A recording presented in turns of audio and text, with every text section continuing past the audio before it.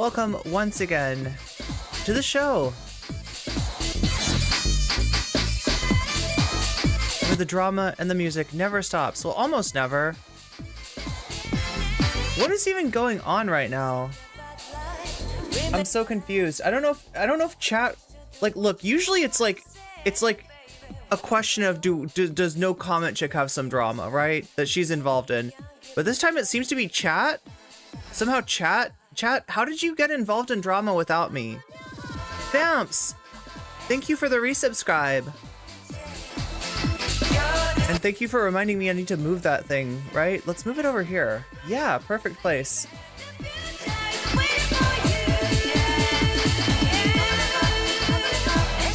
Happy 37, that's 37 months of subscribing. Thank you, Vamps. I don't know if chat wants to talk about the drama. Look, sometimes the best thing is not to talk about the drama and just to kind of resolve it behind the scenes. And if that's what chat wants, I will totally respect it, right? I wouldn't want somebody like pulling my drama out into the light. I prefer to resolve things behind the scenes. Were you involved in some drama, chat? I don't know. That's what it sounds like. But again, like I said, if chat would prefer to deal with whatever's going on through private channels, maybe that's best. We don't know yet, so it's due to that. What? Oh no. Well, I hope everything's okay. I shouldn't joke about it, like, right? Sometimes drama is not silly. Hopefully this is silly drama that gets resolved. We don't know why. We don't. Chat's like, I didn't do anything bad. It's relatable, chat. Like, thank you, Soul Life, for throwing me under the bus. That's right. 24 governors have signed on to Texas's whole thing. Ew. Oh, that weird thing that Greg Abbott put out? And let me guess, is Biden still being a coward? Do we have coward Biden? They did everything right! The chat did everything right.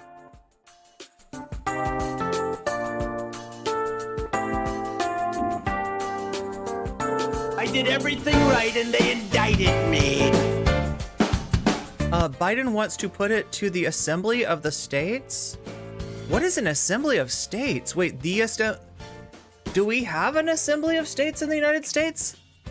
That doesn't sound like something we have, though. Is it? Is that an us thing? Us is in you. Oh my god, I'm so bad, chat. I'm incorrigible. Anytime I can get that sound clip is a victory for me. Yeah, it's kind of like our shofar. Or, I mean, not exactly. Like, this would be... Weasel. That would be our shofar, but... or, I don't know. Maybe this. Dingus Gambit. That's pretty good. Or even... That's how I feel most of the time. I feel like I don't know what's going on. Assembly of Snakes. Isn't it a way to pass constitutional amendments? Is that what that is? Okay, so no wonder I don't know it. It's passing a constitutional amendment is usually like a once in a generational thing in the United States, and we're like a little bit overdue. We're a little bit overdue for something like that. Just like, oh my god. Do we have a peen? Wait, does chat have a peen? Is that, wait. Oh, or does the United States have a peen? The Florida, right? Is Florida the peen? Incorrigible is a word my phone tries to correct to everything. Oh, everything too. Your phone really likes your phone is incorrigible. Yes, exactly. We're thinking the same thing.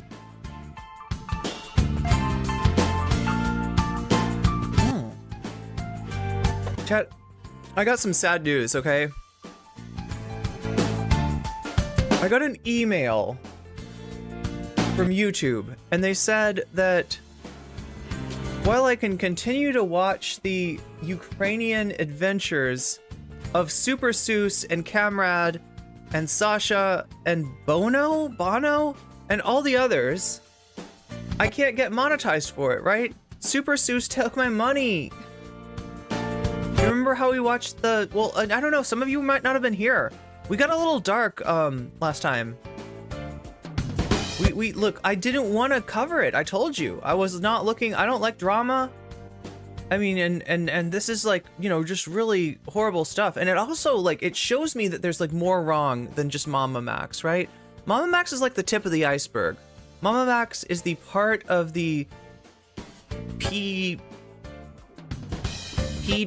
hunter, you know, niche of YouTube that actually shows up because it's just so, it's unbelievable. It's like somebody tried to make a ARG out of Chris Hansen. They can't get your Patreon? Wait, what? They can't get the Patreon money. That's true. That's true. Okay, yes. Zara's reminding me that whenever I don't get monetized, I'm supposed to do what every YouTuber does when they don't get monetized and say that I have a Patreon and you can go support me there. And that even if I don't get money from ads, which is, it's pretty small still. Like, right, I'm still a random small streamer chick who doesn't get a lot of ad revenue, but I do kind of count on the ad revenue, and when it doesn't come, it sucks. Yeah, so you can support me on Patreon if you feel bad for me about Super Seuss taking all my money. I don't know if it was Super Seuss or if it was Camrad. I kind of think it was Camrad. Remember Camrad?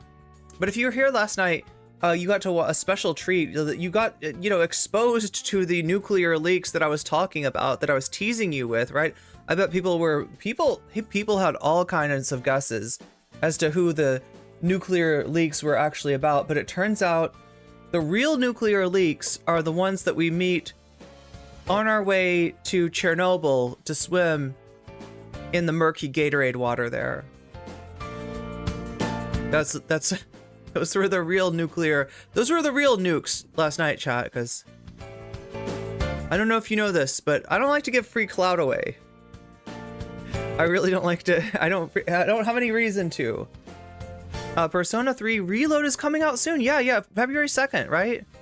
What is this about the Vanguard? Good question. We're gonna have to check on Vaush and see what he said. I know the Vanguard has kind of responded to it, but I mean, you know, they don't like to deal with drama either, and they were real terse, right? Theirs was, I think they talked about Vaush for all of 12 minutes. I have a feeling though that Vaush talked about the Vanguard for longer than that. And it was really about like Kyle Kalinske. It shouldn't have to do with the Vanguard. Like, they shouldn't have gotten drawn into this. The Vanguard did nothing wrong here. The real nuclear leaks were the stalkers we met along the way to, how do you pronounce it? Pripyat?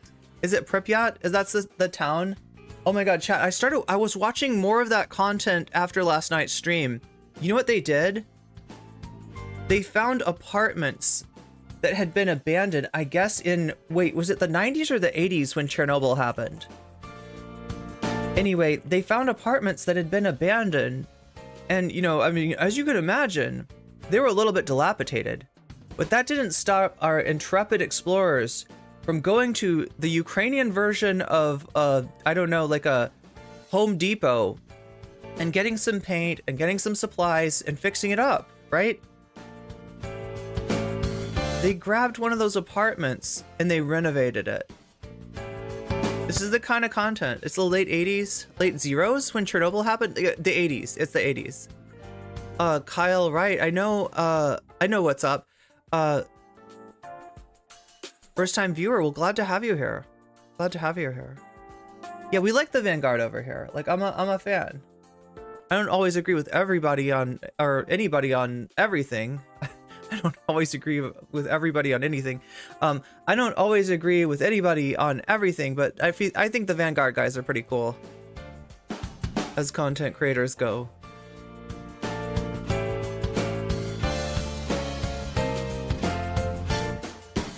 Basically Property Brothers, right? Wait, is there a name for this? Yeah, they weren't flipping it though. They were gonna, like, I almost got the feeling that they like hanging out in Chernobyl. And they're not afraid of radiation. And like, I don't know if they're popping iodine tablets or like, or if they're just constantly eating miso soup with like seaweed in it. I mean, there's a few things that can kind of ameliorate some of the effects of radiation, but in general, radiation's not good for you. So I don't know what they're doing there. I have a feeling I don't know. Are those would those apartments be radioactive? But here's the deal, though. They said that there are other stalkers, and they call themselves stalkers, right? Apparently, there's a video game that takes place in Chernobyl, and that's where all the weird references. Like, they always talk about penetrating Chernobyl and this and that, and it's like it comes from a video game, a Ukrainian video game that some people in chat last night had actually played. It was April of '86. That is, wow. That's almost 40 years ago. That's almost 40 years ago. There are animals living in the exclusion zone. Yeah, but does that mean it's safe? Or, like, I mean, are they healthy animals? Or are they animals that are getting weird tumors? I don't even know. Wait, is the game called Stalker? Is it COD? I don't even know. I thought it was a Ukrainian game. But yeah, I mean, in general, like, you know, when it comes to Vaush, I tend to agree. When it comes to Vaush, I tend to agree with the Vanguard a lot. So, and I enjoy their programming. I enjoy their stream. It's a fun place to hang out. They're cool people. And we need more. We need more Midwestern leftists, right? I don't know. Do you consider Kansas to be Midwest? Am I even right about that? Is Kansas Midwest? It's called STAL. Oh my god. I feel like, am I gonna have to play this game just to know what people are talking about? You're not familiar with the Vanguard. Well, you will be a little bit after this, right? We're gonna take a look into the conflict between them and Vaush. We might even go all the way back and see where this all started, because I think where it started was when the Vanguard hosted Kyle Kalinske. And Kyle, I think that's where, like, there might be more back and forth than that, actually. I don't even know. We turned chat into a party. It is a party. And if people don't understand that, that's their problem. It's a really good game. Okay. Well, I'll have to see if I can get it on, is it, like, on Steam? STALKER, Ukrainian games. I should probably call it that instead of the other word that could get me demonetized. Ukrainian game set in an alternate version of present-day Chernobyl in Ukraine, where, according to the series' backstory, a mysterious second Chernobyl took place in 2006. Is that why somebody was saying 2006? Is that why somebody was saying that? That's part of the lore. That's part of these guys are deep in the lore too. I respect that. I mean, like, I'm kind of like that with Persona, but I feel like, you know, for me, it's like fun. And some people thought I was serious. Some people thought that I really believed that I was playing a game that had a real curse on it. Like, right? Because I played it up, like, right? When in the game, when they got the call from the Joker, I was like, oh my God, chat, my phone is ringing. Hello? And people were like, I think she's a little too into that game. So I had to take a step back and say, we're just having fun here. This is like none of the events or people in this game are, what did they say? What is that whole warning that they give in a movie? Like, none of these people are real people. What is that whole thing? You know what I'm saying? So that if people think that, like, the game is, or the movie is somehow about them, or, like, has something to do with them, there's like a warning that they do.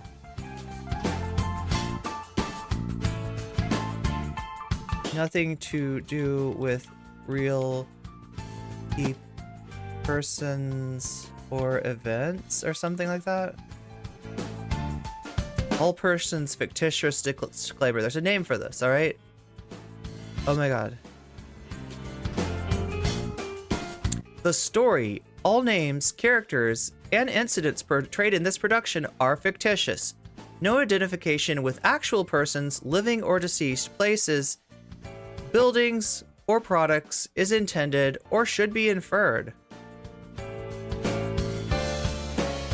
No person or entity associated with this film received payment or anything of value, or entered into any agreement in connection with the depiction of tobacco product. What? What? No animals were harmed. That's important in the making of this motion picture. This motion picture is protected under the copyright law of the United States and other countries throughout the world.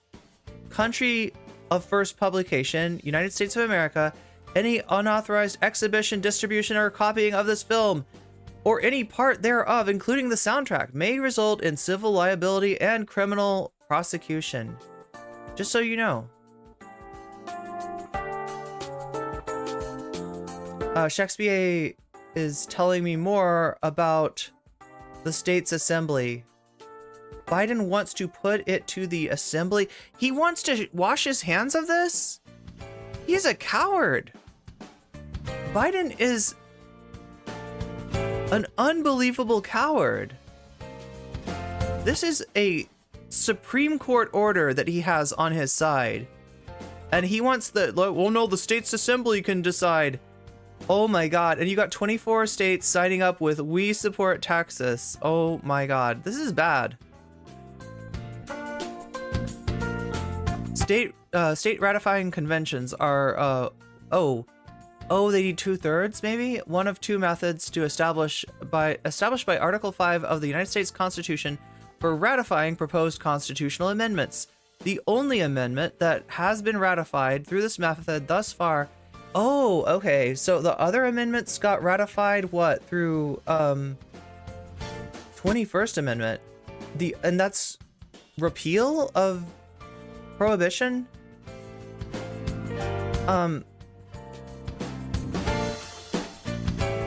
So the other amendments are what, ratified in the Congress? Oh my God, I should know better about like United States history and constitution and everything else. But yeah, look, okay, so I gotta tell you, do you notice anything different about me today? Does anything seem different? One in chat if you notice anything different about me today. Does anything seem different?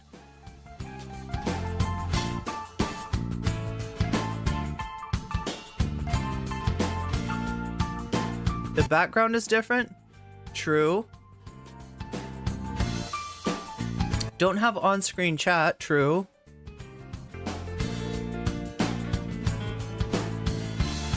Valerie is still processing. One in chat, so people are noticing something different.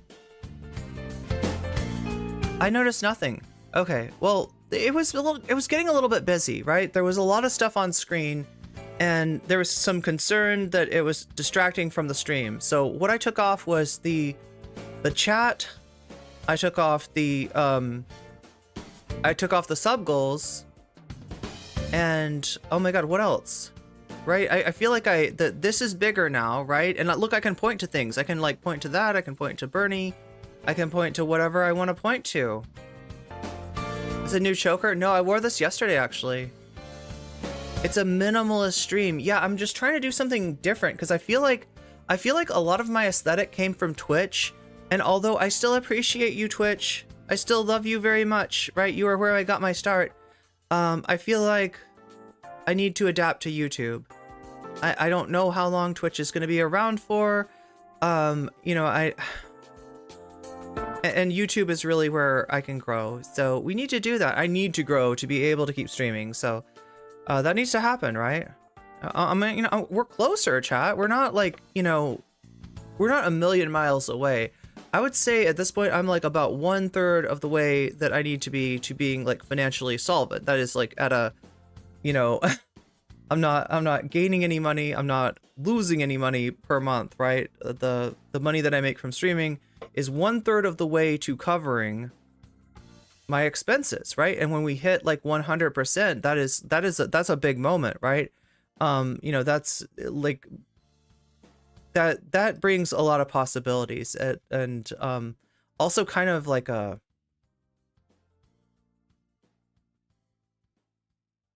little bit of safety. I don't know, not really, right? Because like there's still the whole thing of like, what if you have an emergency expense, or you know, what if you need to buy new equipment or this or that or the other, right? But like if we can just get me to like, you know, where I'm treading water, I'll feel a lot safer. And I'll be able to spend a lot more time. I'll probably be able to add at least one day. Like, what are we doing? We're doing like 4 days a week right now. It looks clean. As a person in their 30s, Twitch bribes are getting on my nerves and it is overwhelming. Many people saying this, many such cases, Aeon Flux. The worst is when YouTube covering Twitch have their chats overlapping. Oh my god. I think I used to do that. I think we got the beats. But yeah, I mean, like, I don't know. Things are looking up. I'm feeling confident. I'm feeling strong. I'm feeling that I have the ability to do this, but I need to do some things, right? A lot of this takes like work on my part, right? And that is both like adapting to the YouTube format and also putting out more YouTube content. So I'm going to be doing more of that. Like, in fact, I got a day off on Friday. Hopefully we will get a video done, or maybe more than one video done then, and start putting out like, you know, weekly or thrice weekly or even more content than that. You hate overlapping chats? Yeah, I mean, it's a little bit messy, and it's just not, like, I look at so many people, I look at the Vanguard, for instance, the Vanguard's very clean. Like, I mean, you get super, when they can bring up a super chat, right? But they don't just have a whole bunch of stuff on their stream. The other thing that I took off, right, and this is like me trusting you, chat, right? I took off the sub goals, okay? Because realistically speaking, I feel like there is a lot of goodwill, there is a lot of support for me, and that I don't need to have the sub goals there anymore to be like, you know, like, I mean, obviously, you know, I need money to survive. You know how you can support me. You know, you can super chat. You can become a member. You can gift memberships. You can do the same thing kind of on Twitch, right? With subs and, oh yeah, stuff's changing on Twitch too. Yeah. Apparently, they're willing to give an affiliate like me a 60-40 cut if I get up to 100 subs. So we're pretty close to that, right? And, you know, if I could ever get up to like 300, then they would cut me in, I think, for the 70-30 split, like partners. In fact, I think at that point I would basically be able to be a partner if I wanted. But what about some Dommy goals? You want me to have Dommy goals? Over 100 subs, and they're the thing that they're doing though, the Twitch giveth and Twitch taketh away. And what they're taking away, I think, is the Twitch Prime subs. I think you'll still be able to use those, but it'll be like, I'll still appreciate those, and I think they'll still stop your ads, but what they won't do is pay me as much as I would have gotten from a Twitch Prime sub before. So they're taking away some money, they're potentially giving some money if I can get up to 100 subs. We're not that far from there. But yeah, I don't want to have all this messy stuff on the screen. I don't know. I mean, if we can make it fun, if we can gamify it, cool. But I just don't want it to take away from the stream, because there's so much that I'm doing here, and it, you know, it has to do with content. And I feel good about my community. I feel good, you know, about the people here. I feel like I'm supported. I feel like, you know, people care about me. And I don't want to have to like hold like a sub goal over anybody's head, like, right?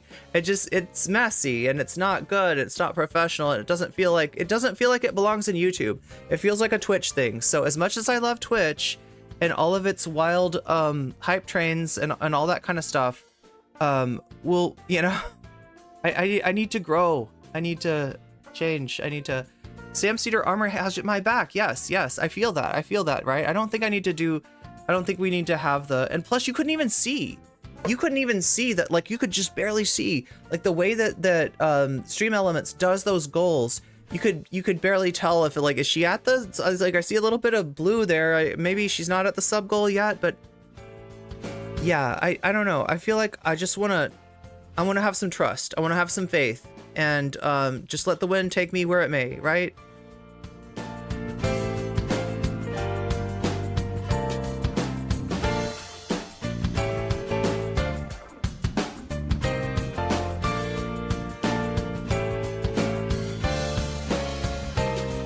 Yeah, I think, what does that start? When did they say that starts? I think it starts in like March?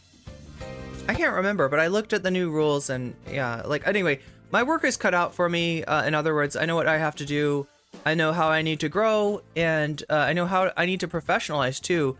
One more thing I should mention, right? I'm going to try to make sure to always put all of my links. So if you want to support me, there's like a number of ways you can do it. A lot of them are in the description in YouTube, including something called Throne.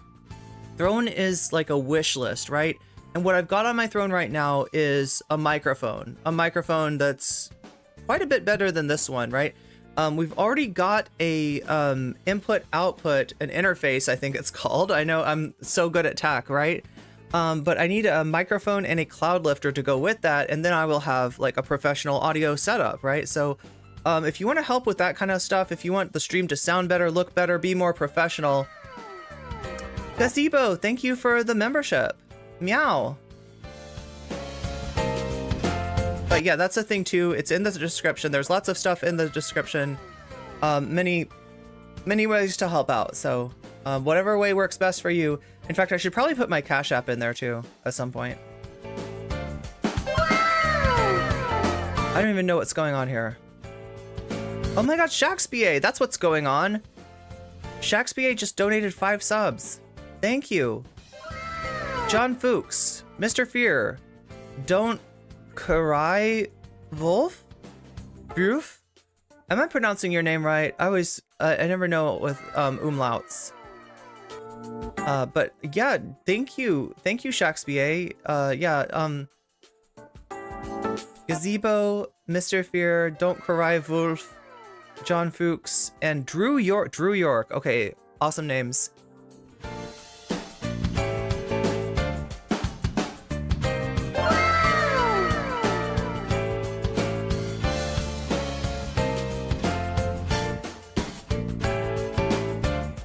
So let me get out my, let's see what we got to deal with today.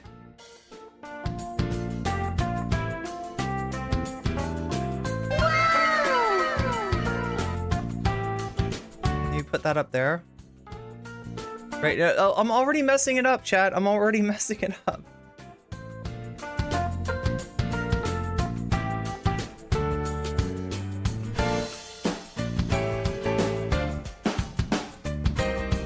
There we go. Yeah, I can stand in front of both of them now. Okay, I mean, I guess I'll put this there for now and maybe just turn it off when I don't need it. So what do we have today, right? We got Vaush attacking the Vanguard. We've got Dylan Burns. Do you know this? Dylan Burns was banned from Twitch, right? And if you know about me, like, I've had a run-in with Dylan Burns and it wasn't pleasant. I've had a run-in with Dylan Burns and his community. I'm not a fan of the guy, okay? I don't think he's a good person, right? I don't want to fight with him. I don't want to revel in it or roll around in it. And like, you know, I need to move on, right? Like this was years ago. So, you know, I'm not trying to reignite anything like that. But like, this is like, speaking as somebody who's not a fan of Dylan Burns, I do actually think that he's getting a little bit of a raw deal here, right? I don't think that his ban from Twitch was just. I don't know what's going on with his YouTube. Apparently he got demonetized by YouTube too. I don't know whether that's legit or what. Sometimes there's some, you know, real questionable logic that goes into these decisions. But I do know that he was doing something on Twitch that other streamers do all the time. And he got banned for it. And other people conspicuously, large streamers did not. So, you know, I mean, like, I don't know. He should probably get his Twitch back, right? Like, I don't have to like the guy. I don't have to respect the guy to say that he doesn't deserve to get banned for stuff that other people are not getting banned over. We need to finish up the Destiny thing. If people still interested in that? I know that the Destiny thing was boring. Okay, anyway, we'll see. We'll see if we get through the other stuff. We'll do the Destiny. We'll do the rest of the Destiny debate. There's got to be some interesting stuff in there. There's got to be some more contentious stuff in there. I think there is, right? Vince McMahon, right? Speaking of Dylan Burns, his role model, Vince McMahon, maybe not Dylan's role model anymore, right? Because Vince McMahon apparently has been doing some. I can't say it, but you can read the words right there, and that's not a good thing. That's a wild. Oh yeah, we're gonna go over some Xanderhal too. We haven't talked about Xanderhal in a really long time. I felt like talking about Xanderhal is like kicking somebody when they're down, right? He is really down bad. If you've seen his thumbnails, right? I think he's doing his own thumbnails, and it's not pretty. But yeah, he's talking about Lady Emily, the same Lady Emily Chugga Conroy thing that I talked about yesterday, right? Xanderhal is taking a stab at that issue, and I don't know what he's doing, so we'll have to take a look at that. Elon, oh my god. This is wild. Maybe we should start out with that. Maybe we should start out with that.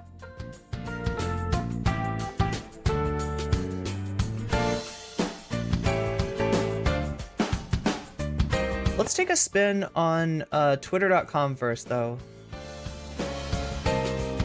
See what I've got bookmarked. I still refuse to call it X, chat. Oh, there's the Vince McMahon story. There's the Dylan Burns story. Yeah, you can see I'm not lying. He got banned. Oh my god. And then there's some more Dylan news that I guess we'll have to go over. I mean, this is, I don't know, I don't think this is necessarily Dylan's fault, but there's somebody that he supported politically. So his claim to fame, right, chat, how Dylan became like a notable person, the reason that, he's not just like some random Twitch poll streamer like Sonsol, the only thing really differentiating him from Sonsol is the fact that he was the youngest, I think, foreign policy expert ever to advise a presidential campaign, and that was the Mike Gravel campaign, right? And he's been doing some political campaign managing. Sorry, not political consulting. He was the campaign manager for this guy in the orange jumpsuit here. Why is he in the orange jumpsuit? Because he was arrested for some pretty serious stuff, as we can see. Now, again, like, I don't have any reason to suspect that Dylan knew about this ahead of time. This is just kind of, unfortunate for him, but yeah, there he is with the guy that was in the jumpsuit. So best mayor in Maryland, not so sure about that. Oh my god, thank you for the super chat, Aeon Flux.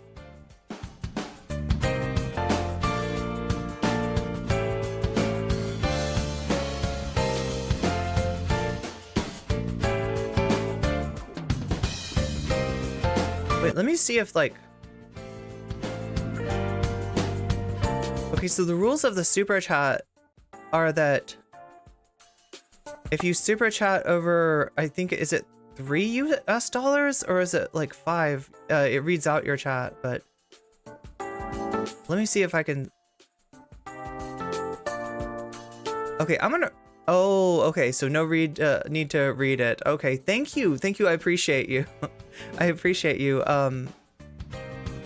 Yeah, I appreciate the bump. Yeah, it helps a lot. Every little bit helps, like, right? Whether it's super chats, whether it's super stickers, there are a million ways you can contribute. Whatever way is easiest, most convenient, and most pleasing to you is, and even if that is chat, like, because, like, I know some people are really hard pressed for cash right now. Even if all you can do is that thumbs up in the, like, liking the video, liking the stream, that means a lot to me, right? That means a lot to me, and that is a material help for me, whether you realize it or not. So yeah, I appreciate all of that. Support on Twitch, support on YouTube, support on Patreon, and support with the thumbs up. But yeah, this is kind of wild. I don't know. See, like, again, like, I can't, like, judge Dylan for this. I don't think Dylan knew about this, right? But here he is standing with this creep.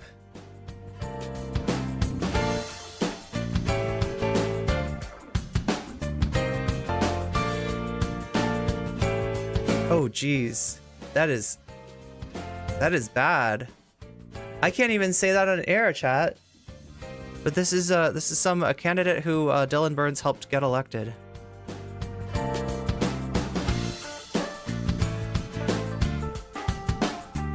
Oh yeah, let's start off with this one, because I don't understand what's going on here, right? Let's see if we can figure it out. I'm getting removed from the Trump event. Why do I have to leave, sir? Can you tell me why? Like, I've knocked more than 12,000 doors for President Trump. I've done everything I'm getting kicked out right now, guys. Guys, I'm getting kicked out of the Trump event for no reason. Like, I'm just standing there supporting Trump. Like, why are you removing me? Can you give me a reason why? Did Trevor tell you to remove me? Like, what did I do? That's wrong. I've done nothing but support Trump since the beginning. Like, why am I getting removed? What did I do? Trump will throw anyone under the bus for any reason at any time. The cult only works one way. He's the head and everyone else is expendable. Is there any information about this guy? Or who is Treva? I mean, like, he looks like, yeah, a legitimate, like, Trump. He looks like a groiper. I mean, I don't know for sure, Chad. I can't tell you, but, like, this is kind of how groipers tend to dress. Red hat, ugly tie, top collar, button unbuttoned, American flag lapel, right? This is, and he's getting expelled from the cult for some offense. Maybe just an interpersonal thing, right? He's like, did Trevor tell you to throw me out? I don't know if there's some dude in the organization that's got more power than him, but like, I mean, this is it's not good for the Trump side. You're not even giving me a reason why. Why? What did I don't even know what I did. They just came up to me and said I have to leave. I don't know. I saw Trevor and the guy just pointed like him to me and said I have to leave, but I don't know. It's ridiculous. I've done more for President Trump than literally anybody in the entire state, and they're removing me from this event. That is ridiculous. Absolutely ridiculous. Unreal. Unreal. They just kicked me out for no reason. For no reason. They just came up to me and said, Dylan, you have to go. Wait, really? Yeah, and I'm like the biggest Trump guy here. I was the deputy director of the campaign. I've done everything I possibly can to support President Trump. This is unreal. The biggest Trump guy here? I mean, he looks like a big Trump guy. Absolutely unreal. This is how they treat loyalty in Trump world. I've done nothing but be extremely loyal to this man, and they kicked me out. What did he do? Like, not believe that JFK Jr. is still alive? I guess their calls for unity are complete bullshit, and they don't actually mean anything they're saying. So yeah, he's getting kicked out of the event here. Escorted out. All right, let's see if we can figure out what's going on here. I thought my cult commentary gave it away, but some people, okay, so this person just saying, this is not me. So this is somebody reposting this. This is not, the person posting this is not the person in the Trump hat. Different people. This is Dylan Quatrucci. Oh, that's why Dylan was trending. Yeah, I noticed that Dylan was trending. And I was thinking it was because Dylan Burns had gotten banned, and I was kind of like, surprised, right? Is Dylan big enough to trend on Twitter? No, in fact, he's not. I guess it was this guy, Dylan Quatrucci, former Trump staffer and January 6th reveler who told Capitol Police to unalive themselves. He was tossed out after posting the picture below with Alina Habba. Oh my God, this is a name that I've been seeing too. Hours before Habba requested a delay. This is Trump's attorney. Trump's attorney requested a delay for the E. Jean Carroll case because she was too sick. Oh. She requested a delay for the trial, right? She's Trump's attorney. The reason was that she was sick, right? And here she is with Dylan Quatrucci. Am I pronouncing Quatrucci? Is it Quatrucci? Two C's is a sh, right? Do we have any Italian experts in the chat?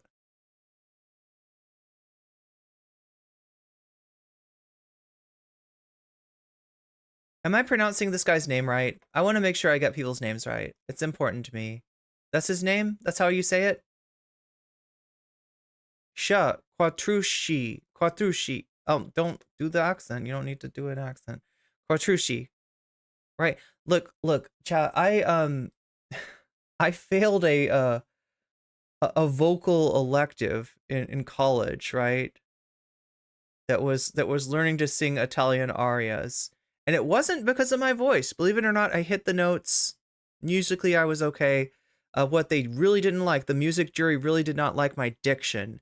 And, obviously not being a music major, I'm not used to music juries. I'm not used to how they tear you apart. And they tore me apart because of my Italian pronunciation. Chi like Chiapet. Quatrucci. Quatrucci.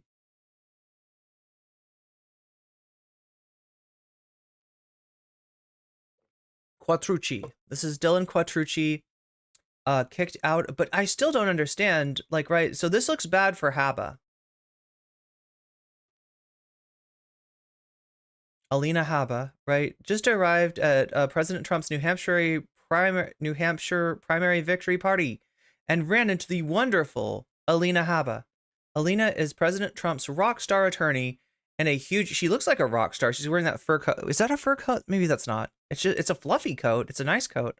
Whatever it is, much nicer than his jacket, which looks like hey, has he not figured out how to use an ironing board, maybe? You're supposed to iron this, I think. I don't know. So wait, why is he getting in trouble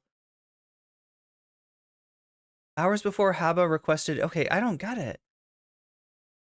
I don't get it. Why is he in trouble? Is it this? Maybe this picture is what? Okay, so we don't know. This is the person posting it. No, this is not the person posting it. Is this the OP? Who is this? No, not the OP. Okay, so a third party.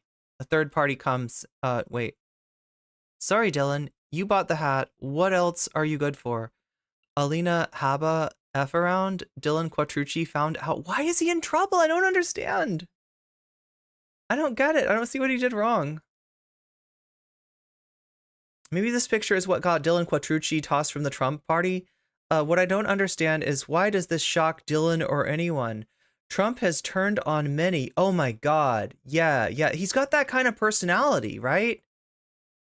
If things don't go his way, he's got to find a scapegoat to blame, and he's got to say, I did everything right and they indicted me. Yeah, and everybody who doesn't please him is part of the deep state, and part of the Dingus Gambit. You know, and when they threw him out, Dylan said, "This is going bad." He did nothing. He did everything right, and they threw him out. Okay. What I don't understand is why is this a shock to Dylan or anyone? Okay, it's not that it's I just want to know why. I want a good reason, because I see that this looks bad for Habba, right? Habba, you know, if Habba was gonna play sick, Habba should have stayed home. That's what you do. You don't play sick and then show up someplace and, like, you know, take a picture with Dylan Quatrucci.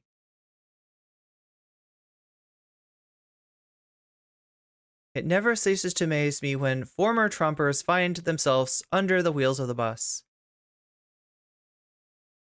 Why does she pose for this after calling out sick? Was she going to a 101 Dalmatians costume party? I mean, it'd be like more like 101 golden retrievers. Am I right, chat?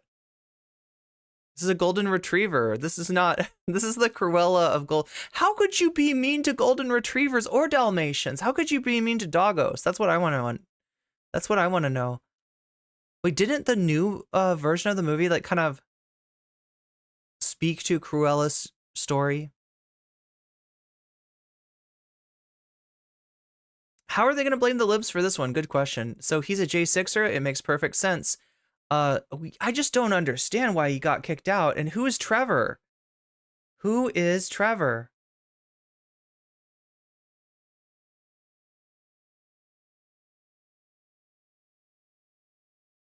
Her parents had COVID, but at the time she had not tested positive. Is that an excuse?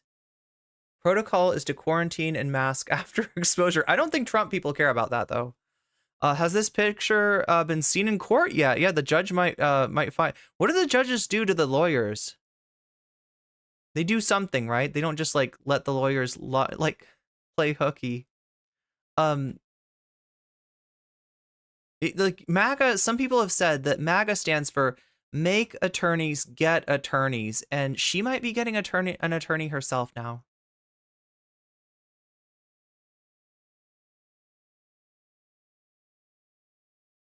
I just want an answer.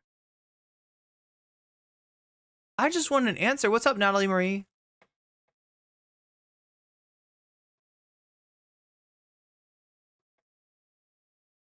Lawyers can lie, but they get in trouble, right? They get in trouble. Summons time. Yeah. Make attorneys get attorneys. Never be mean to doggos. I agree. I agree. Wonder if it's going to turn out to be a super spreader event. No doubt. I mean, very likely. Oh, the Northeast, actually. I mean, it's coming down now from what I've seen, but they still do measure the wastewater levels of the... I'm trying to remember what they're called. They can tell how much COVID's in the area by measuring the wastewater levels, right? And we've seen a surge, a really big surge in the Northeast. In fact, overall in the United States, this, holiday time has been like the second biggest peak of COVID, right? So, all while like Biden's telling us to get back to work and saying that the pandemic is over, it's very much not over. It's very much still spreading, especially in the Northeast, right? Other parts of the country, not as much, but the Northeast has been looking kind of bad. There's a lot of people, including this Irene, saying that she's got an excuse, right? Delay because her parents have COVID, not her. So she can still go to the event and spread COVID to... I wonder if Dylan's gonna get COVID now. I don't know.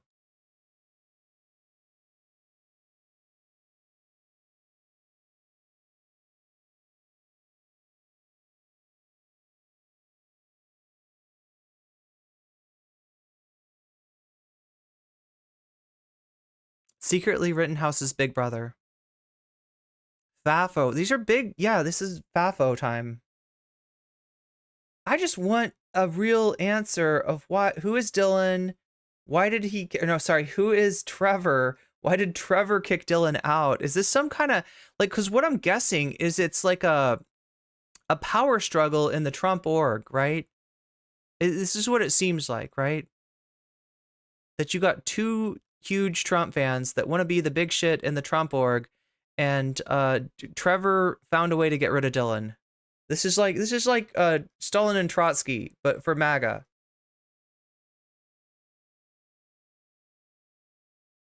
No, seriously. Okay, I don't want to. Oh, there's Rittenhouse. Wow. I forgot how bad that looked. I forgot how fake that looked.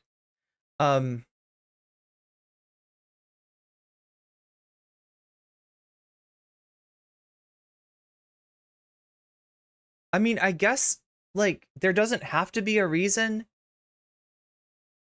And in a cult like MAGA, the reason's going to be inherently convoluted, right? In any cult, right, you're going to see this kind of stuff where there's like one or two people that want to consolidate power, not even like Trump himself necessarily, like, right? Chat, is this time to bring out the Colonel Parker content? Let's just do a quick rehash of, we're going to talk about Elvis, and this is relevant, right? There was a movie about this, right? Colonel Parker. So,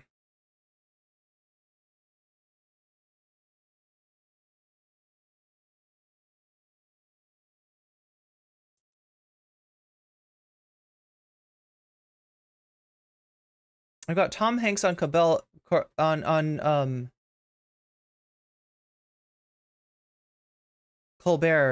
calling Colonel Parker diabolical in every way.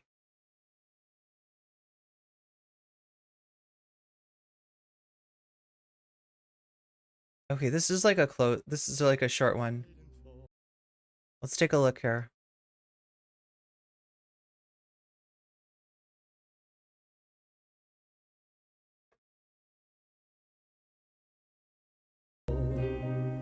No music! No music!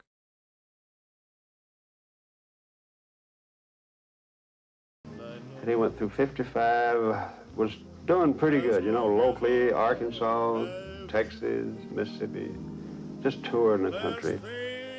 Is where we can't watch this. We can't watch this. I have no faith in this music not being copyrighted. Anyway, the point I was trying to get across, maybe I can just explain this to you because I don't know that much about this guy. But apparently Colonel Parker was Elvis's manager towards the end of his career, towards the end of his life even, right? And this was a time in which Elvis, who was a wildly successful musician, mainly for stealing and popularizing black music, right? That's what Elvis was. He was like a doorway for for songs by black artists to get into the popular culture, but for those artists to never be acknowledged or compensated for the songs that they wrote, right? And so, Elvis was the first rock star. Yeah, am I right about that? The very first rock star. Pretty amazing, right? Especially considering that a lot of what he was famous for was just doing bad versions of other people's material.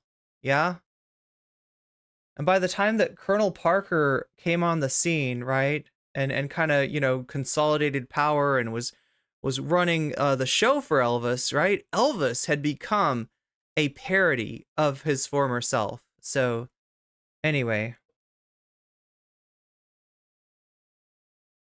Maybe it's something like that. Maybe it's Trump, people in Trump world consolidating power. Dark Brandon, oh my god. Nobody's gonna tell us, are they? Wait, what if we type in his name?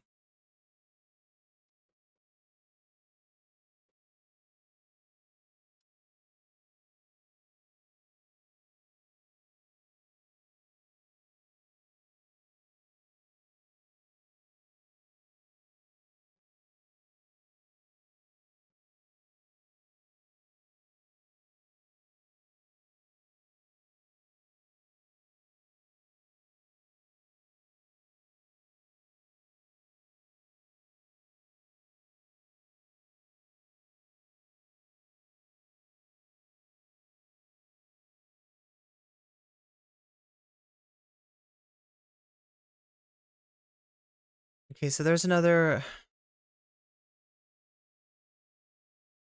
Okay, a former Trump staffer, Dylan Quatrucci, was thrown out of Trump's victory party after he posted a picture with Trump attorney Alina Habba after she told Judge Lewis Kaplan that she was feeling feverish. I don't understand why he's getting punished for something that she did.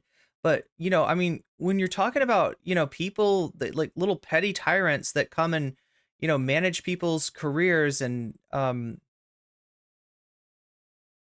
them into the ground, right? You're talking about some petty people, right? I don't know, this Trevor person, whoever they are.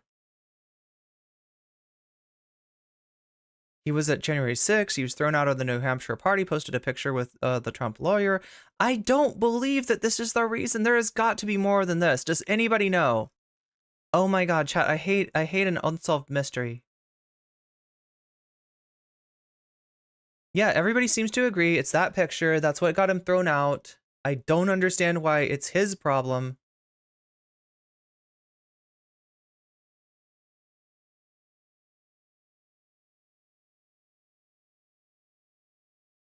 There he is at Gen 6. There he is at Gen 6. There he is getting thrown out. There he is getting thrown out.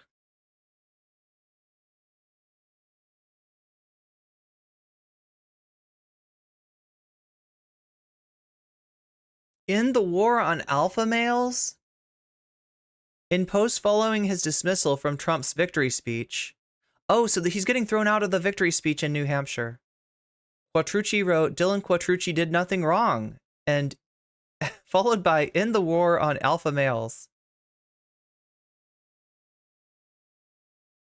And this is the E. Jean Carroll, the second defamation trial. If you remember, Trump has already lost a case for defaming E. Jean Carroll and saying that she wasn't, assaulted by him, right? And, he made that statement. She took him to court. The court decided that they think that she was, and that what he did in denying that constitutes defamation. So, and then Trump couldn't keep his mouth closed, so now he's going back to court for another round.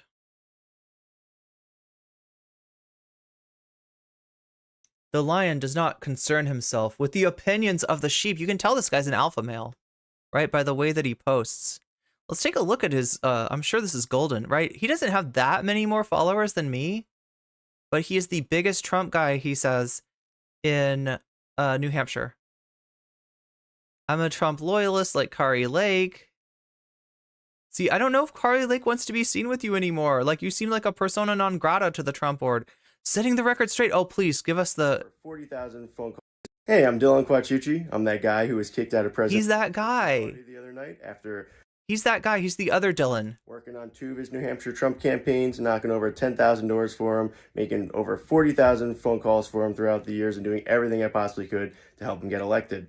But I want to clear up some of the rumors. Number one, I'm still wholeheartedly supporting President Trump because he's the only man that can save Western civilization. He built our border wall, and he's going to finish building our border wall to stop the southern invasion. It's sounding pretty weak, Dylan. He's going to build the greatest economy of all time and bring that back on track. And he's going to do peace through strength with his foreign policy. Peace through strength. Wow, that doesn't sound fascist. To keep us safe for years to come and not bring us any new wars. But also the rumors that I'd like to clear up are... Number one, President Trump did not have me removed from the event. So it wasn't Trump. It was Colonel Parker. Just kidding. I was invited to the event. It was Trevor. I got an email invitation. It was Trevor. Text message invitation, and members on staff told me they wanted me to be there since when I was the deputy director. I laid the groundwork, trained everyone how to knock all the doors, and really got this going. So they wanted me to celebrate and be there for it. Number two, this wasn't an accident. I saw the state director for President Trump, and then moments later... That's the state director for President Trump. That's Trevor. Okay, so we can maybe look up and find out. Can anybody find out who Trevor is? The guy standing next to him came up to me, asked if I was Dylan, told me I had to leave. Number three, this has nothing to do with me taking a photo with President Trump's rock star... Okay, so that's what I thought. I didn't think it... Attorney Alina Habba. Rock star attorney. He's got to say rock star attorney. Taking photos with other people. Look, there's only one rock star in MAGA, and that is Donald Trump himself, okay? So obviously, me taking a picture with her was not the reason why I got kicked out. So just wanted to clear some of these things up so you guys know where I stand. All right, we know where you stand, right? You stand as a lion that is not concerned with the opinions of the sheep. The left can't meme. Oh my God, great post there, Dylan. In the war on alpha males, Dylan Quatrucci did nothing wrong. He's getting some support from Hillsborough, New Hampshire for Trump. People saying this is kind of sad. This kid isn't just a keyboard warrior. He is doing the real work, the hard part, not just social media influencer attention crap. He seems shocked that the Trump team kicked him out for no reason and does not seem drunk or abrasive. Okay. Dylan NewsHour interviewed me yesterday. Oh God, here's his interview. Today and inspires Nikki Haley to... Trump supporters predict this ends tonight. So I say President Trump wins by at least double digits today and inspires Nikki Haley to drop out of the race, and then the Republicans will all unite behind President Trump. That's Trump's closing message. Republican unity showcased as he appeared with Tim Scott, Vivek Ramaswamy, former competitors at a rally last night. Now is the time for the Republican Party to come together. We have to unify that. Trump supporters predict this ends tonight. So I say... That's his is Dylan for America.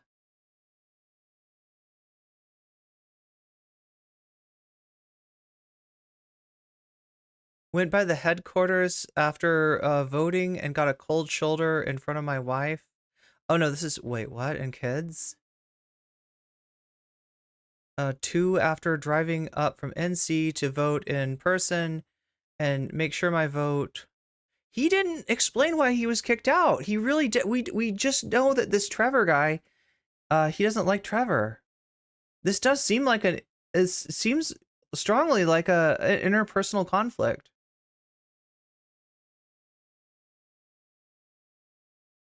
He's getting a lot of attention and a lot of support here, and you know.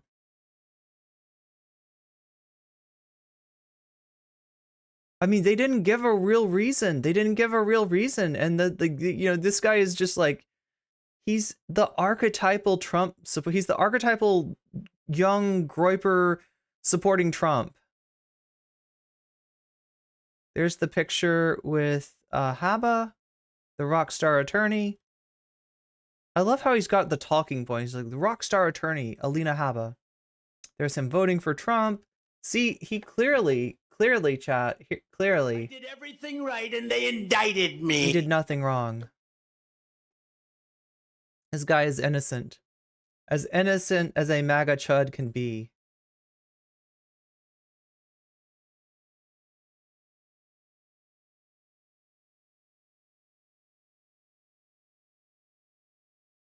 Yeah, that's the Dylan that's trending. Wow. I'll prove it to you, right? This is not, none of this is about Dylan Burns, even though there is news about Dylan Burns. This is the Dylan that everybody cares about now.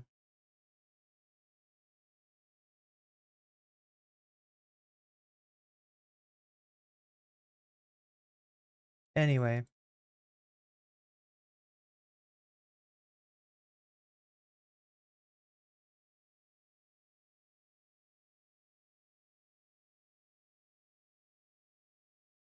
Former Donald Trump White House advisor Peter Navarro. Oh, this is Peter Navarro. He's back in the news. If you remember Peter Navarro was the guy that was constantly getting shadowed by our friend Anarchy Princess, who shows up with signs and just makes Peter's life hell. There's a whole cast of characters that are following around these like Trump D-list celebrities like Peter Navarro, right? Nobody really remembers who he is, but he's a former White House advisor, and Anarchy Princess was there to just like rub it in his face a little bit. Been sentenced to 4 months in jail, fined $9,500 for refusing to comply with a 1-6 committee subpoena, winning all the best. Now do Scott Perry, Andy Biggs, and Jim Jordan, other people who defied, refused to comply.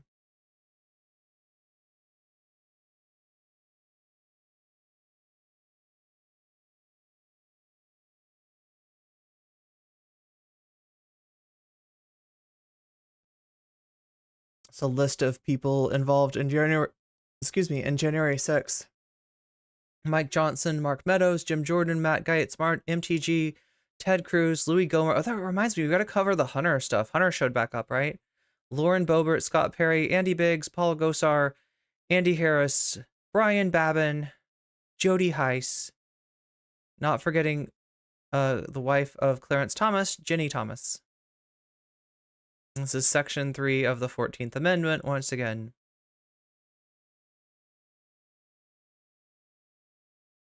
Okay, so, yeah, I don't know. As far as I can tell, Andy Biggs is trending only in relation to Navarro.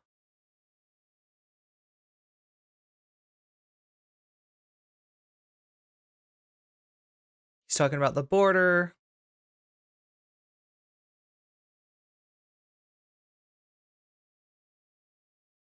If you don't know this guy, you should. He's Andy Biggs. He represents Arizona's 5th Congressional District, and he doesn't care if the United States defaults Worried about this TikTok music on its debt. Like many of his other Freedom Caucus allies in the Republican extremist fascist fringe of the party, he does not want to raise the debt ceiling. He's blaming it all on Democrats who spent taxpayer money. Okay, anyway, I don't care. No free clout for Andy Biggs. No free clout. No free clout for any of these jokers.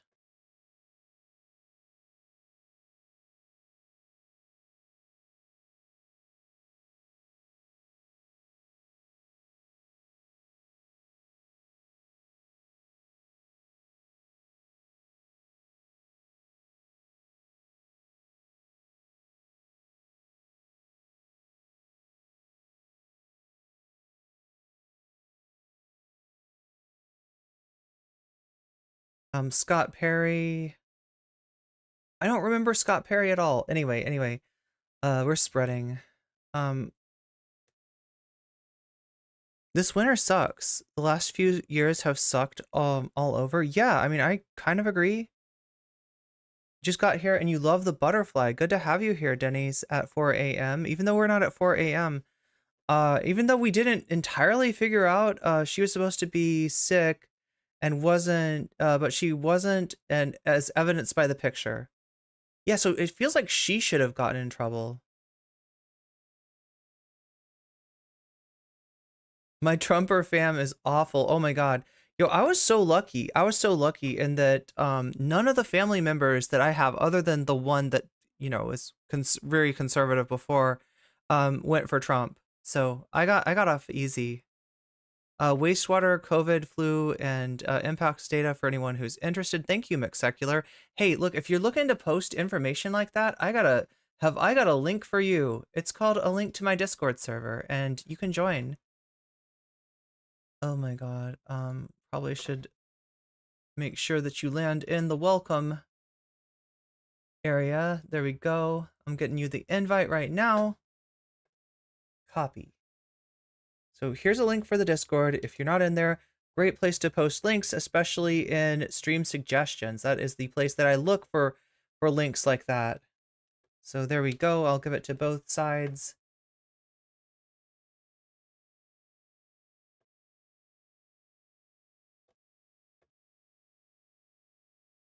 Trying to catch up with chat. The Confederated Texas Coalition, is that what they're calling themselves? Is America spelled with a K instead? Yeah, I guess so. I need some void coffee. I can tell that I'm like dragging. I'm still tired from yesterday. We spent all night like exploring Chernobyl. Like underwater Chernobyl, diving, ice diving, doing all kinds of dangerous stuff. Ice skating, roller skating on the frozen surface of the basement, which is flooded.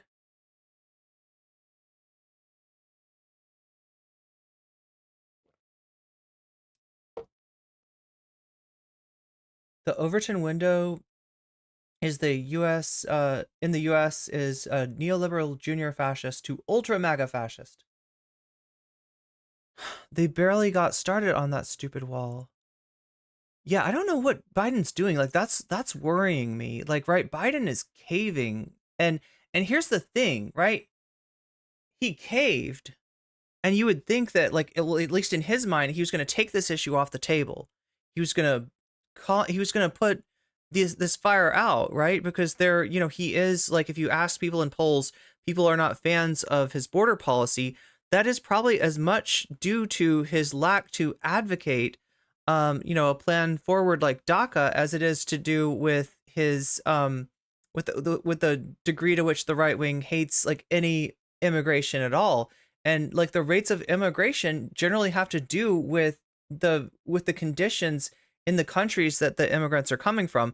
Often Latin American countries that the United States foreign policy has harmed and made conditions bad there. So there is something that the United States could do, but nobody's interested in doing that. Everybody just wants to shut down the border and put razor wire all over barrels and let people, lose their lives trying to cross. He's getting punished for exposing it online. Like you said, it's Republican infighting. Had the pic not been posted, yeah, that's what it sounds like. I'm guessing that this Trevor guy used the pic as a excuse. I think the Trevor guy had it in for Dylan. I think that's what went on. And you see this happen. You see this happen, not just in Republican politics, unfortunately. It's like watching a boomer walking away very slowly right in front of you, and you can't. Oh my god! And you cannot pass.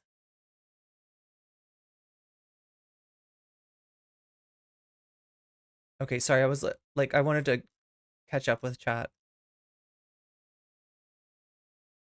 Yeah, appeasement. This is what this is, and appeasement gets you more bullshit, right? And now Biden's like appeasing again. Like, I don't even understand what he's doing. Try to throw it to like an assembly of states, right? That's like, look, there's precedent for nationalizing a state's National Guard. Absolutely. There is not precedent, I think, for caving on something that the Supreme Court decides in your favor. Oh, we can get this Ukrainian game on Steam. And there's a sequel to it too.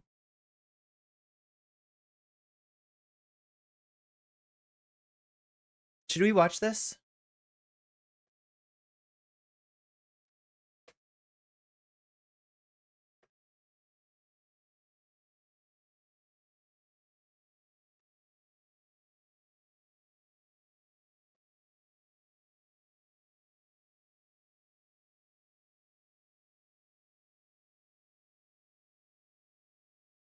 Okay, so this is the game that our Ukrainian friends are memeing off of when they try to penetrate Chernobyl.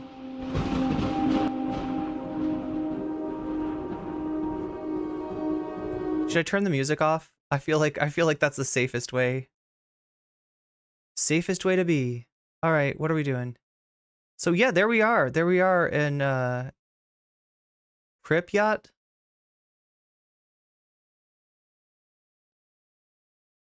This is 2006 when this came out. Oh, look, there's one of the apartments. It's like, did they just, is this the one that that Kamrad and Super Seuss renovated? No, it doesn't look like they've renovated it yet. No, this is maybe part of the facility, actually.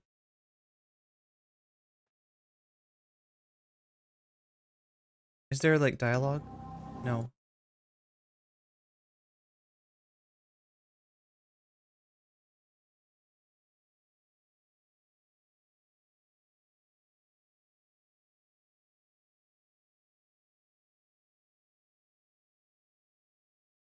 What kind of game is this? Is this like Fallout New Vegas?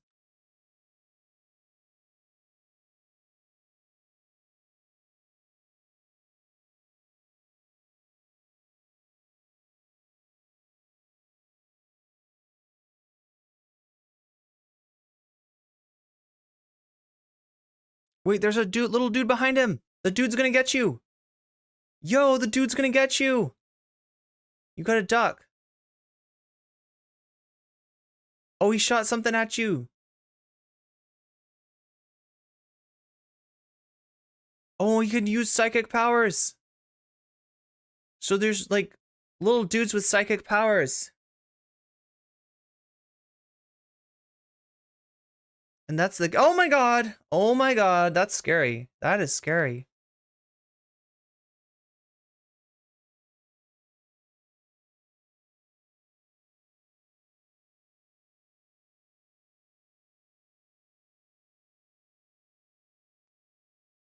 Interesting though.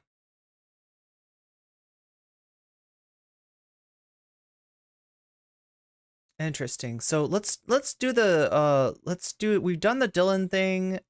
We might as well do the Vince McMahon thing.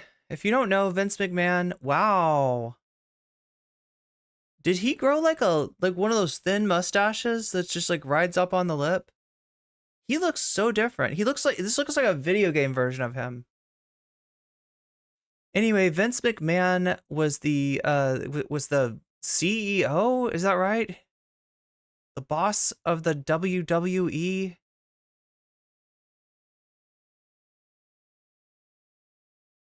And not a good guy, right? He runs the WWE. He also appears as a character because, you know, wrestling, there's a whole thing where the wrestlers interact with each other. They do promos, they threaten each other, they team up, they make alliances, they fall out, they have fallings out with each other, they get mad, they turn into heels, they turn into faces, they're good guys, they're bad guys, right? And you know, this guy's a pretty consistent bad guy because he's the head of the corporation and he's like a corporate evildoer. But the thing is, from what I have heard, he's actually kind of a corporate evildoer in real life, right? The joke with Vince McMahon is that he's not that different than his character, right? And this is the guy that Dylan idolized. Now, obviously, you know, kind of, I'm assuming sarcastically, but maybe even that sarcastic idolization is going to be more than Dylan wants to do at this point, given.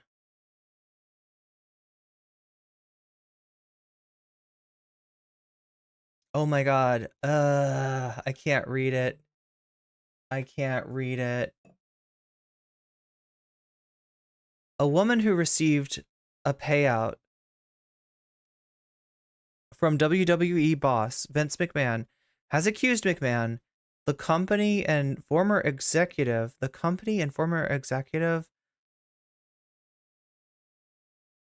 okay, accused McMahon, the company being WWE, and a former executive of SEG's turf, you know, this word that I can't say, right, in a new lawsuit that raises questions about the breadth of an internal company probe conducted by a law firm last year.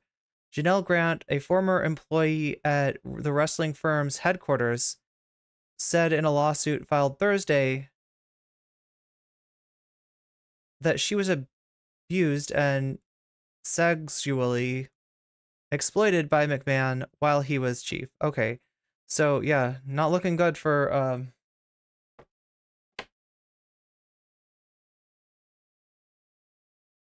like, I'm tempted to see if we can like listen to the article or somehow find like a video on this.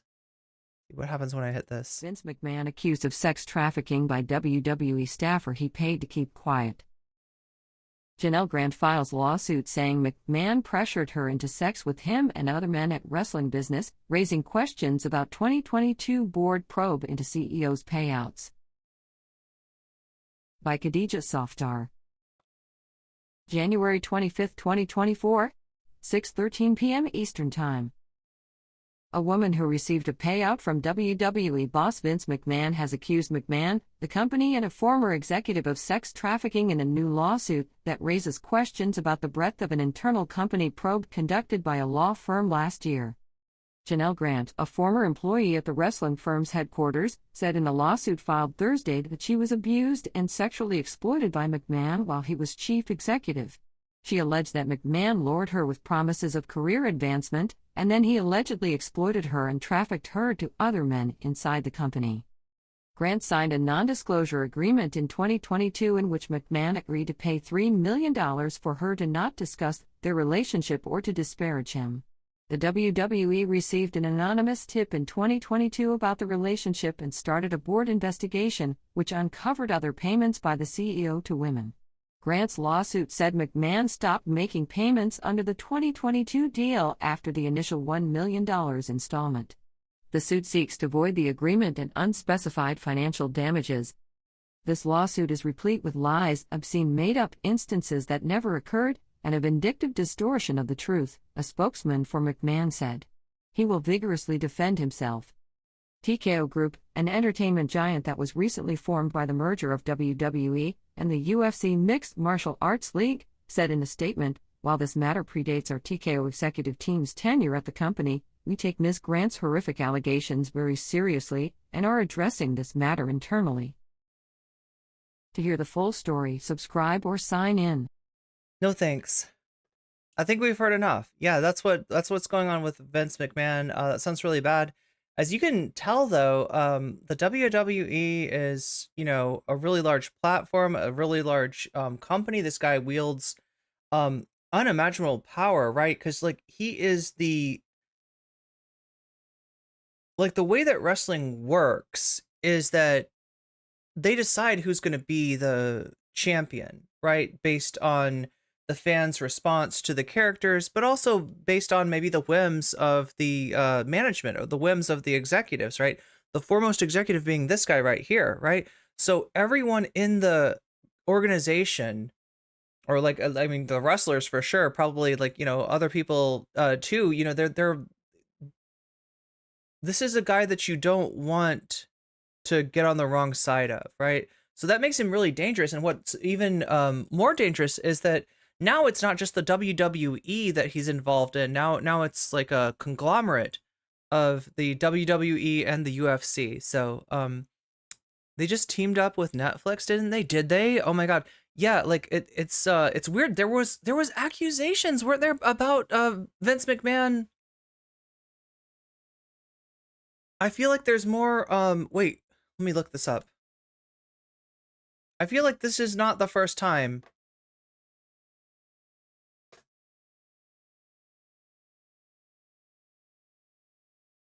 Vince McMahon.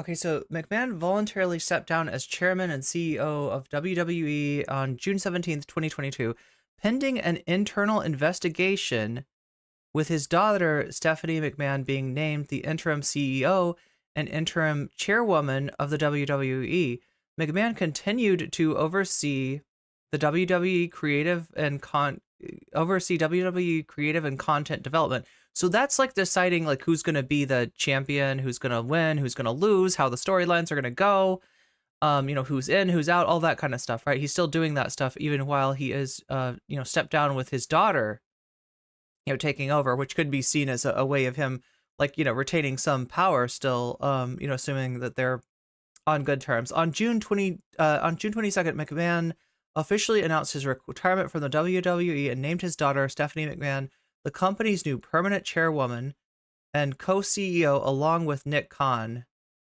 Triple H then replaced Vince McMahon, a former wrestler, Triple H, as head of the WWE creative, right?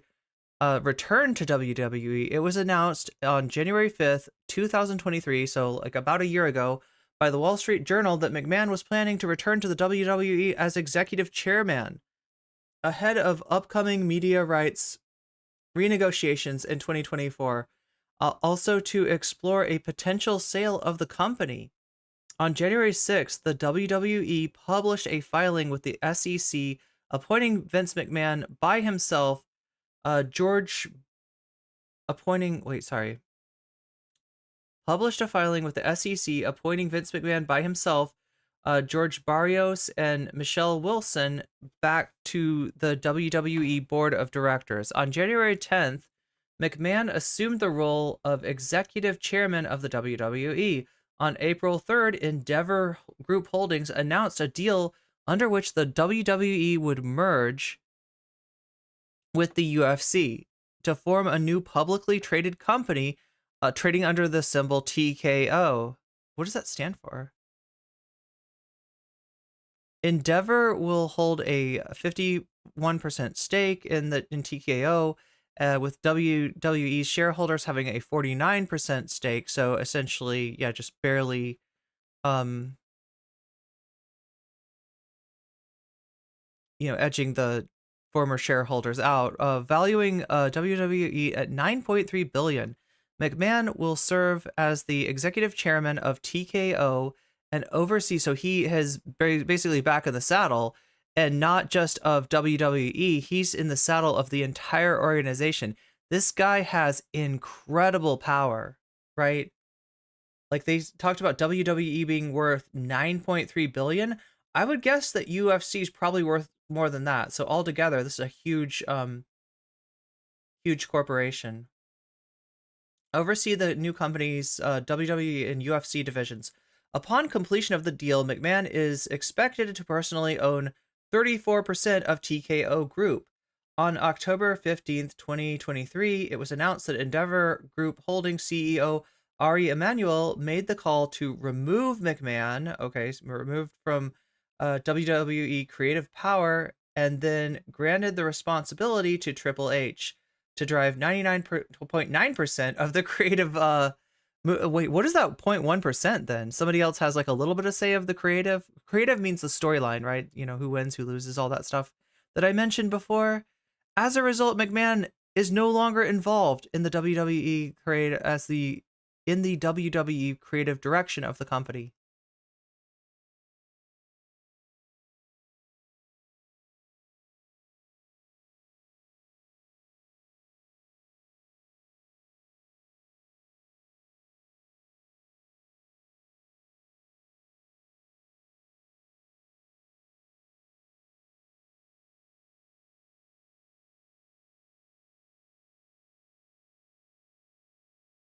Okay, here we go. Controversies. There we go. That's what I want. In November of 1993, McMahon was indicted in federal court after a steroid controversy engulfed the promotion and thus temporarily ceded control of the WWF. This is the old name for it that I guess they had to change because Charity already had that name, to his wife, Linda McMahon, also a politician, ran for a few things. The case went to trial in 1994, where McMahon is accused of distributing steroids to his wrestlers. One prosecution witness was Kevin Wachels, who had wrestled for the company in 1992 as Nails, and who had been fired after a violent confrontation with McMahon. Wachels testified that McMahon had ordered him to use steroids, but his credibility was called into question during his testimony as he made it clear that he hated McMahon. In July 1994, the jury acquitted McMahon of all of the charges. On July 6 of 2021, production was announced on a new scripted television series called The United States of America versus Vince McMahon, centered around the case. So they dramatized the case. And my understanding is this, that a lot of people think that McMahon did essentially force/intimidate people into taking steroids, but that it was not like directly done. And as such, it was hard to prove that, he had did, like, he hadn't left like a paper trail or anything to be like, like of threats or whatever. Okay, so sexual misconduct allegations. On April 3rd of 1992, Rita Chatterton, a former referee noted for her stint as Rita Marie in the WWF in the 1980s, for being the first female referee in the WWF, possibly in professional wrestling history, made an appearance on Geraldo Rivera's show, Now It Can Be Told. She claimed that on July 16th of 1986, McMahon tried to force her to perform oral you-know-what on him in a limousine. When she refused, he arred her. Former wrestler Leonard Inzatari corroborated Chatterson's allegations in 2022 interview with New York Magazine. McMahon was accused of sexual harassment by a worker in a tanning bar at Boca Raton, Florida in February 1st of 2006. At first, the charges appeared to be discredited because McMahon was in Miami for the 2006 Royal Rumble at the time. It was soon clarified that the alleged incident was reported to police on the day of the Rumble, but the actual event took place the day before, on March 25th. It was reported that no charges would be filed against McMahon as the result of the investigation. The WWE board began investigating a $3 million hush money settlement that McMahon paid over an alleged affair with former employee of the company on April 2022. The investigation also revealed other non-disclosure agreements, NDAs, right, related to the misconduct claims by the other woman in the company against McMahon and executive John Laurinaitis. Okay. Totaling $12 million. McMahon stepped down as CEO and chairman of the WWE, but continued to oversee content development, creative. He later announced his retirement in July 22nd of 2022, only to return 6 months later. By October 2022, the WWE had disclosed $19 million in unrecorded payments McMahon made to settle the sexual misconduct claims between 2006 and 2022. Chatterton and a separate tanning spa worker who alleged that McMahon assaulted her in California in 2021 filed sexual abuse lawsuits against McMahon in December 2022. McMahon settled the lawsuits involving Chatterton that month, with his attorney stating that he maintains his innocence but settled to avoid costly litigation. People familiar with the matter reported McMahon agreed to a multi-million-dollar settlement with Chatterton. Though the exact sum of the settlement payment was not publicly disclosed, it has been acknowledged Chatterton sought $11.75 million in damages in her lawsuit. In January 2024, so this is the current thing, right? A lawsuit was filed by Janelle Grant, a former employee of the WWE headquarters between 2019 and 2022. Grant alleged that McMahon had coerced her into a sexual relationship along with WWE executive John Laurinaitis and WWE wrestler who was also a former UFC fighter. Ooh, wait. Can we figure out who that is? Because that, like, there's a short list, maybe. Former UFC fighter turned. It's not Ronda Rousey. I don't think it's Ronda Rousey. That's the first name that comes to mind, though. sexually trafficked her and repeatedly sexually assaulted her during 2020 to 2021. Grant stated that McMahon had agreed to pay her $3 million in 2022 in return for an NDA, but stopped paying after only $1 million. This guy's cheaping out on his NDA? That's just, wow.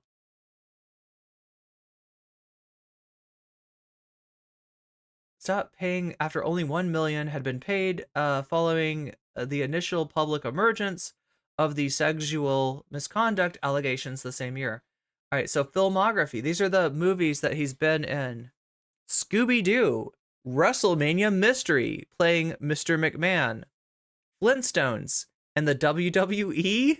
Stone Age SmackDown? Are these cartoons? He's Mr. McMagma, right? For the Flintstones, he's Mr. McMagma. Camp WWE, that sounds like a great cartoon. Scooby-Doo and the WWE Curse of the Speed Demon. Surf's Up 2, Wave Mania, Jetsons, and WWE Robo WrestleMania. Okay, so Zara's got a list of female. I don't. Was it a? I mean, like, we don't know that this is a female fighter that crossed into the WWE, but we've got a list of people that match that description. Ronda Rousey, Shayna Baszler, Paige Van Zant, and that's the list. I don't know, chat. I don't know. We can't.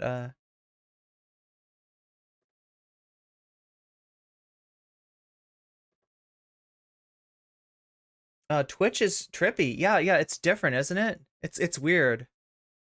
It is definitely a vibe, right? Right, Twitch, you're a vibe. Did I mispronounce I bet I mispronounced people's names here. Those pesky kids. Yo, do you think that McMahon was like the villain? Like, I could see that. I could see McMahon being like a Scooby-Doo villain. I would have gotten away with it all if it weren't for you pesky kids and your dog. Like, Scooby's like, ruh-roh, I found a NDA.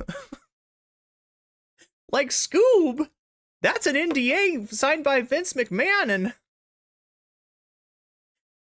I'm just imagining them solving the mystery of the of the, you know, that's a lot more serious than the kind of mysteries that Scooby and the gang tend to solve. So probably not, but you know, I don't know. That's wild. I mean, that's horrible, right? And this kind of shit is made possible by capitalism, right? I hate to say it, but this kind of power imbalance is a feature, not necessarily a bug of capitalism. It's what capitalists enjoy the most of all, right? People think it's all about like extraction of value, sure, but what's that really about? It's about control.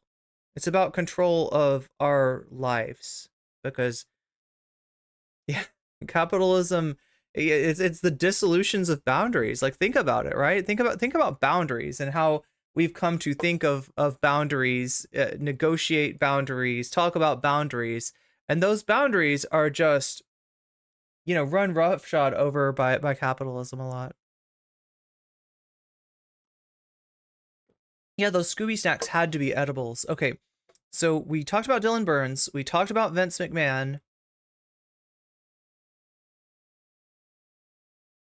Let's do some Elon Musk. What say you? What say you, chat? Would you like to see what's going on with Elon Musk now?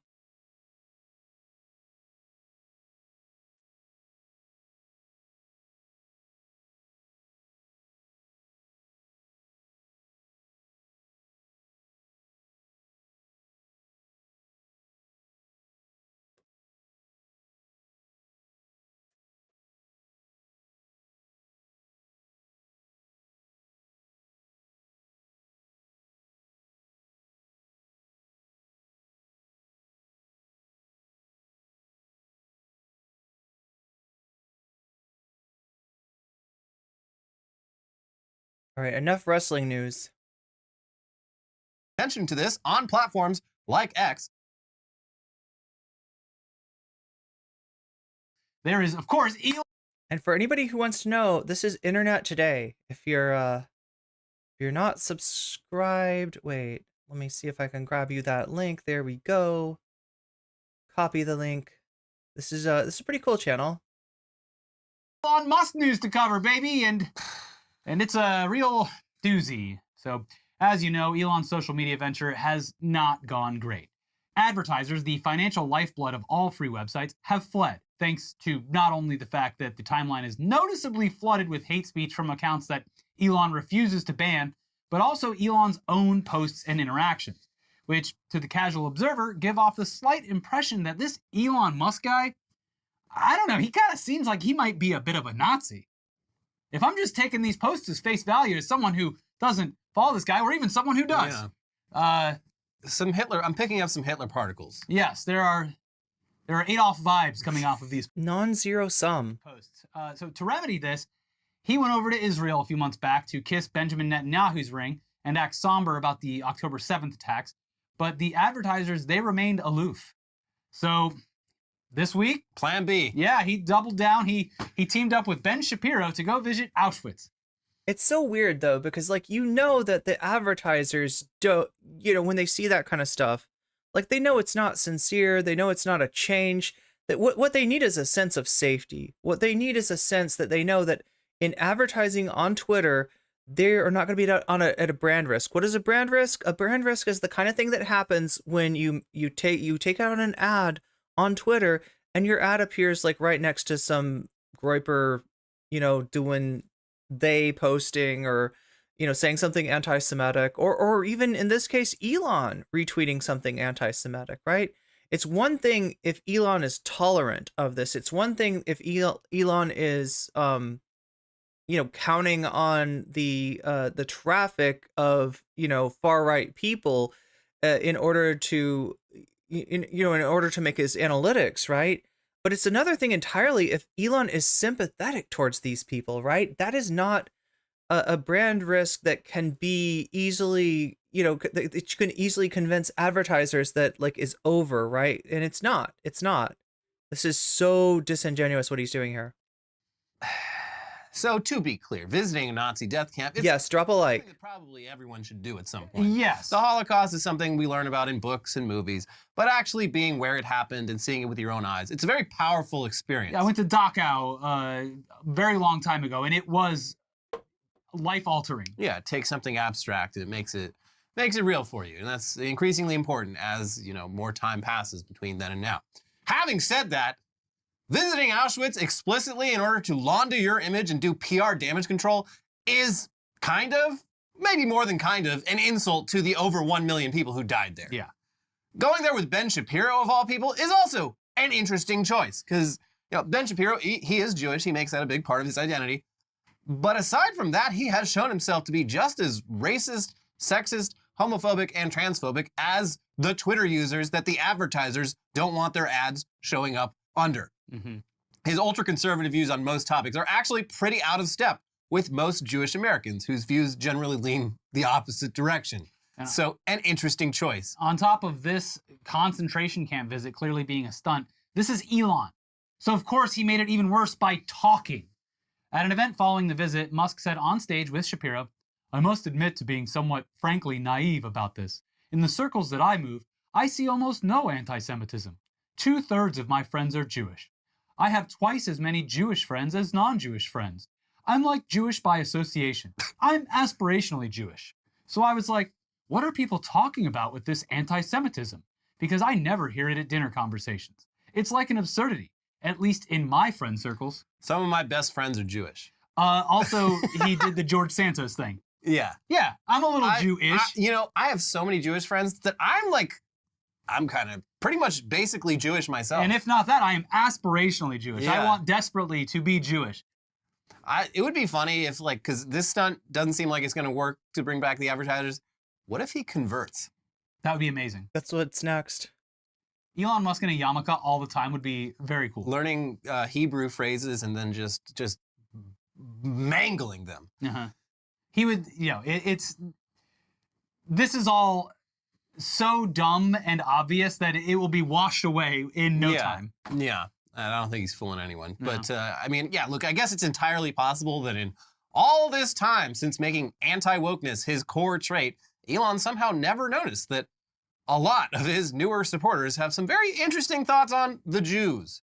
That's kind of hard to believe, though, when one of the incidents that drove advertisers away was Elon literally endorsing the conspiracy theory that Jews are trying to replace white people with minorities. He said, "You've said the exact truth," Yes. or whatever. Like, there's no mincing the words. Yeah, maybe no. It's the problem is he doesn't understand what he's doing is anti-Semitic. Yeah, like I think it just comes down to he's kind of a fucking idiot. Yeah, he doesn't grasp like the concept of it. Yeah, either that or he's got this sense of like this very modern sense of truth, this very Trumpian sense of truth where, you know, he thinks that he can get away with just bald-faced lies if he says them with his chest, right? That's the Trump strategy. Maybe he's adopting that. Or why it would be offensive or any of that. He sees things in such a weird black and white way. He is a useful idiot for Yes. bigots. Yes. So yeah, Elon said at the event that X has the least amount of anti-Semitism compared to other social media networks, despite several studies showing that the exact opposite is true. Well, he was clearly talking about Gab and 8chan. Yeah. Yeah. Technically correct. But I mean, like, I have heard people deny this, right? Somebody that I watch for, you know, kind of streaming, you know, business advice, right, is Devin Nash. And I literally sat there as Devin Nash. Now, I think he's changed his mind since then, in part because of this tweet that they're talking about, in part because of just literally like endorsing the great replacement theory, right? But before that happened, Devin Nash was like, you know, what about all the, you know, anti-Semitism and all the racism and all the really bad stuff that's on Twitter now? Well, that's actually not true. What you're seeing on Twitter is free speech. Before, free speech wasn't allowed. Now with Elon, we're going to have free speech and people are going to have some different ideas. And if you think that that's anti-Semitic, if you think that that's racist, if you think that that's transphobic, it's because you are on the far left, right? Which is what Twitter used to be like under Jack Dorsey. Like Devin Nash was just completely, you know, bamboozled by Elon up until this tweet. Now, even people like Devin Nash are like, I don't know. Like, cause right. The one thing that Devin Nash is good about is like understanding and explaining brand safety. He's somebody who essentially puts together content creators with sponsors, and the biggest thing that the sponsors want to know is that like my brand is safe. Like, right, my brand is not going to be associated. Now there is some like wiggle room, like, you know, if there's a certain podcast with Adam Friedland called the Adam Friedland Show that still does a lot of sponsorships and says some stuff that, you know, you'd think that brands would not want to be associated with. But I think the understanding is that, you know, that Adam Friedland and Nick Mullen are joking when they're saying awful stuff, whereas Elon is, I mean, this is what he believes, right? He's not hiding behind like parody satire, right? This is literally what he believes. The other ones. Yeah. Truth. But yeah, you don't even have to look at a study to know that. That Brooklyn Hasidic Jew tunnel story from like 2 weeks ago. Oh yeah. Absolutely flooded the site with insane, overtly anti-Semitic conspiracy theories for an entire week. You couldn't miss it. And that was X. Weirdly, didn't see that flooding my timelines on Instagram, or I don't use Facebook, but didn't hear about anything over there. Even Reddit. The George Soros stuff for years. Why do people keep saying the Jews like that?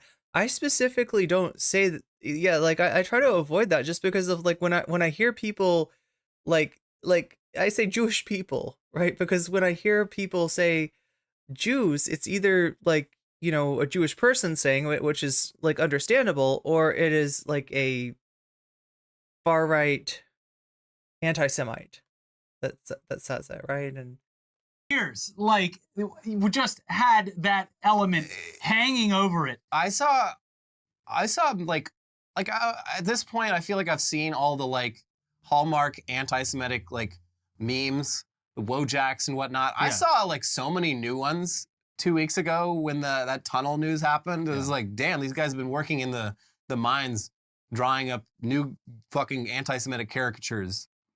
It's weird though, because Wojaks are so mainstreamed, like just Wojaks in general. And if you don't know what we're talking about, if you've ever seen those black and white MS Paint drawings of people, like the basic one is like a a guy with like no hair, right? But then they'll sort of, there's the Chad Wojak, there's the like there's all these Wojaks that are just like kind of stand for something. But yeah, this, I feel like this stuff, it does. It comes from a certain website that some of us may have visited in our youth, but has since turned decidedly right wing, right? And you know, has always kind of had those elements in it. Anyway, like it's this is why I even get sketched when I see Pepe's. And I know Pepe is like, you know, Pepe was a thing before it got adopted by the alt-right, and you know, especially on Twitch, there's lots of people that, you know, use Pepe emotes like it's basically part of the culture, part of the site, right? But it's always a little bit off-putting. Like I can't shake that association, you know, with Pepe's and with Wojaks and stuff like that. Yeah, it's Twitter's homepage is the yes, it's definitely new grounds. The new Stormfront. It's actually E-Bombs. It is quite shocking. I blame E-Bombs. For him to even claim that this isn't happening. Come on. And you know that he has dinner looking at Twitter every night. So he is hanging out with his Twitter buddies while eating dinner. Yeah. And seeing blatant anti-Semitism. So anyway, by far the most insane and counterproductive thing to come out of Elon's trip to Auschwitz was a little slideshow that he put together. He presented it to the audience. And yeah, it seemed like he was making the case that if X had been around in the 1930s and 40s, folks, the Holocaust would not have happened. Yeah, the creator of Pepe, the creator of Pepe had nothing to do even with that website, right? The creator of Pepe, it was from a comic strip, a web comic called Boys Town, I think. And, you know, it's just like Pepe was like a frog that liked to pee with his pants down around his ankles. For what reason? Because it feels good, man. And you know, it's gotta suck to be that person and see your creation. About as bad as it sucks to be the person that wrote the song that Verbalace made famous through the questionable animation that he commissioned. What was it called? Like Hideaway? Oh my god, I'm trying to remember the artist. Beside Mark Wahlberg, yeah, that was just gonna say. Starts with an S. Wahlberg saying 9/11 wouldn't have happened if he had been on that plane. That is nothing compared to. Oh my god. Saying he could have prevented the Holocaust. Elon Musk, if only X had been around. Walked into Auschwitz and said, "If I had been there, things would have been different." I could have stopped this. Insane, legitimately insane behavior. So also categorically wrong. Like everyone, even the weirdest weirdos would know this to not be true. But it's just extra nuts. It wasn't Taylor Swift. Would say that out loud. How can I be anti-Semitic if I run a company that, had it existed 80 years ago, would have stopped the Holocaust? Checkmate. So yeah, as an abstract argument, this is already absurd and arguably anti-Semitic. Yeah. But he brought out literal fake tweets to support this point.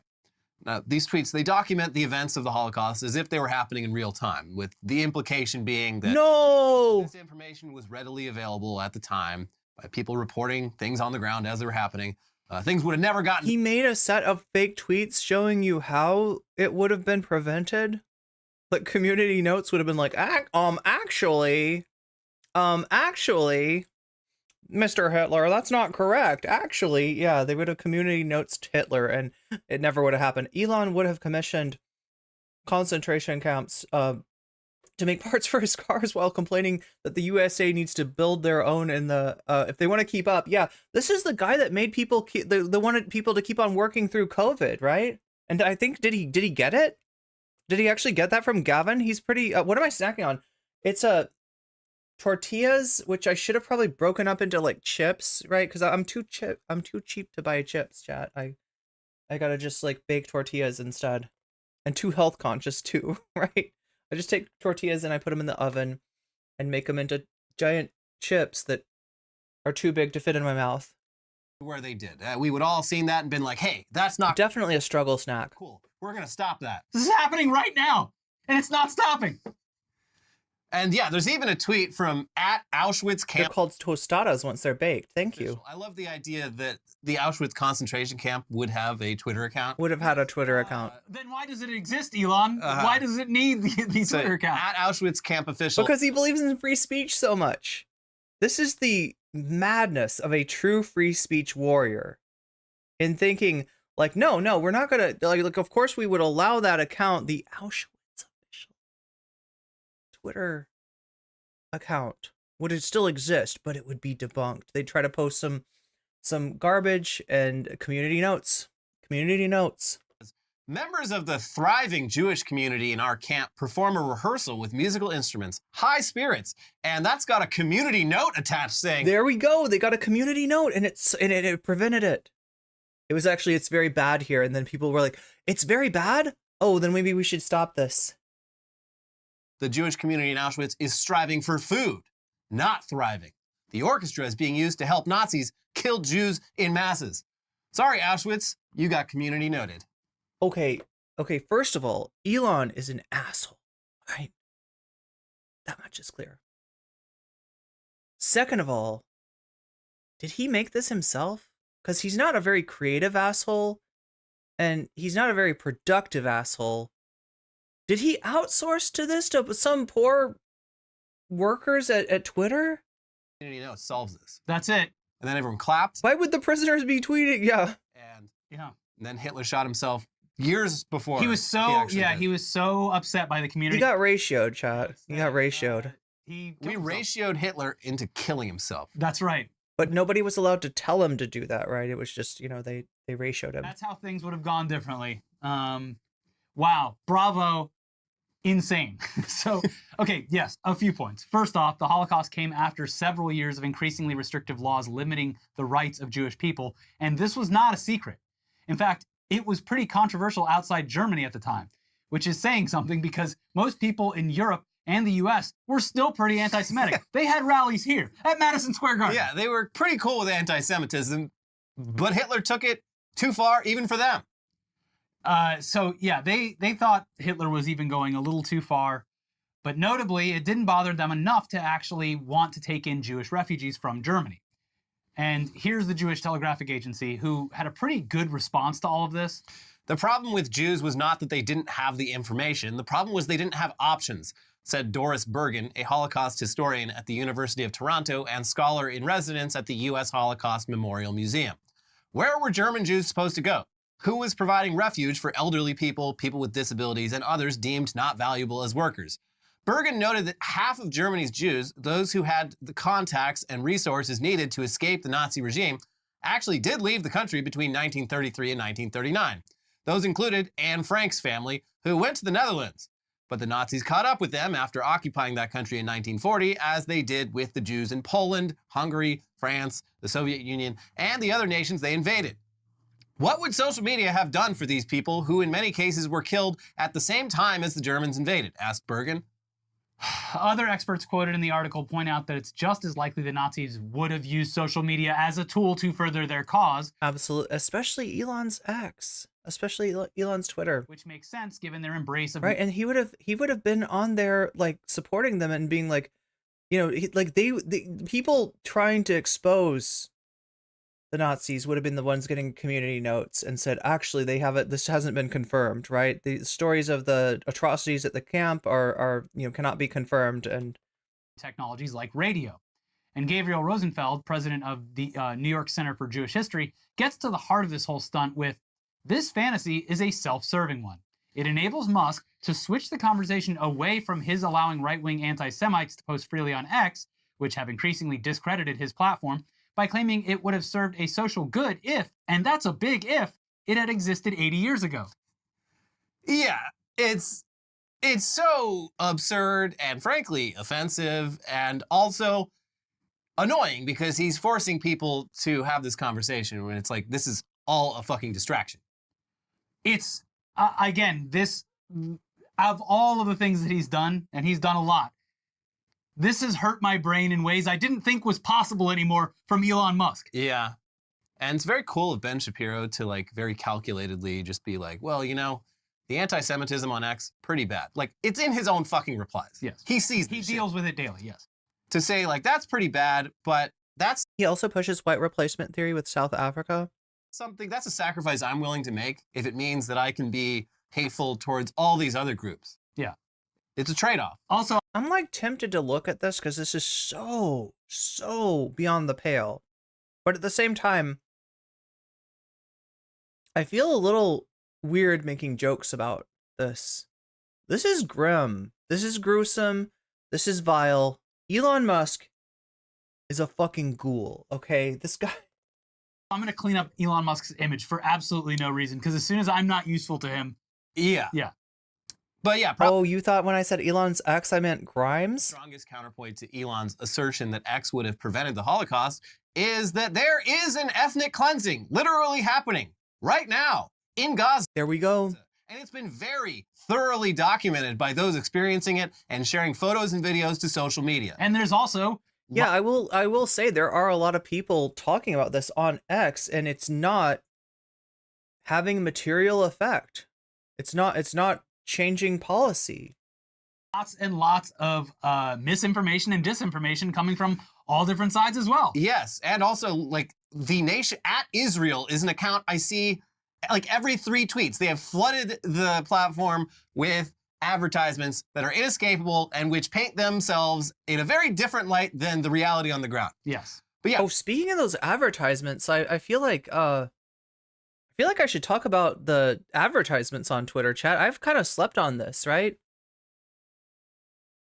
In fact, these two covered at least one of the outrageous advertisements that went on Twitter. Now, what do I mean? What I'm talking about is the fact that, like I said, Elon's platform is not brand safe. A lot of brands have fled because their advertising dollars are spent better elsewhere. There are platforms that keep their brands safe, that at least, you know, even if like YouTube will allow you to post some pretty vile shit if you want to, right? But you're not going to get monetized on it.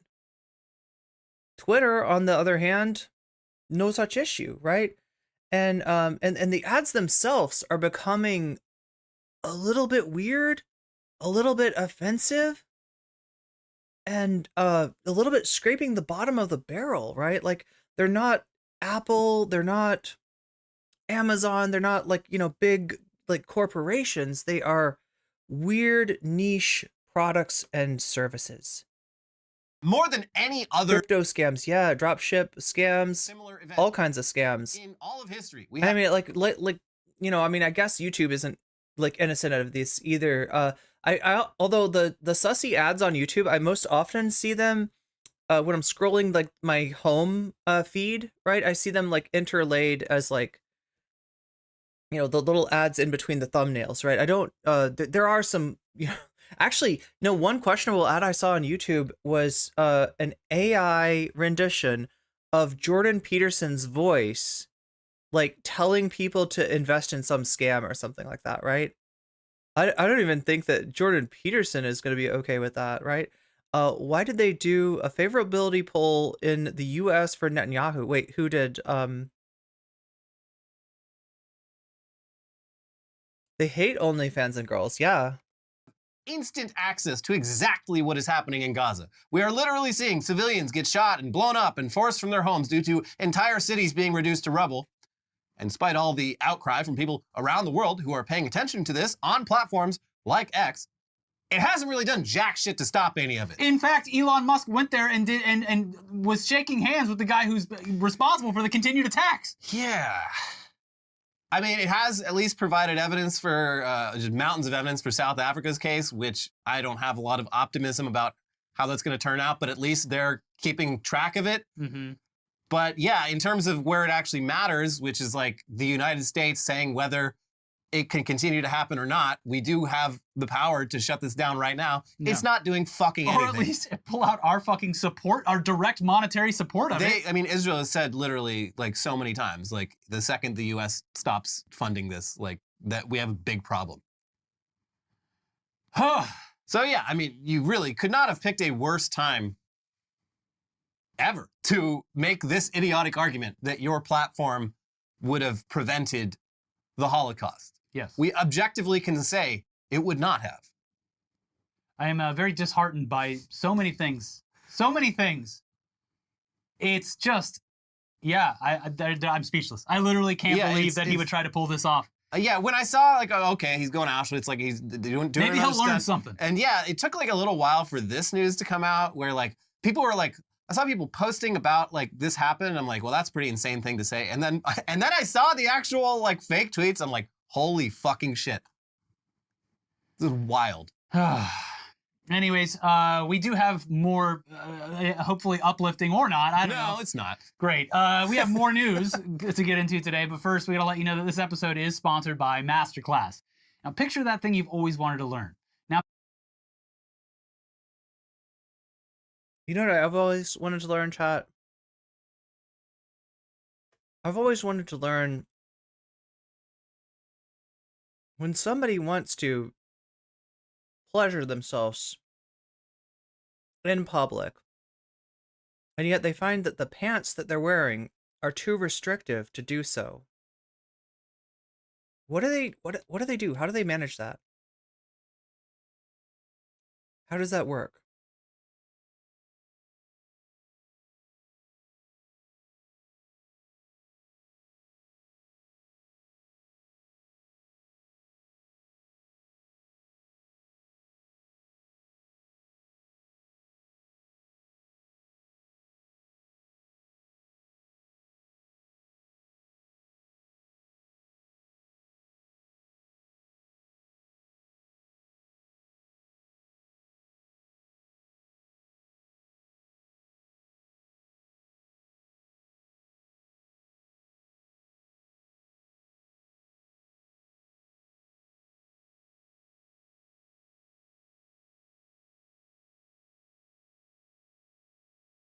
Wait, was this even the thing?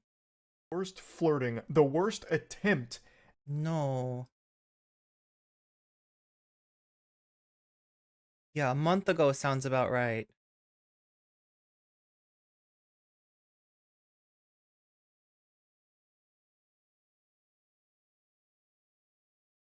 There we go. yeah. Anyway, finally today, let's end this one on a high note, even though it does require us going back into the swamp known as Twitter. As you are all aware, Twitter has been just purging advertisers left and right because the platform is a hate-filled cesspool run by a man-child who seems dead set on destroying his own investment. And that's not our words. Those are the words of Grok. That's how Grok would describe it, yeah. But when there's an opening in a certain market, someone will fill it. And it brings us great pleasure to highlight one of the best new... So in other words, there's cheaper than normal ads on a bigger than normal platform. And who's going to take advantage of that? Advertisers on Musk's social media platform. Step aside, Apple. Get out of the way, Disney. Fuck off, Samsung. Coca-Cola. Move over. And all those other big budget brands, get out the way because it's Bait World's time to shine. Bait World. Bait World. Now I'm confused. Now, are we talking about like a fishing? B-A-T-E, Bait World. I go there to get all my worms and, you know, all of my cool lures for fishing, right? So Bait World, which I'll explain very... Bait World. Bait World. Yeah, that sounds like a good... Okay, so at least, I mean, like, it's a little non-standard. They're doing, you know, fishing related advertisement, but it makes sense. There's probably a fishing Twitter. You know, there's, I mean, maybe it's with a PH instead of an F, but like, I mean, you know, that's probably a thing, right? So there's people on here that would be interested in such a product, right? Go on. Has been running the following ad on Twitter, and it is drawing a lot of eyeballs to its hot new product, which has nothing to do with fishing, although I'm sure there's a metaphor. Yeah, sure. You are the masturbator. They're called the J.O. pants, but that's short for the jack-off pants. It's short for the jack-off pants, sorry. And apparently... Yeah, we sell the jack-off pants. The jack-off pants are real. I thought this was a Photoshop that was getting passed around. No, the jack-off pants are real. And hopefully coming to stores near you so that people can show up and be like, do you guys have those jack-off pants? Hey, I'm trying to jack off with my pants still on. Yeah. But the fucking zipper, it's not big enough. You don't understand, it's fine because I have my jack-off pants on. No one will ever know. Yeah. Yeah, no, they're real. Jack-off pants are real. It all happens on X. Yeah. It all happens on X, true, yeah. Tired of cutting holes in your pants? Hey, you know that problem we all have where we have to cut? What? Oh my God. Look, if I'm gonna jack off, I don't want anything slowing me down. I just rip my pants in half, and I'm tired of it. What? Tired of cutting holes in your pants? What? Here's a common problem. Are you tired of cutting holes in your pants? These Jack and Jock.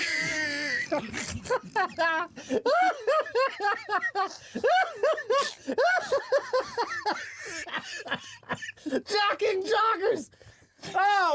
Oh You're not gonna no! be jogging very. Look. I mean, look. Physical fitness is a very important thing, and you know, if you could kill two birds or even rub two birds out with one stone, I say why not, right? You know, you got the pants that are suited for jogging, but they might be a little bit restrictive, especially around the zipper area for somebody who might want to, you know, experience a little pleasure on their run.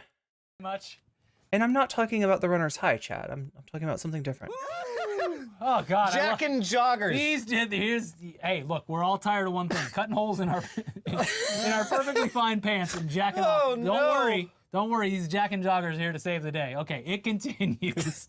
These Jack and joggers have a zipper specifically built for jacking. Comfortable, convenient, covert.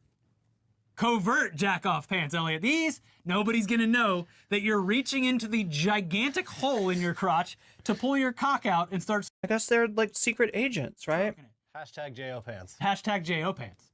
And like we said, these appear to be real, though we haven't seen any photos of happy customers showing them off. I mean, you go on the website. It sounds like an Austin Powers joke, doesn't it? Didn't he have some kind of thing that he was like, that's not mine, baby. Those jack-off pants aren't mine. No. Oh, behave. That's not my bag, baby.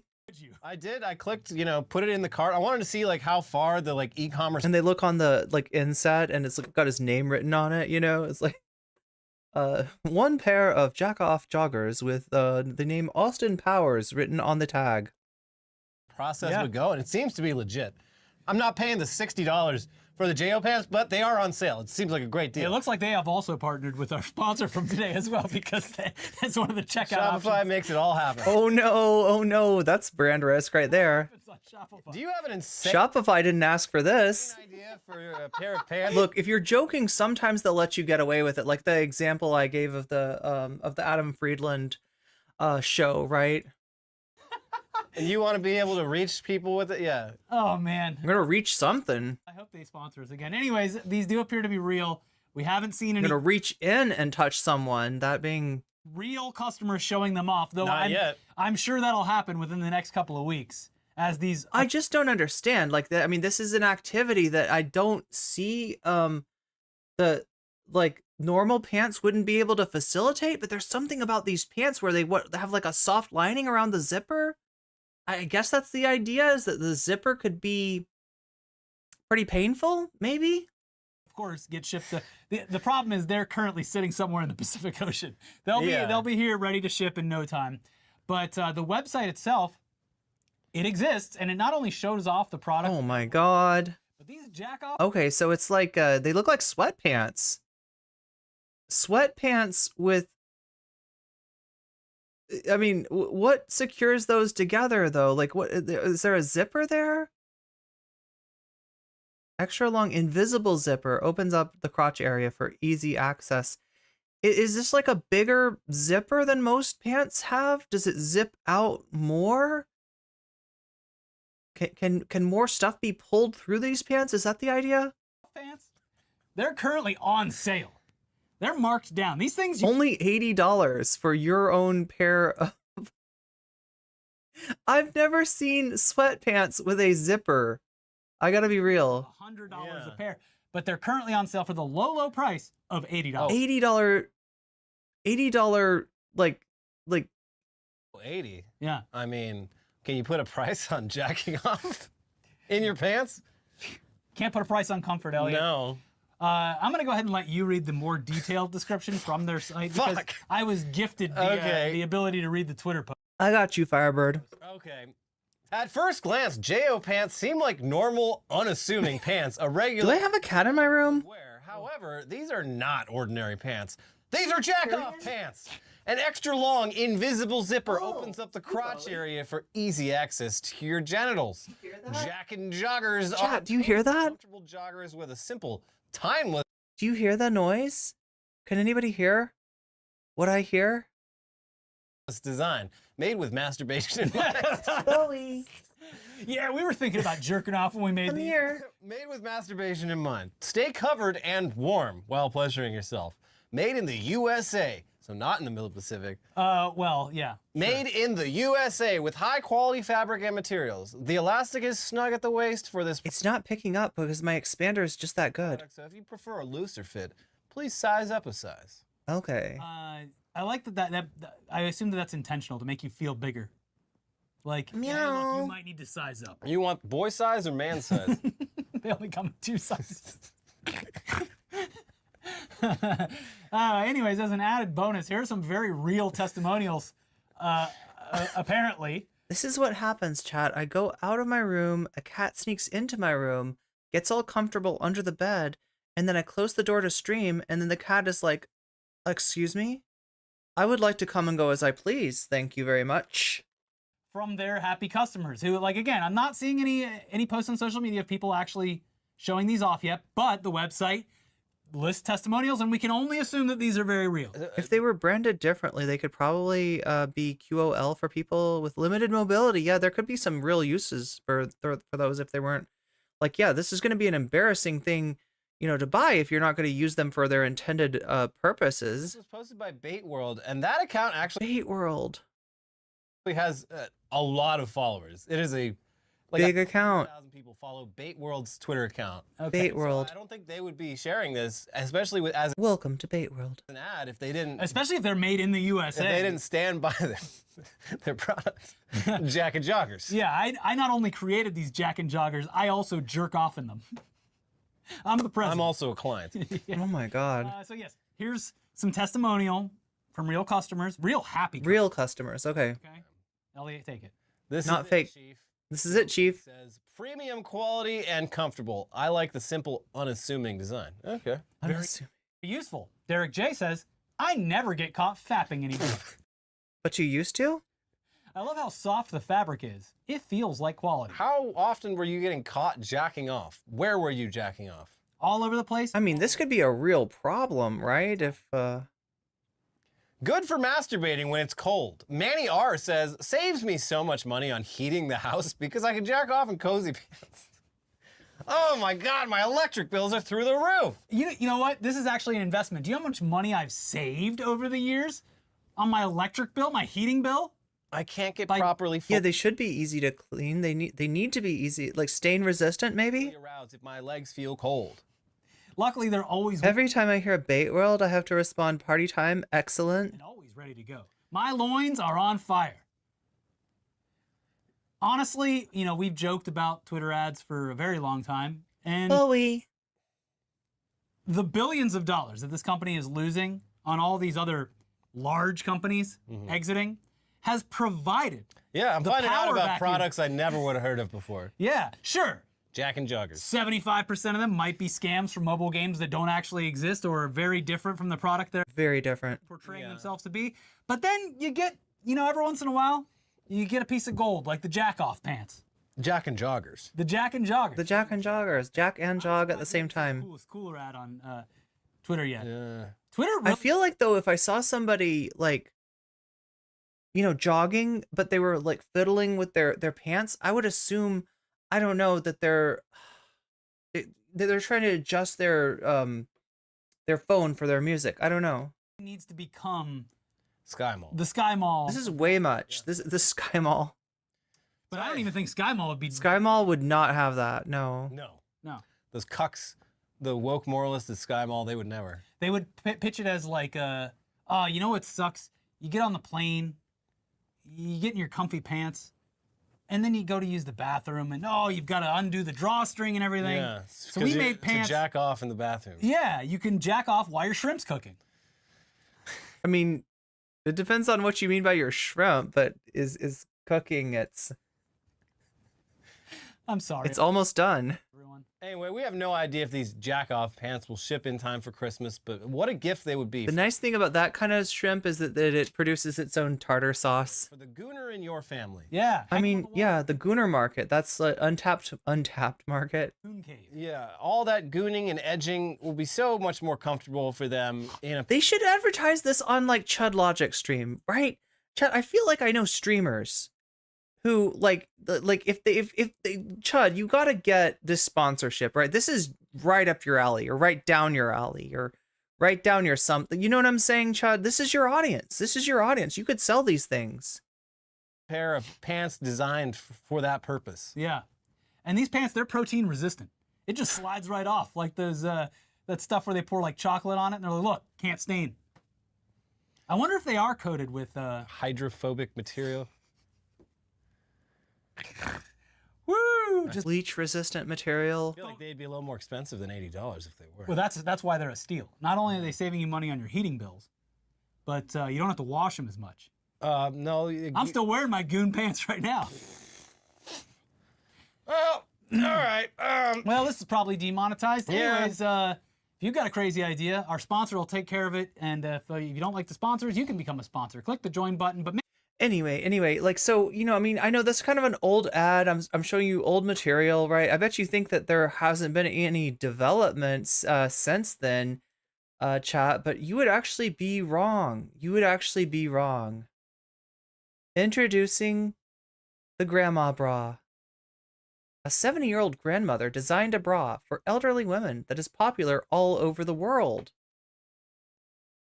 Hello? Popular all over the world.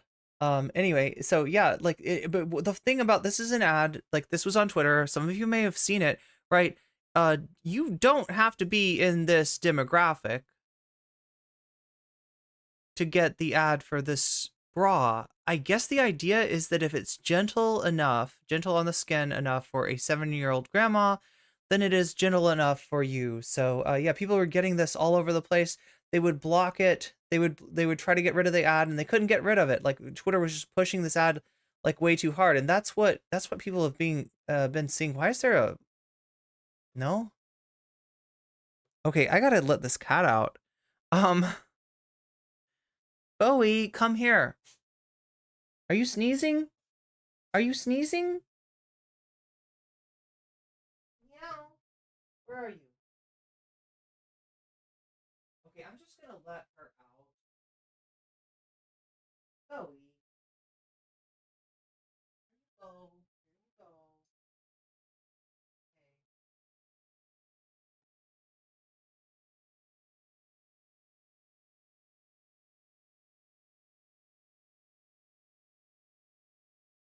Anyway, this is a grandma push-up bra, maximum comfort, lifts and adapts to your body. As I don't know, as it changes. I don't know what the exact. Anyway, this was all over the place, but the most recent thing, chat, has been liver. And you might have seen this really recently, right? Liver King. Everyone is getting the Liver King ads. Man got exposed as a fake years ago. Yeah. So what is the Liver King? He is a guy who claims that he lives like a natural lifestyle. It's the way that everybody should be eating. This is a trigger warning for vegetarians here, right?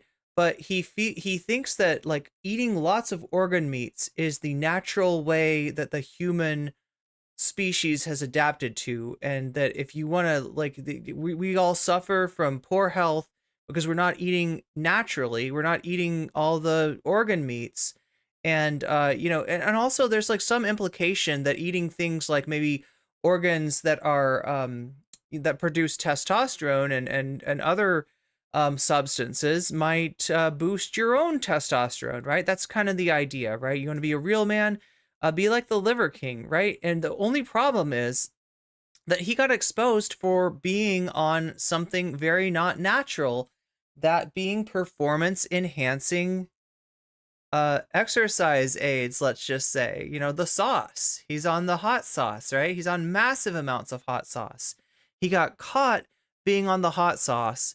He went off the hot sauce, saying that the only reason that he was on the sauce was because it's too hard with his busy schedule to eat all of the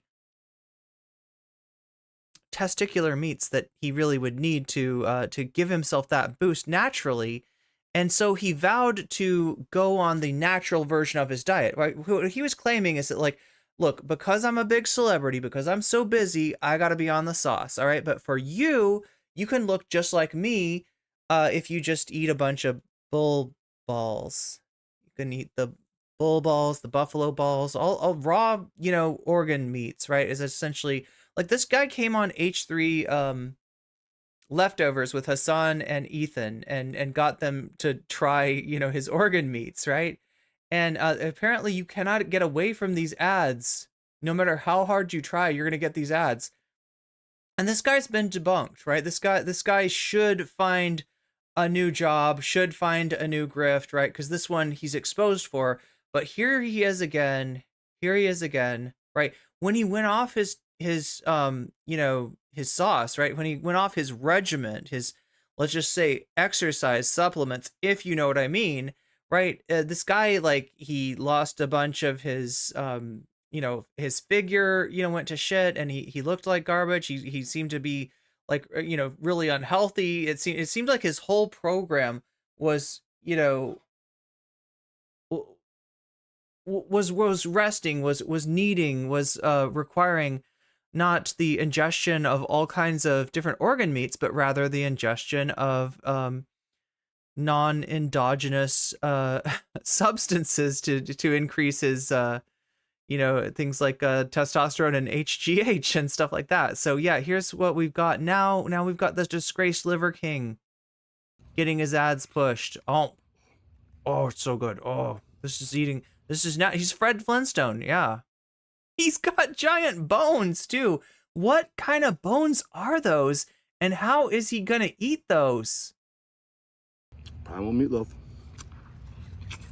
I can't tell if maybe the meatloaf is cooked at least. I don't know. A lot of that stuff on his plate does not look like it's cooked. That's the Liver King.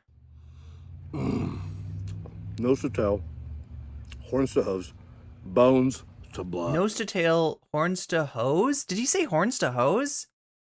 What kind of hose is he talking about? And then we also got the raw variety. No. Okay, so the meatloaf was cooked, but now this is not cooked. Oh my god, I can't take it. I can't take it. Sorry, chat. So we got some delicious femur bones.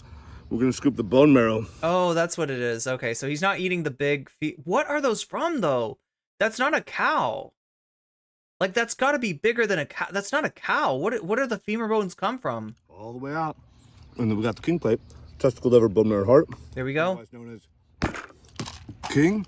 Oh, so you can get it as a supplement. If you don't want to eat all those nasty, like, raw organs, then you can get his supplement, which apparently contains the same stuff and maybe some substances that aren't so good for you, right? Dessert, the whole feast, protein shake, and the Liver King bar with more liver. Yeah, the throwing stuff thing, I think, is part of his new vibe, right?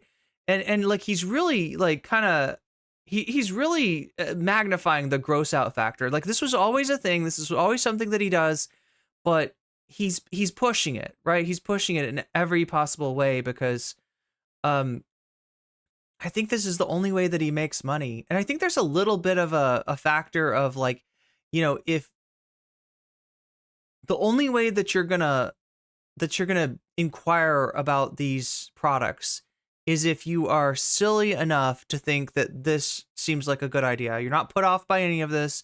You haven't heard the stories, or you don't believe the stories, or you don't want to believe the stories.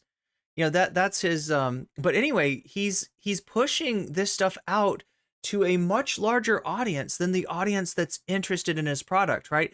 This would be the perfect kind of product for a very targeted ad placement, right? He should talk to Devin Nash. Honestly, I bet Devin Nash could set him up with some streamer that, some fitness influencer that whose crowd, like, already reads all this Sally Fallon shit and is susceptible to this garbage, right? Like, in other words, like, there is a market out for him, I'm sure, still, right? But it's not the entirety of Twitter, and that's who is getting served these ads. So this is the kind of thing that we're dealing with in terms of ads on Twitter. And again, sorry for exposing you to this, right? I don't even eat meat, but I gotta see it every day, so you gotta see it too. No, just kidding. He goes hunting in Africa, and he flies on planes and goes on jeeps and then hunts innocent animals. They would probably use Google Analytics to target towards, yeah, possibly, but yeah, that's what we're dealing with. Why not collab with Peterson and his girlfriend / daughter? You know, I read that without even thinking about that. Oh my god, I'm so glad that chat's out of its drama. Chat had a little drama today, right? Other chat. If you don't know, some of chat had some drama in another streamer's chat, but it looks like that's all solved. It looks like people are getting unblocked and unbanned, and that's music to my ears, right? Because we love it when that happens. And we wish you the well, Lance. We wish you the well. Anyway, this is time to see what else I've got in my... What we've covered, what we need to cover. Okay, I think I know where we are at. I think I've got a good roadmap here. Let's go back over here. And check in with the amazing atheist, right?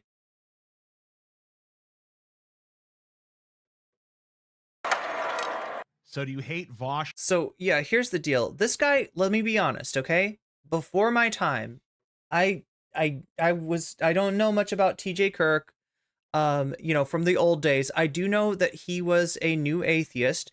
I do know that he was kind of an anti-feminist and an anti-SJW.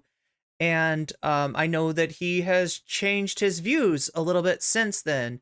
And you know, kind of you know, is a lot less a lot less like veering to the right wing, veering to the anti-SJW side of things than he used to be. Right. So, but I don't know much more than that. People have like, I've been arguing with Vaush fans in my comments about TJ Kirk and them telling me that I'm such a woke scold that if I really knew the real TJ Kirk, I would hate his guts. So far, I haven't seen anything that has vastly put me off from TJ.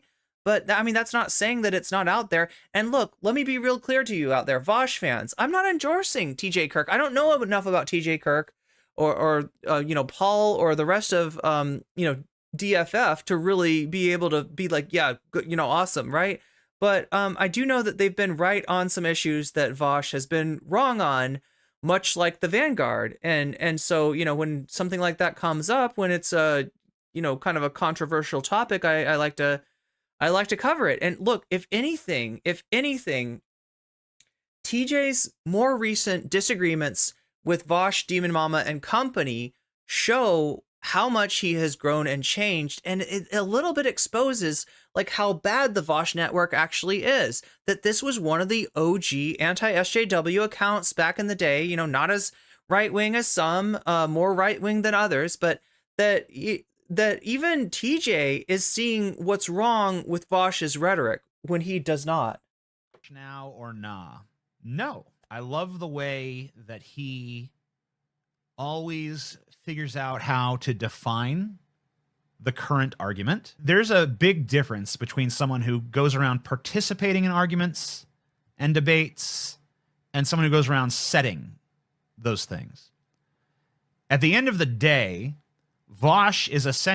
Okay, so we're going to see a little bit of glazing up, but this is really in terms of views, right? If you can see right here, Amazing Atheist is almost at 1 million subscribers. Maybe at one time he was, right? This is the old account. This is where, you know, TJ became famous with the Amazing Atheist account. 4 days ago, this is a 4-day-old video. It's on 21K views. He's not getting the kind of views that he used to, but, you know, nothing gold can stay, right? He was a very popular, very prominent YouTuber at one point, and now not so much. So, you know, bouncing his opinions off of the likes of Vaush and Demon Mama is something that's beneficial to him at this point. Essentially a hot take machine that rapid fire shoots out hot takes.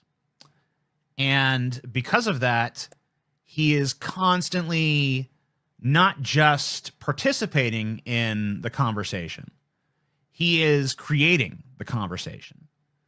And that's why he is at the level that he is. And I think that's very impressive, and I think he deserves massive props and accolades for that. I also think he's a very handsome guy. I personally find him handsome. Glaze. I also think that he is very intelligent. So much glaze. Spoken. That being said, there are certain things that I take issue with. And when I take issue with them, I want to participate in that conversation. You know, if someone other than Vaush had said the stuff that Vaush said about drugs, it probably wouldn't have been worth my time to respond to.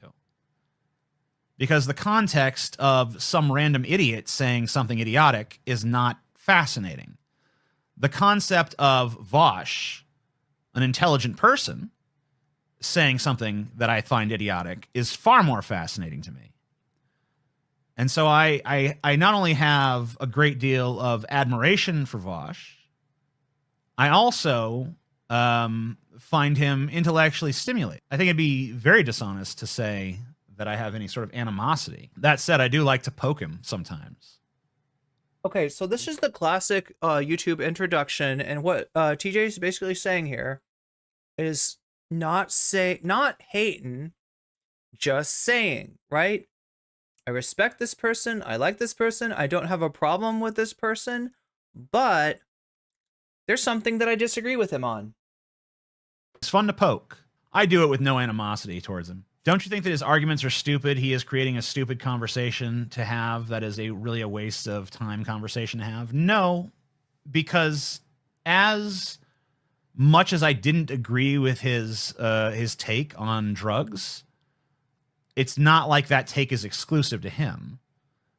So if I'm going to respond to that argument, I'd rather respond to it from him than from someone who is just totally irredeemable. Vaush is a concept now? Yeah, I guess to TJ Kirk. Stupid. Hey, if you like this clip, you might like the full stream, which I do every Sunday, more or less, over on... I gotta say, I don't know what's amazing about this guy's atheism, but I can say that he has an amazing beard.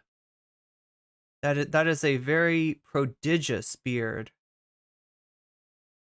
In vids right now, and I'm finding it hilarious. Okay, so this is about, now we've covered this, right?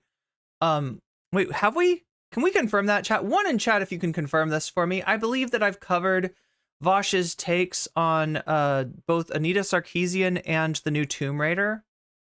Hopefully that's not all in my mind. I know I've at least watched these videos. I think I've covered them on stream. If I didn't, it was a mistake, because it's very, you know, fruitful material to go over, to show you exactly what is wrong with Vaush, because some people don't know. Some people don't see it. Some people, you know, because they're out. Look, I'll be real with you. There's a lot of that Vaush says that is not like objectionable in any way, and you know, good on him, right?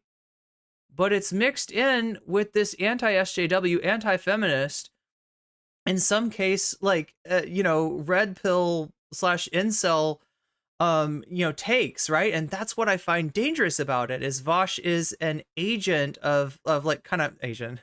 Vaush is an agent. It's the Vaush Intelligence Agency. That's right, chat. No, but I mean, he is a vector for smuggling in these viewpoints to the left that really should have nothing to do with them, that should know better, that knows what's wrong with this stuff, that understands, right? And when we get convinced that this guy's edgy and he knows chuds, he's got his chud card punched, right? He's got more of a chud card than the rest of us, and we need to listen to him, and we need to agree with him and sit down and shut up, then we really make the space worse, not better. Hilarious that he's saying the same shit you were saying almost 10 years ago, just affirming that her takes were always cringe and dumb. And I said, lol, Vaush is just an amazing atheist rerun. Like the next day, someone sent me, seen a bit of Vaush's stream yesterday. There was a bit where he was basically praised the old, bustier Lara Croft over the later, less busty version, and saying it's sexist to reduce her tits in order to take her more seriously. He was basically making the same points you were in your Lara Croft video. And given how much hate he already gets, this is probably going to be batshit crazy. And then I laughed. So yeah, that's the argument that he's making, is that like the idea that somebody, you know, with bigger bustier, let's just say, should be taken less seriously than somebody with like more athletic build, that is obviously silly. I don't agree with that, right? But it's not about that. It's about what Lara Croft is doing, which is athletic stuff. And people that do athletic stuff tend to have an athletic build, tend to have a lower percentage of body fat, which would equate to, like anyway, like on one level, it's more realistic. And on the other level, the real important thing, I think, and the reason that I don't have a problem with Lara Croft being depicted this way is that she's being taken away a little bit. Now, I don't think entirely, because I've read what the creator of this new version of I still think there's a lot of what was wrong with. I still think there's a lot of male gaze there, right? But there's a little bit less emphasis on that. Like the idea isn't that she can't have like whatever size bra. Like the issue that is that she shouldn't have to. Right? Because these games are played by everyone. And if you look at analytics, right, it's at least 50-50, if not like slightly in terms of players of games, to quote Grimes, right? It's not a male dominated thing at all. If anything, it's veering slightly towards women. The thing is that the games that women tend to want to play or like non-male people tend to want to play are slightly different than, some of these mainstream, quote unquote mainstream games that are just absolutely appealing to the male gaze. So said Vaush is just an amazing atheist ripoff. So the thing about that is that Bazongas, yeah, a tremendous amount of similarities between myself and Vaush. And that's why when I see him giving an unnuanced take, there is an impulse in me to almost try to slip into that fatherly role of being like, no, son, that's not how you do it. And obviously that would be really silly. Like I said, Vaush is not ascendant, right? He's also on the decline, but he's less far into the decline than TJ Kirk is, right? In terms of his influence. And so it'd be silly for TJ Kirk, who gets a fraction of the views that Vaush gets, to be like, listen here, back in my day, like I've been through this before. I was an unnuanced, unreformed anti-feminist back in the day, and I cringe at those views now, right? So he's resisting the urge to be patronizing.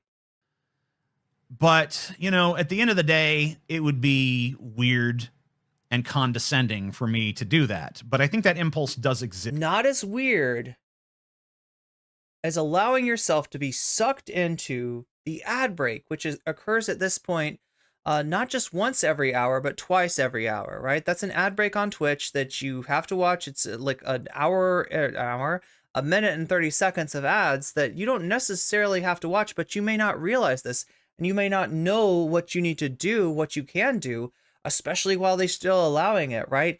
They're thinking about somewhat phasing out Twitch Prime subs. It hasn't happened yet, so this is one of your last chance to use your Prime to get out of the ads on my channel. In other words, if you get a Prime sub on my channel, you will no longer see those ads. You can also no longer see those ads by paying Twitch $5 on desktop, $6 on mobile, or if you're lucky enough, through getting gift subs, which can happen and which do happen, but they're more likely to happen if you're actually active in the chat. It's a form of humble bragging, right? To show yourself as not having a subscription and therefore allowing somebody that's willing to be generous to see that you are in need. So, be active in that chat. And like I said, if we can get to 100 subs, if I can maintain 100 subs, Twitch will actually give me a fraction more of the money that you donate. So that's something that I'm very much interested in. But again, it's up to you, chat. It's up to you. Can we make this work? Can we make this happen? Can we get me to economic viability so that I don't have to cut my hours, but I'm rather able to expand my hours and do more videos and do more content and get more stuff going, right? I think we can, but only time will tell. So just inside of me, because one of the things I always kick myself for is I don't necessarily disavow all of the stuff I said about feminism back in the day. Okay, so yeah, there's a sign that like maybe TJ and I don't completely agree. I feel like he said some pretty wrong stuff about feminism back in the day. but I disavow the unnuanced way that I treated all feminism as a monolith, instead of engaging in the more nuanced perspective that there are multiple kinds of feminism. There isn't feminism, all caps. There are feminisms, lowercase. And well, yeah, for instance, there are TERFs that call themselves radical feminists that like get in bed with, or like not literally, but figuratively get in bed with the far right because they hate trans people that much, right? Yeah, there's different things that call themselves feminism. At the end. So that's an important distinction that I should have made at the time. And I have no excuse for not making it at the time because I knew that then. I just didn't want to be nuanced on the topic. I just wanted... So what he's saying is that I think, if I'm interpreting TJ correctly, is that he was somewhat at the whim, or like let himself be at the whim of the perverse incentives of the platform. At the time, anti-feminist content was banging. Like that shit was banging. That shit was getting views, right? That was, and it's harder to question something like that if you have like a natural inclination towards that kind of content and you're being rewarded algorithmically, right? But I think what he's going to say is that looking at that in retrospect, he doesn't feel as good about some of those unnuanced views. Be like, yeah, feminists suck. And that was a mistake. And so I hate to see Vaush engaging in some sort of topic with the same sort of disregard of nuance that I had, because I was just addicted to being and feeling right. And that's the biggest problem I see with Vaush, is that he's addicted. Not to caffeine, really, not even to Adderall. What he's really addicted to is that feeling of correctness. And, I would say he's addicted to that W. And I would say that that's a factor of the perverse incentives that existed around Vaush's time of ascendancy, right? The debate format is it all revolves around taking home the W's and never taking home the L's, right? This L is an albatross around your neck. And if you allow it to, it will drag you to the bottom of the sea. It will drag you into irrelevancy if you are seen as somebody who's taking the L. Therefore, Vaush is incentivized not only to be smug, to be confident, to be a little bit of an asshole, right? But when he does take an L, he's incentivized to deny that L. He's incentivized to attack the person who gave that L and to convince his chat, which not that hard considering the sort of cult-like environment that he exists in, that L is actually a W, right? It's a wonderful feeling. It's an intoxicating feeling. It's a beautiful feeling. But at the end of the day, every man, every woman, every person should always be open to the very real possibility that what they're saying is fucking wrong. So what I'm getting from TJ is not that he agrees with me on, on feminist issues, right? We were probably butt heads on a few things, but I get a little bit more of a feeling that like my viewpoint is respected and not ridiculed and not, thrown away, and I'm not like, cast as that which is dragging the left down, like that he's going to at least take it seriously and contend with it rather than just trying to, bullshit his way into a W for the, for the debate gold, right? And when you lose the ability to do that, that doesn't enhance you as a person.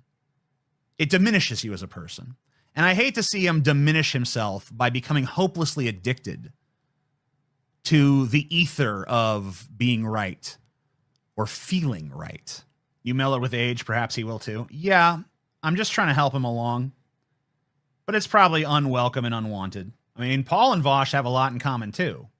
I mean, you see Vaush berating his chat as a bunch of idiots just for asking follow-up questions to things he said, which is a total Paul move. Both Paul and Vaush think that... Yeah, I gotta say his background and the background here and the background on his window is pretty good. Like he might, yeah, like I said, he is from another era of YouTube, but he's at least he's at least moving with the times. He's at least changing and adapt. You know, he's got the not bisexual lighting, but he's got the lighting in the background. That's every prediction is just gold. Both Paul and Vaush will adjust their brains to make their previously wrong take right when they can. Both stubborn as hell. It's one of the reasons why a debate between the two of them is so fascinating to watch. Because in many that's what I was thinking, yeah. They're very similar. And I'm not to say that I don't have my own stubborn streak, but wow, those guys. Paul is way more mature. Well, Paul is way older. I mean, Paul should be more mature. He's been around longer. I also don't know how mature Paul really is at the end of the day. I think Paul has maturity. But, you know, I honestly love the immature side of Paul more than I love the mature side of Paul. I love the Paul that laughs at fart jokes and, you know, gets a fucking, you know, devious gleam in his eye as he fucking makes fun of me for something I fucking said or did, right? That's a cool Paul. Paul's always able to make me laugh at myself, which is a very valuable thing to have in a friend, I think. If you have a friend that can make you laugh at your own shit, that's always a valuable thing because it keeps you from being too filled with hubris.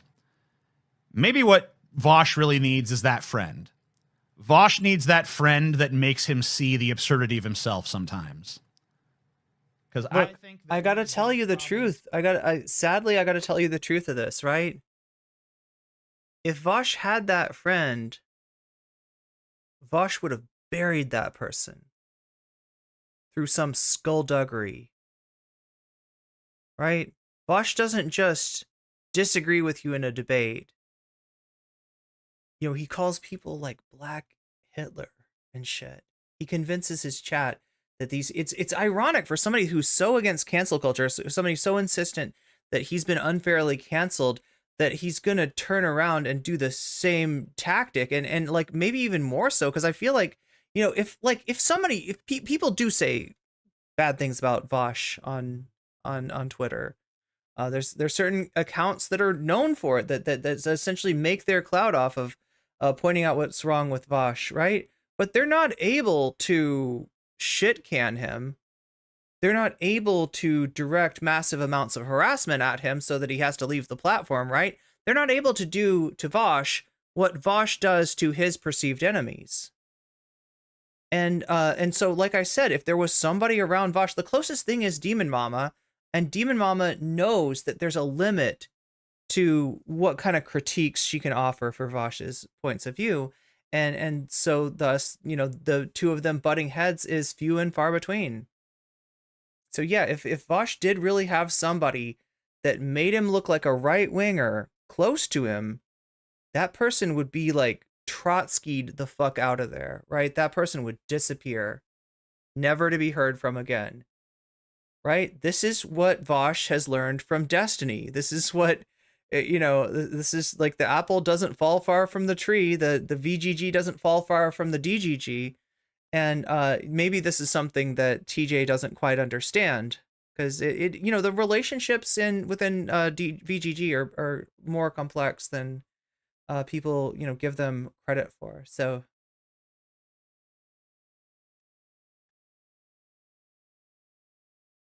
he has at this point is he's blind to his own absurdity. And no one should be blind to their own absurdity, because everyone is absurd. Paul is bad at debates because he can't contain his emotions. I mean, this is just a very different style of argumentation. Because, you know, Paul and I come from a different era of YouTube when overt displays of emotion. This is funny to me. That was what was in. I think that one of the things that has, you know, gotten me ridiculed and lampooned and attacked is overt displays of emotion, overt displays of authentic emotion, right? We exist in such like a post-irony kind of world that stuff kind of gets classed as cringe. Just like, you know, literally espousing like, no, I'm not okay.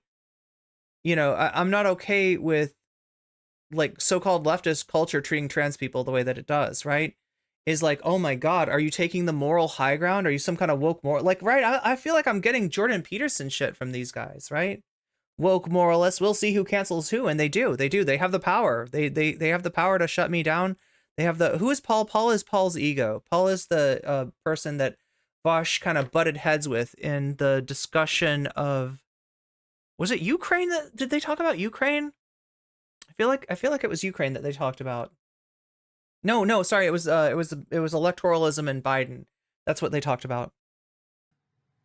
Being extraordinarily passionate and loud and vocal and forceful with your arguments was seen as a positive attribute. Things have changed, but Paul ain't changed. You think Vaush got too big too quickly? No. I'm honestly surprised he's not bigger than he is. Maybe if he exhibited some of the traits I'm talking about, he would be. I don't know. I mean, he's getting way more views than my ass, so what would I know? Debates are kind of dumb, to be honest. My problem with debates is that they are inherently bad faith. So we talk about, oh, you're bad faith, you're bad faith. Both parties in any debate are bad faith because... So isn't this funny? Like, this is the guy that, like, that BGG was up in my comments telling me that I should hate, right? That the things that I don't like about Vaush are even worse. Like, you know, this guy says the R slur, this guy does this guy does that, right? And what he's saying here is something that you would never hear from Vaush, is that debates are not a means of finding truth. Debates are a form of entertainment, right? And that sucks the air right out of Vaush's sails to admit that. So he would never admit that. Neither one of them is there to honestly evaluate an issue. They're both there to win a victory for their ideology. And that inherently means that they're not really truly willing to change in the course of the debate. And if a person's not really willing to change their mind, then they're not being open-minded. And if they're not being open-minded, then they're certainly not being charitable. And so they're inherently arguing in bad faith.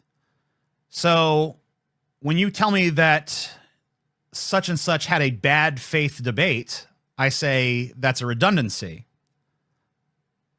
All debates are bad faith. And that's why I don't put much stock in them as anything more than just entertainment. I think debates can be somewhat valuable to the people listening to them if you have two interesting, you know, intellectual perspectives that are being adversarial towards one another. But in real human dialogue, there should be open-mindedness, there should be charitability, there should be an attempt to understand the other person.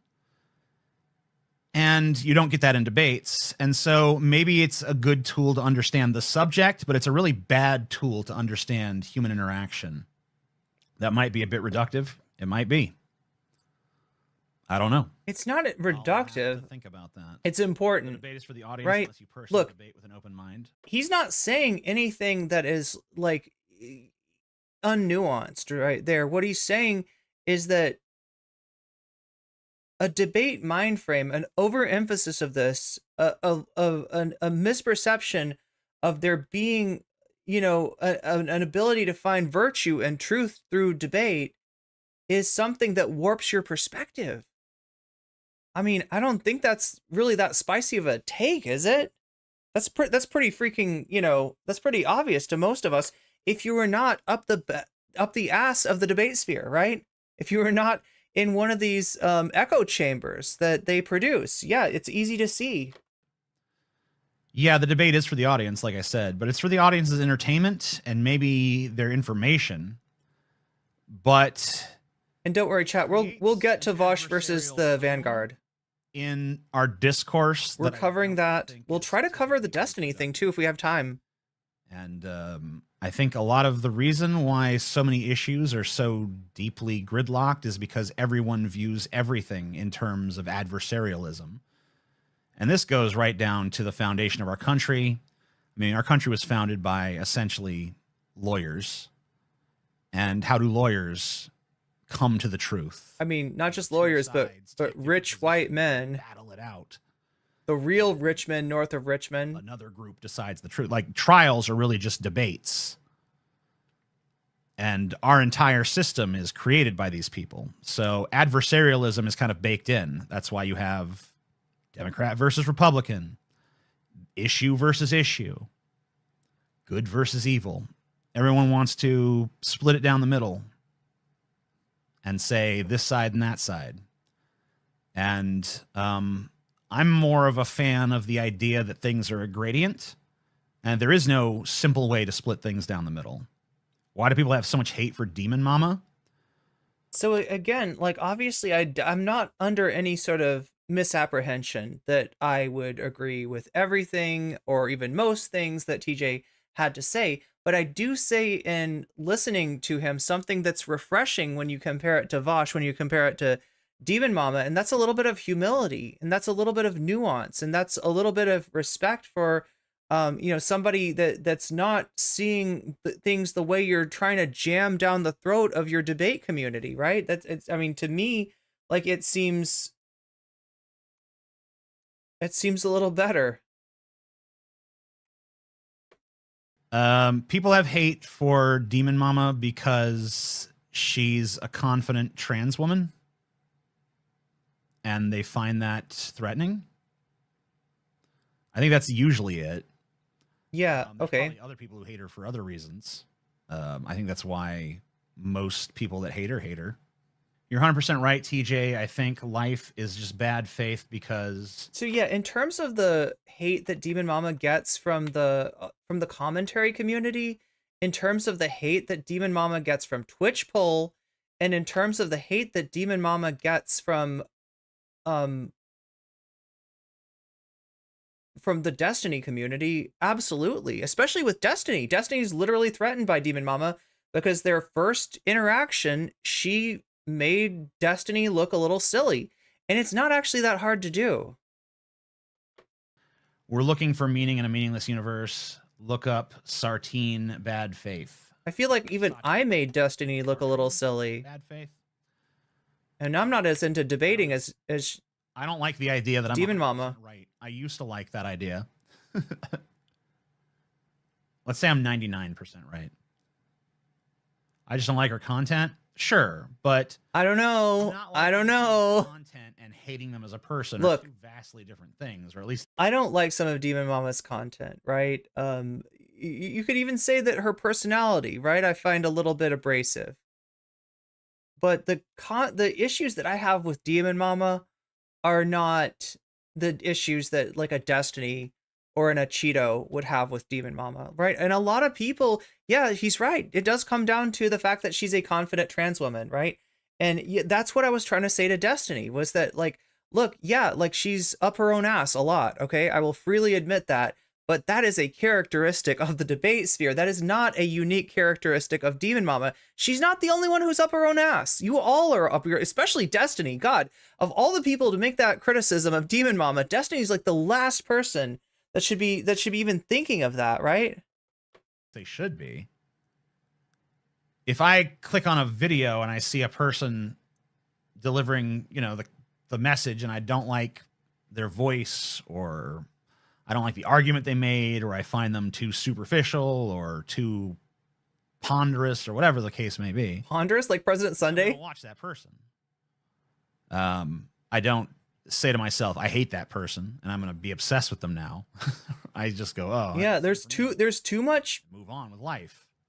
Legitimately, I do think there are people out there that are just obsessed with Demon Mama in the commentary community, in the Destiny Orbiter community. I mean, look at what happened to her. The reason she doesn't do debates anymore was because it started with like Hans of Harkir, of people just trying to like trap her into being their token anarchist and strawman the fuck out of everything that she said, to the point where even I'm feeling bad for her. And I'm somebody that she's literally flipped off in a video, right? Which maybe you've seen. Maybe you've seen her flip me off, right? She doesn't much care for this random small streamer chick. She said some really fucked up stuff about me. She even implied that I was maybe going to jail, right? That I was in legal trouble. I think based maybe on like what she'd heard from White Nervosa. Like Demon Mama's, you know, full of shit a lot of times. But even I felt bad for her when she became the, you know, the lol cow of Twitch poll, right? That wasn't right. I think your channel has improved over the last year or two. One thing I don't get about the content strategy of Demon Mama is why Demon Mama does not ever put out any sort of like short form content. Ooh, yeah, good question. It's always extraordinarily long streams. You could make this criticism of me. Extraordinarily long clips from those streams. You could make this same criticism of me. Yeah. And obviously there's an audience for that, but like, why no 5-minute content? Why no good question? Good question. Content. Why does everything have to be so fucking long? Good question. Yeah, no, you're right. It seems like you're very much limiting the scope of your own audience at that point by not having some more digestible segments that could get people digestible. Yeah. Good for your tummy. I don't really understand it personally. I know that this is the day and the age of the streamer. Mr. Garrick, is it because of me? Is it because my content is too long form? Is that what's making your tummy uncomfy? And that people like long. No, he's talking about Demon Mama. He's talking about Demon Mama, right? And I mean, like, look, I don't know how she's going to take this, right? And in fact, I think she responded to this. Oh my God, chat. This is not the main dish. Like, I want to get you to Vaush versus the Vanguard. That's the main dish. That's the thing I promised you in the thumbnail and the title. But I really, at this point, want to be able to cover Demon Mama's response to this, because I'm curious now what she has to say about this, right? She's generally not somebody that takes advice easily. Like I said, she's up her own ass, and she's usually, yeah. I mean, like I've seen her listen to criticism once or twice. It's just not her normal mode. It's not how she is. It's not what her personality is, right? She's been forced to adopt, and that's why I kind of cut her a break on the whole sort of egotistical personality thing is in a lot of ways, in order to survive, in order to exist in the debate sphere, she's been forced to adopt that kind of a personality. So I legitimately don't know how much she legitimately is up her own ass and how much she is forced to just kind of like become the stereotype of a debate streamer in order to be taken seriously. Because like I said, she is a confident trans woman who's in the debate sphere, who's in the commentary sphere, and a lot of people hate her just for that, right? So she does have to be a little bit, she does have to have thorns. Content. But I mean, and everyone's got their favorite. I can't tell you how much of that is just her. Important to put out stuff for the people who don't want to commit to watching something that's 3 hours. Yeah, he's right about that. That's a good content strategy, TJ. Yeah, but I don't know that wit is what Demon Mama is going for. I mean, when I've seen her, oh my God, it's the backhanded slap into things. It's primarily been Demon Mama delving into a subject as thoroughly as she possibly can, and she's very good. She does a lot of that, yeah. And that's good, and that's all well and fine. And like the Illuminati content, for instance, yeah. Surely there are some subjects that she could address more quickly and make some shorter form content that would be more appealing. Yeah, I really wonder how she'll take this. And I just don't get why she doesn't do that. I don't know if it's because it has not occurred to her to do that, or if she's thought of it and then dismissed the idea and said, that's just not for me. Or maybe she doesn't want that more casual audience. Maybe she specifically only wants her audience to be filled with people who are willing to sit there and listen to her for an extended duration. And so maybe it's a way of weeding out people who are maybe too casual for her tastes. The dirty casuals, yeah. I don't know what her reasoning is, but it does baffle me. Just describe. She wants the real gamers. God forbid that 8-hour-long stream was terrible take like the one you've discussed. I don't remember. The only take of Demon Mama's I remember discussing recently was that Trump is worse than George W. Bush, which I do not agree with. And I think it's hard to justify, given the fact that George W. Bush led us into two disastrous I think I got to side with Demon Mama here on this one. Yeah. Now, you don't hear that. You don't hear me say that often. They went on for quite some time and cost a lot of lives, a lot of money, and didn't really seem to accomplish much of anything. And so I get what he's saying in that there were no wars under Trump, but I feel like it wasn't because of Trump and because of his policy. I feel like it was in spite of his policy. I feel like if there was a people for the new American century behind Trump trying to get a war started with Iran, that it would have happened. It would have absolutely happened if those people had had his ears, right? And it's just different people at different times have his ears. Sebastian Gorka for one time, Steve Bannon at one time, right? Stephen Miller, his people in his family, like different people have his ear at different times. So Trump is a difficult one to categorize, just because he is such, politics and policy especially is the last thing on Trump's mind. Rhetoric and resonance and reading the room and trying to catch the zeitgeist, right, is what Trump is all about. So it's kind of hard to make this comparison. So what did he buy with American blood? As far as I could tell, not much. So he will always be worse in my eyes than Trump, who at least never did that. Oh my God, no. Are we okay with... Okay, it's his theme song. It's his theme song. I think we're okay. So yeah, TJ had a kerfuffle, had a run-in with... Obviously disagrees with Vaush on drugs. I don't think we have time for that. Look, if we have some more time, I'll try to... this is interesting to me, right? This is more interesting than I thought it would be, because I have never really gotten into TJ's content. I think this was worth it, though. I think that he's analyzing the debate community in a way that just does not happen. You don't get President Sunday making commentary like this. You don't get anybody in the Vaush orbit or their detractors making commentary like this. So, yeah, I find it valuable. So the Vaush versus drugs, obviously Vaush, not a fan of weed in particular. Look, I can get, okay, as somebody who enjoys the THC and the Sebe days through my plug, whose name is Sam Cedar, I will admit that fans of the herb can be a little bit annoying.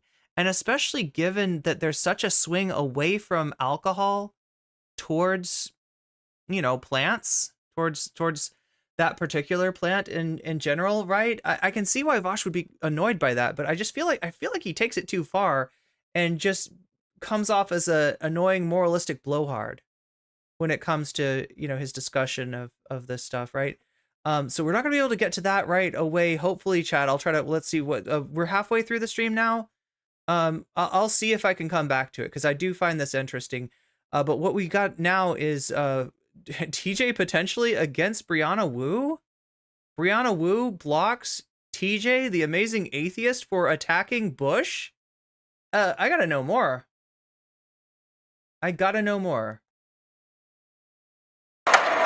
Brianna Wu!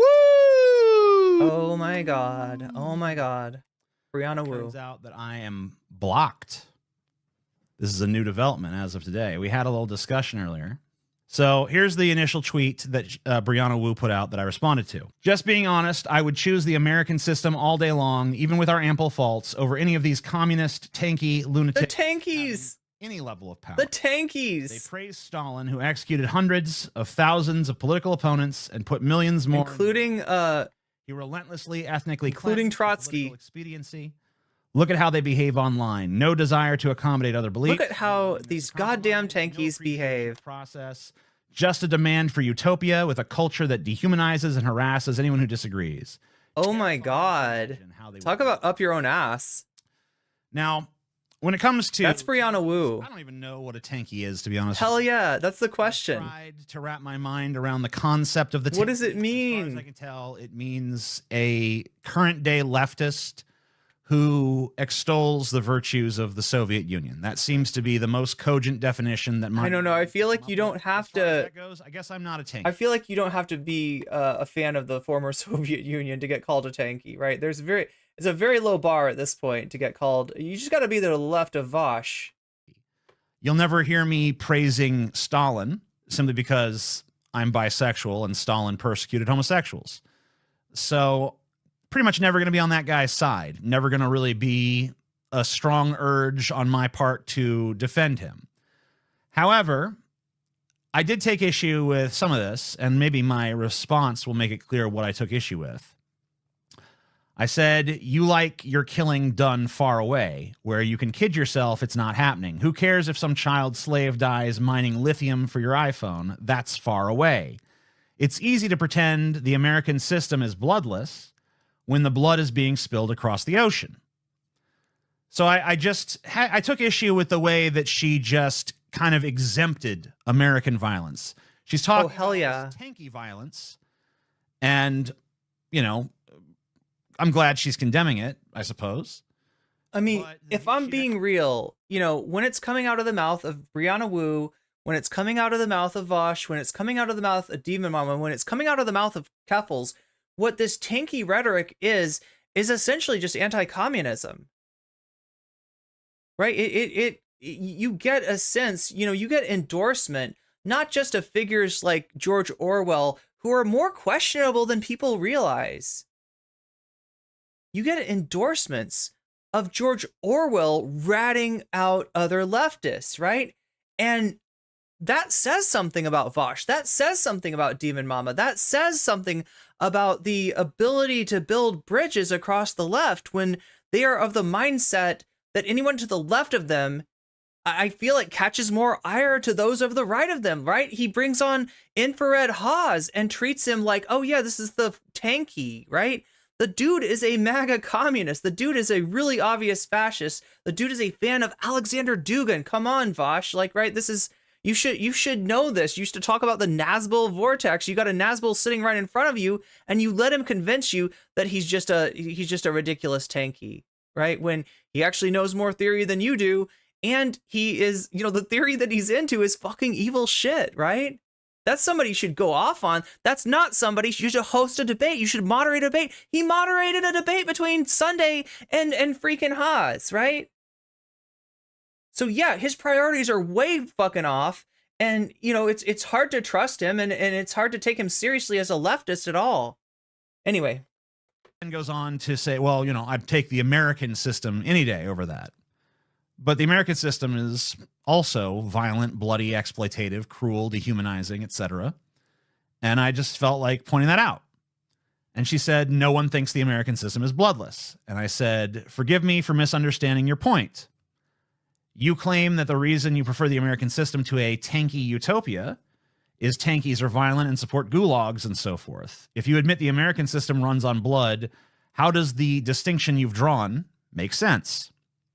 To which she responded, the West has a process for dealing with our George Bush figures. Tankies don't believe in democracy. I think they are inherently Do we have a process for dealing with our George Bush figures other than rehabilitating them and like letting them become uwu small beans who, you know, do paintings and, you know, comparing them favorably to Trump? Do we really? See, that's the danger between, you know, like, right, I don't like the viewpoint that Bush is like worse and more dangerous than Trump, but at the same time, I don't like Bush being rehabilitated through favorable comparison to Donald Trump. Fascist. To which I responded, we do? Like what? Electing him twice, then reforming his warmonger image to the point where key figures of the opposition party now hang out with him socially and take selfies with him at baseball games? And then she blocked me. She blocked me. You know, I have never been of I can't believe she blocked me. That just because someone's blocked you, that means you automatically win. I've never been of the mindset. I mean, that's W culture, right? That's XQC. Sort of just implicitly puts forth the idea that you can't handle what they have to say. Because I've blocked plenty of people, and the vast majority of the time when I've blocked people, it's been for one reason and one reason only. They annoyed the shit out of me.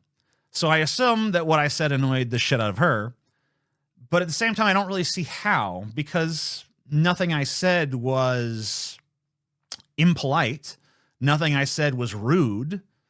Everything I said was in keeping with the discussion at hand, a discussion which she engaged me in. I mean, she could have very easily just ignored my response and gone about her day.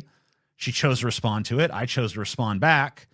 And for the crime of responding back and just pointing out that, hey, we don't have a way of dealing with our George Bushes here because we didn't deal with George Absolutely. Bush. Okay, there he's right on. He's 100%. So in this instance, I would say, yes, it does kind of seem to me that I was blocked for making a good point. And if I didn't make a good point, then she should have responded to it, or I don't know, ignored me, I guess. You know, I'm actually surprised I haven't been blocked by Brianna Wu. She obviously hates me, right? She's definitely jumped on the thread when Vaush Ray showed me. She was right there with him, right? But yeah, I haven't been blocked by her, at least as far as I know yet.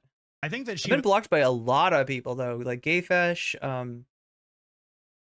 Dana, White Nervosa, most famously. White Nervosa definitely doesn't want to have anything to do with me after I exposed her when she came for me. I was kind of upset that I was getting likes, maybe. She was maybe upset that there were people agreeing with me and not with her, even though she had more agreement, obviously, on her own Twitter than I do. It's not like I was ratioing her, but I was starting to get some likes and stuff, and maybe she saw that as like a threat. I'm not exactly sure. It's also possible that maybe she did think I was defending tankies, even though I never said a word in... I just like can't imagine. I don't feel like I did anything worth blocking me over. So I guess I'm a little upset by it, because I was kind of enjoying following her Twitter. You were? Okay. For not very long, for about a month, I guess. Okay. And I'd seen a number of things that I agreed with, a number of things I didn't agree with, and I was enjoying. Yeah, the back and forth, the discourse. Now I can't anymore because I dared to say that she's wrong about us holding George W. Bush accountable, even though we clearly didn't. So I feel like I've been blocked for saying something that's just objectively correct, which is an odd feeling because I don't think I've ever been blocked for that before. I don't think I've ever been so absolutely respectful in a discussion only to have it be known that my voice is not welcome. But it obviously is her Twitter and her choice. Hey, if you like this clip, you might like the full stream, which I do every Sunday, more or less, over on the Pessimist Productions Patreon, link down below. Thank you kindly. But it just seems like she's using the horrors and atrocities of the Soviet system. Yeah, the Black Book of Communism. Hell yeah, that's what she does. System. She's a McCarthyite. On behalf, she's a neo-McCarthyite. U.S. imperialism and capitalist exploitation around the globe of the third world. I call it the third world. Some people call it the global south. You can see he's old school. You can see this guy is old school.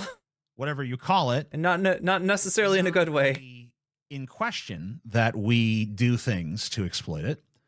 It's not really in question that American business uses slave labor in the instances where it's not slave labor outright, it's at least highly exploitative labor to build their products, to mine their lithium, to pick their chocolate, and so on and so forth. And so much of the stuff that we enjoy in this American system is based on the exploitation of people oceans away.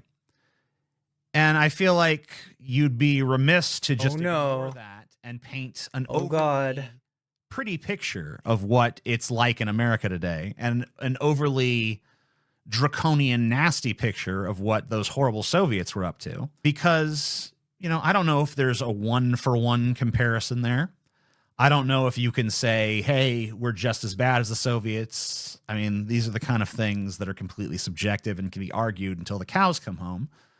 But at the end of the day, to say that one system is just devoid of blood and tyranny and the other is just rife with it, I think is very dishonest.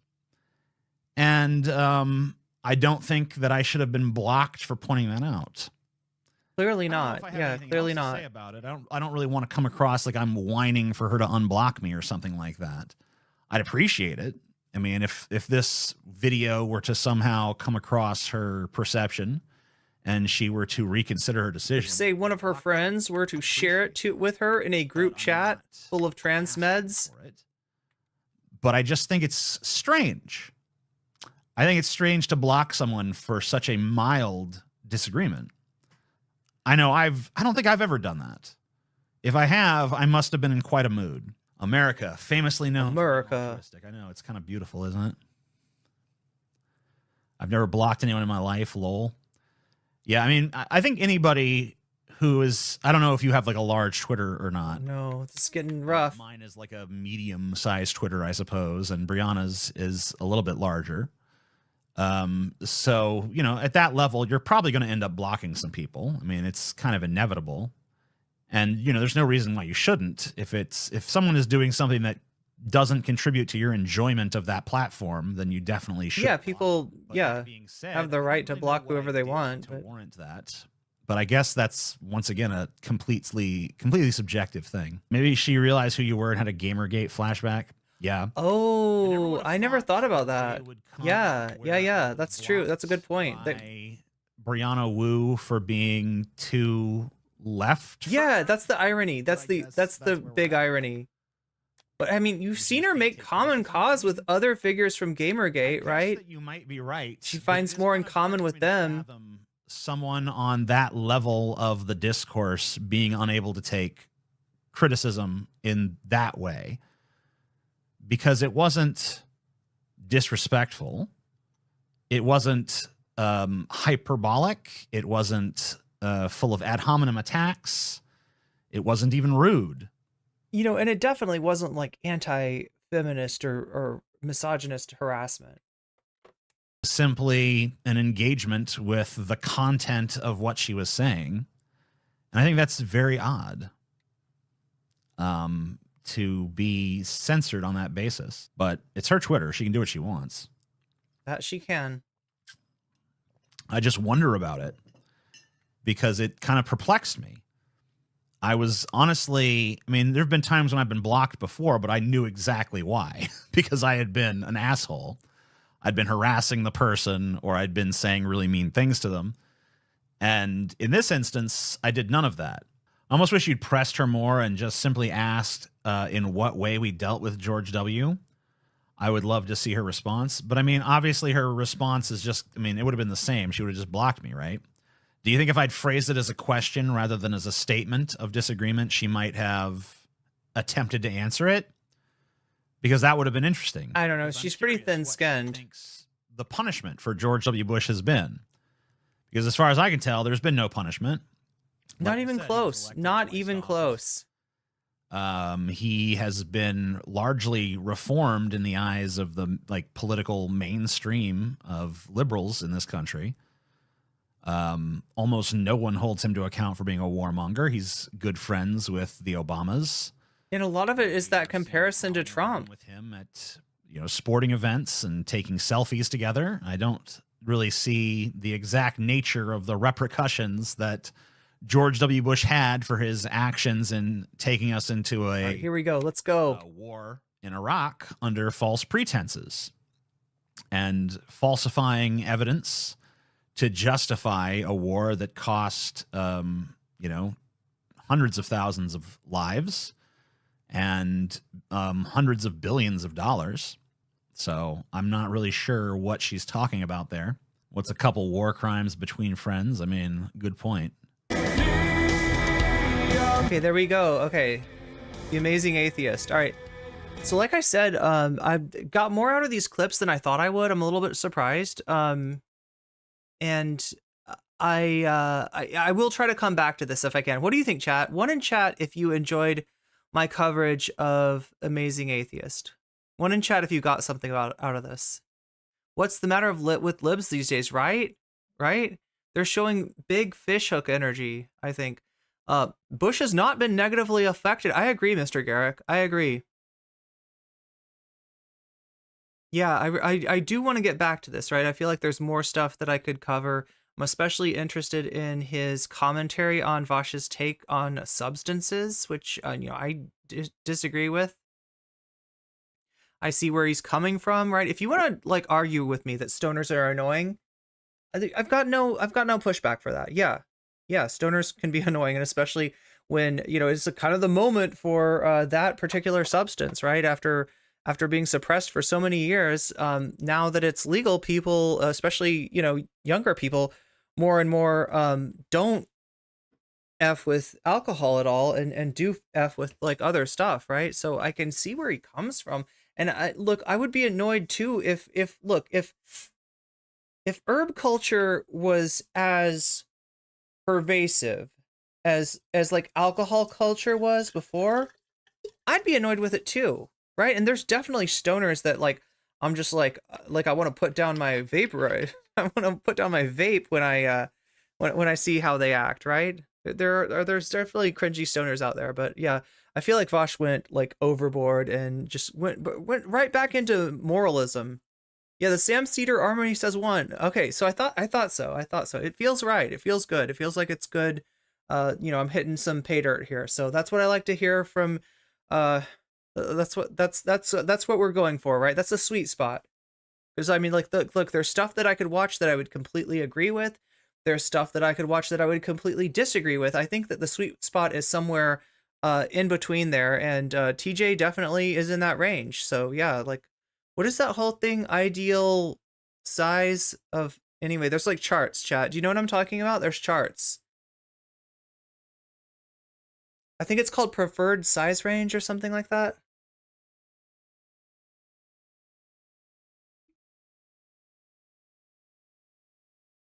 I don't know. I don't know what Vaush's feelings on alcohol are.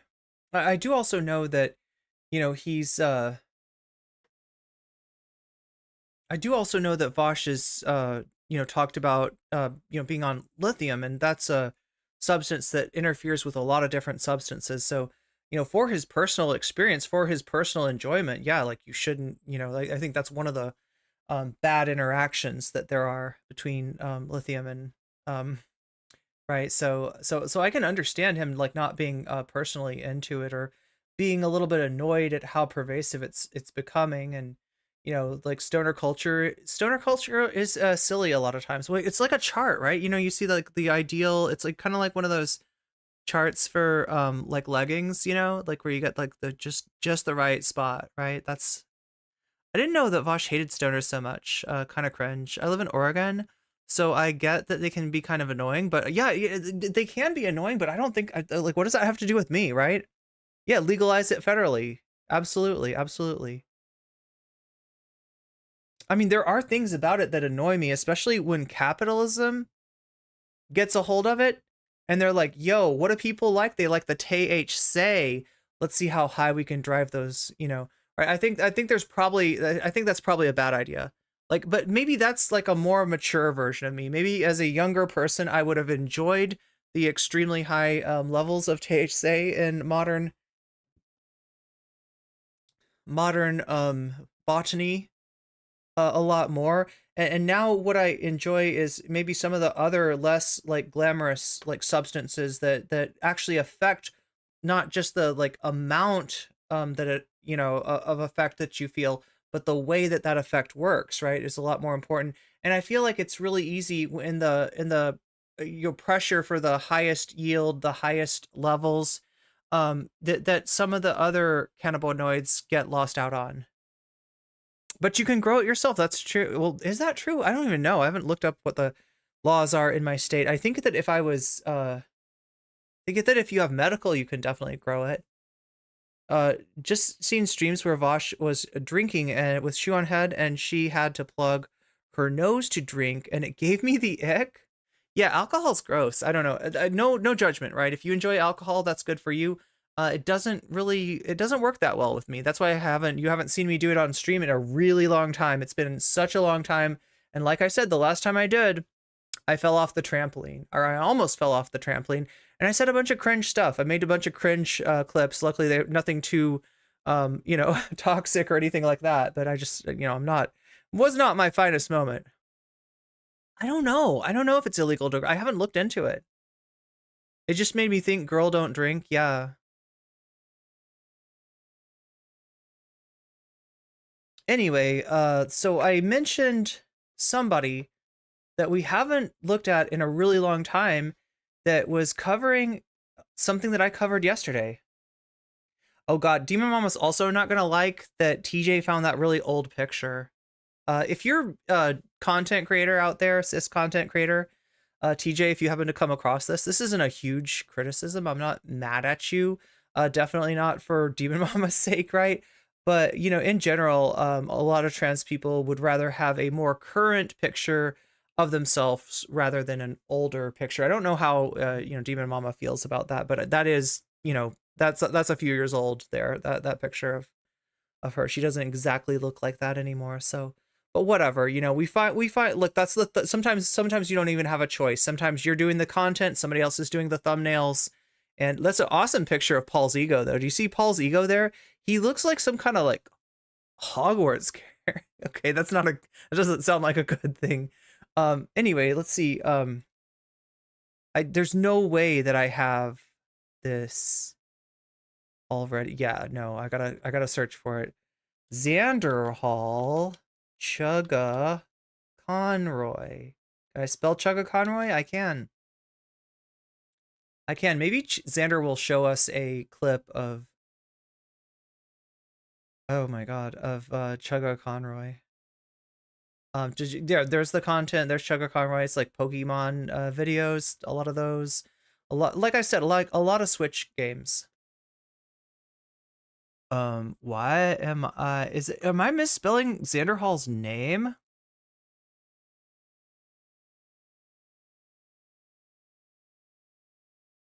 Oh, there's 2 A's in Chugga Conroy. I see. No, I know he did a video about this. Oh my God. And it's the look. I gotta say, like I said, my problem with Chugga Conroy is the boundaries that he pushed. It is not in any way Chugga Conroy being into. Well, oh, you can't see it. You can't see it. Here, I'll have to reload this to make you see it. Haha. Wait, what's going on? Okay. The X in my name. The X in my name. That's the thumbnail. Now look, I get, like, from what I can tell, this may be Xanderhal making his own thumbnail, right? He may have this is a very different style of thumbnail than we've been accustomed to in the past. We know that Xanderhal, I think, at least had a fight with, if not parted ways with, his former editor, maybe the person that also did thumbnails for him. And so, you know, I get that, like, you know, doing thumbnails yourself, if you're used to somebody else doing it for you or finding a new person to do it, whatever happened, right? It might not be easy, all right? But I'm not going to comment on the, you know, artistic aesthetic aspects of this thumbnail. I'm going to comment on the commentary on a very common proclivity, a very common interest, you know, that could be sexual or otherwise, right? I'm not into feet, but there's people who are, and there's nothing wrong with that, right? It's all about consent. That's what the problem is in this situation. It's not that, ew, gross, he's into feet, right? That's kind of, I don't know. I don't like that kind of judgmental shit, but I don't know. I can't speak to the circumstances in which this thumbnail was created, but yeah, we're back to covering Xanderhal. Wait, can you see it? Yeah, you can see it. Oh wait, let me make sure you can see it really big. There it is.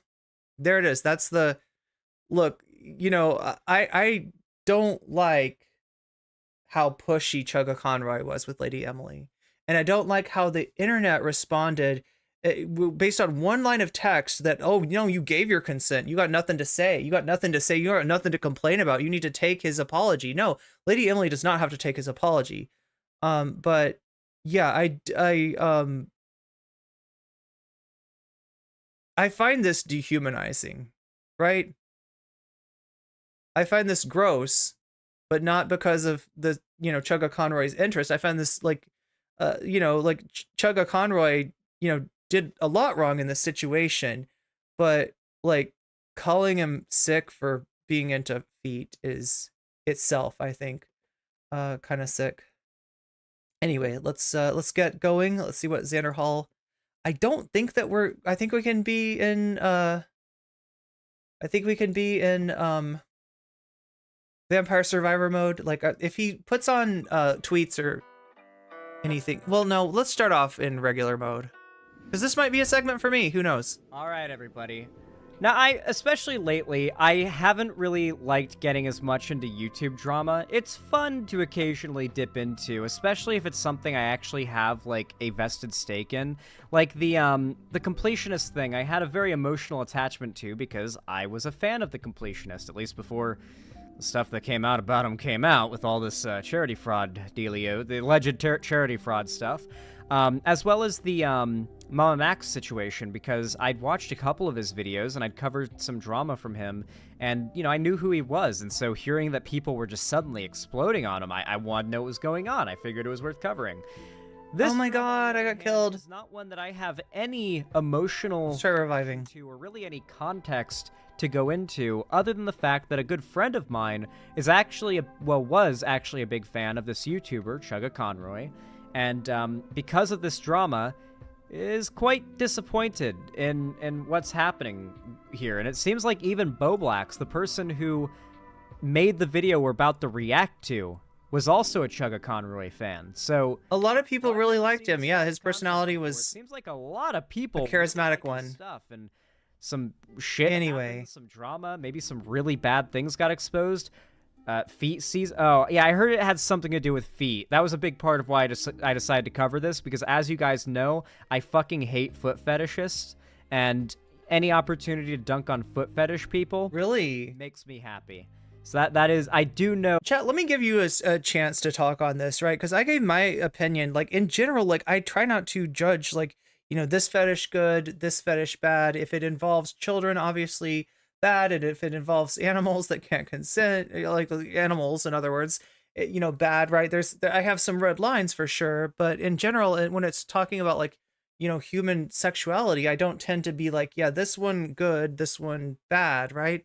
And anybody have insights on that, feelings on that? What do you think?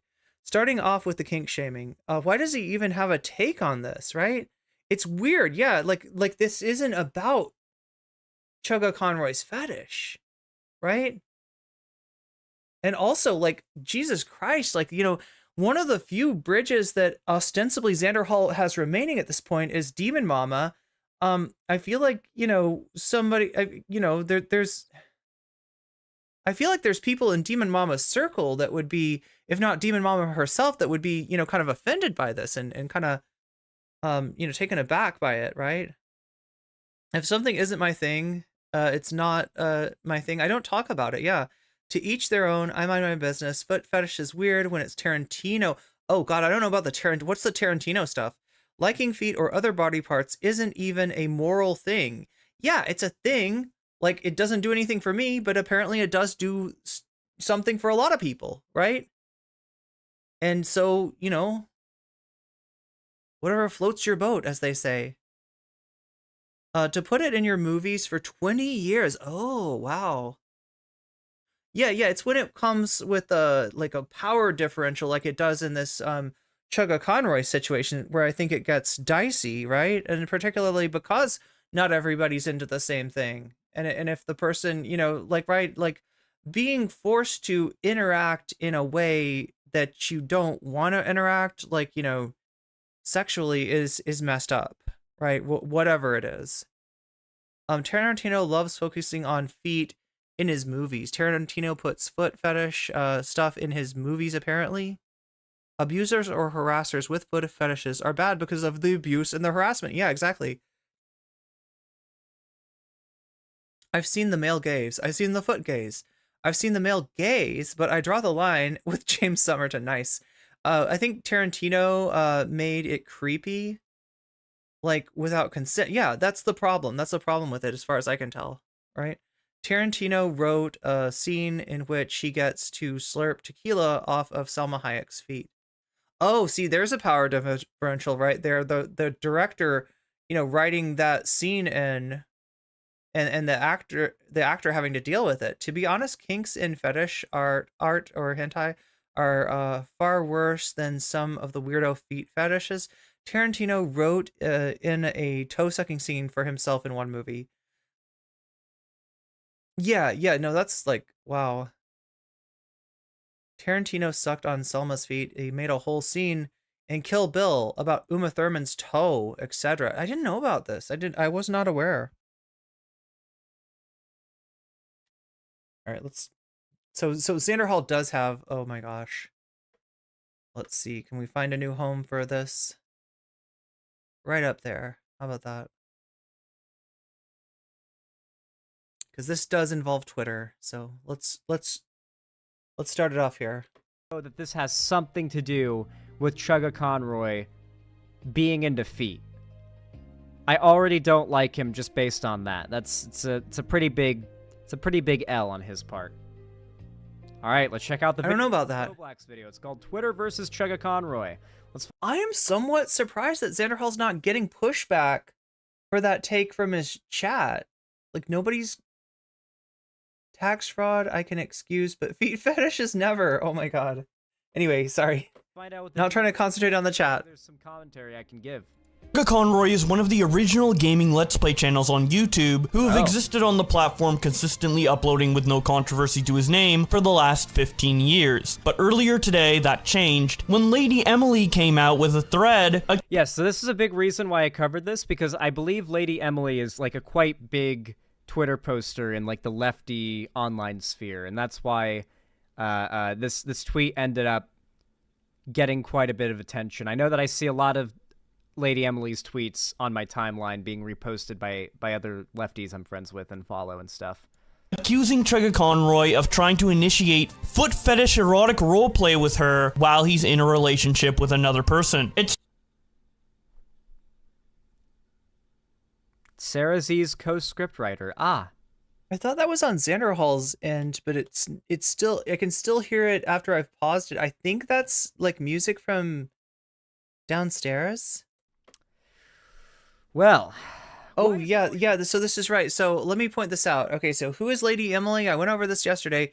Lady Emily is the writer behind a really popular YouTuber, Sarah Zed, right? And you know, Lady Emily is a writer. So, you know, even though like I think Lady Emily's own content isn't as well known as Sarah Zed's, Lady Emily is, you know, not just like a, you know, small YouTuber, right? There's more to mention than that. Feet people, but still understand that there's a power differential in the favor of Chugga Conroy, especially considering that Chugga Conroy is big in the kind of gaming and content that Lady Emily does on her own platform. If there's any normal feet people, guys. Like, I don't think people who are in defeat are able to be normal about it, you know? Like, it's not just that they're into feet in the same way that someone's into ass or titties. They're into feet and they have to be weird about it too. That's the thing. Fuck it. Oh wait, is Blowblack's gonna read this? I'm just gonna read this here in case he doesn't. Fuck it, just to get it off my... Well, okay, so this is the original tweet. Okay, one thing I did see on Reddit, by the way, is Lady Emily had tweeted this one tweet here that was like super vague, and people thought it was in reference to the false allegations that were made against Quentin Reviews by like his ex-editor a while back, like being brought back up and vague tweeted about. So people were at first giving Lady Emily a bit of shit because they thought she was vague tweeting in support for like a debunked set of allegations. So then Lady Emily was forced to like... It's weird when Xanderhal says it, like I start to wonder, wait, was this debunked? Is that like, I don't know. I don't have a lot of faith in this guy. Let's just say. Thinking she was talking about Quentin Reviews, who I also like. I like Quentin Reviews content. Good YouTuber. Lady Emily tweeted the original vague... I don't know. Can anybody speak to the Quentin Reviews thing? Is Zen right about this? YouTuber who sexually harassed you for several months last year, a wholesome bean with only green flags, upside down smiley face. Very, very vague tweet. If you're a big figure and you tweet something this vague and this damning, you're going to get a lot of people speculating. It doesn't matter. People are going to... Yeah, so again, at this point, you know, you can say that the vague tweeting was a mistake, right? You either come out with it or you don't. But at this point, you know, the Lady Emily had to specify who and what she was talking about just to you know, make sure, because the last thing I think that she would want is somebody that was uninvolved and completely innocent being, you know, having shade thrown on them unnecessarily. That's speculate. And when enough people, when one person makes a really confident speculation, people will believe it and run with it. And you'll have just started a rumor completely unintentionally. Is Zan weird with MILFs? I mean, I don't know about weird, but it's definitely one of his interests. Let's just say that. I will say that.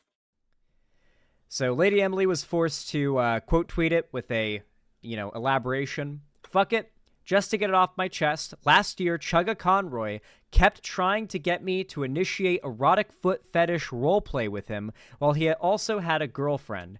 This included sending shoes to my house under the guise of a gift only to constantly ask for more feet pics afterwards. Holy shit. This guy was a goblin, dude. A goblin? This guy was a fucking goblin. Not a gnelf? Not a gnome? But a gnoblin? Now it's 25 governors. Great, that's like half the country.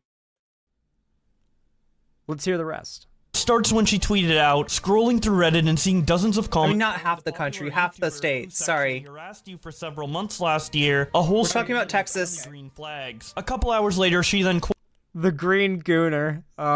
Quote retweeted herself and said, "Fuck it, just to get it off my chest. Last year, Chugga Conroy kept trying to get me to initiate erotic foot fetish roleplay with him while he also had a girlfriend. This included sending shoes to my house under the guise of a gift, only to consistently ask for feet pics afterwards. Eventually, I started ignoring him because I wasn't sure how to." Hey, did you get the new shoes I sent you? Yeah, you should should put those on. Take some photos of how they look on you. No. Take you have to be wearing them. You have to be wearing them. Don't bother sending the ones where you're not wearing them.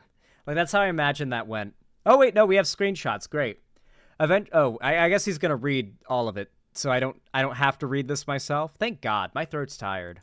Navigate around him, clearly trying to rope me into fetish shit, and in return, his messages to me got more frequent and aggressive. She then shows various Discord screenshots. This first one is from June 11th, where Chugga Conroy says something to her, and then follows it up by saying, "And beautiful. So, I originally planned to go with black with a floral pattern, but they lacked it in your—" So chat, do we all know Boblax? Do you know who Boblax is? Does this name ring a bell? Boblax is the one who puts out videos that will be like, Twitter versus Mama Max, Twitter versus Colleen Ballinger, Twitter versus Illuminati, right? Whenever anybody gets lit up on Twitter, there's a big discourse on Twitter, Boblax puts it into a video and he reads them out, right? But Boblax also is a little bit famous for a certain phrase that he is known to utter. Let me... Breaking Bad! Stop being so disingenuous! This idle animation. Stop laughing at Sonic! There it is.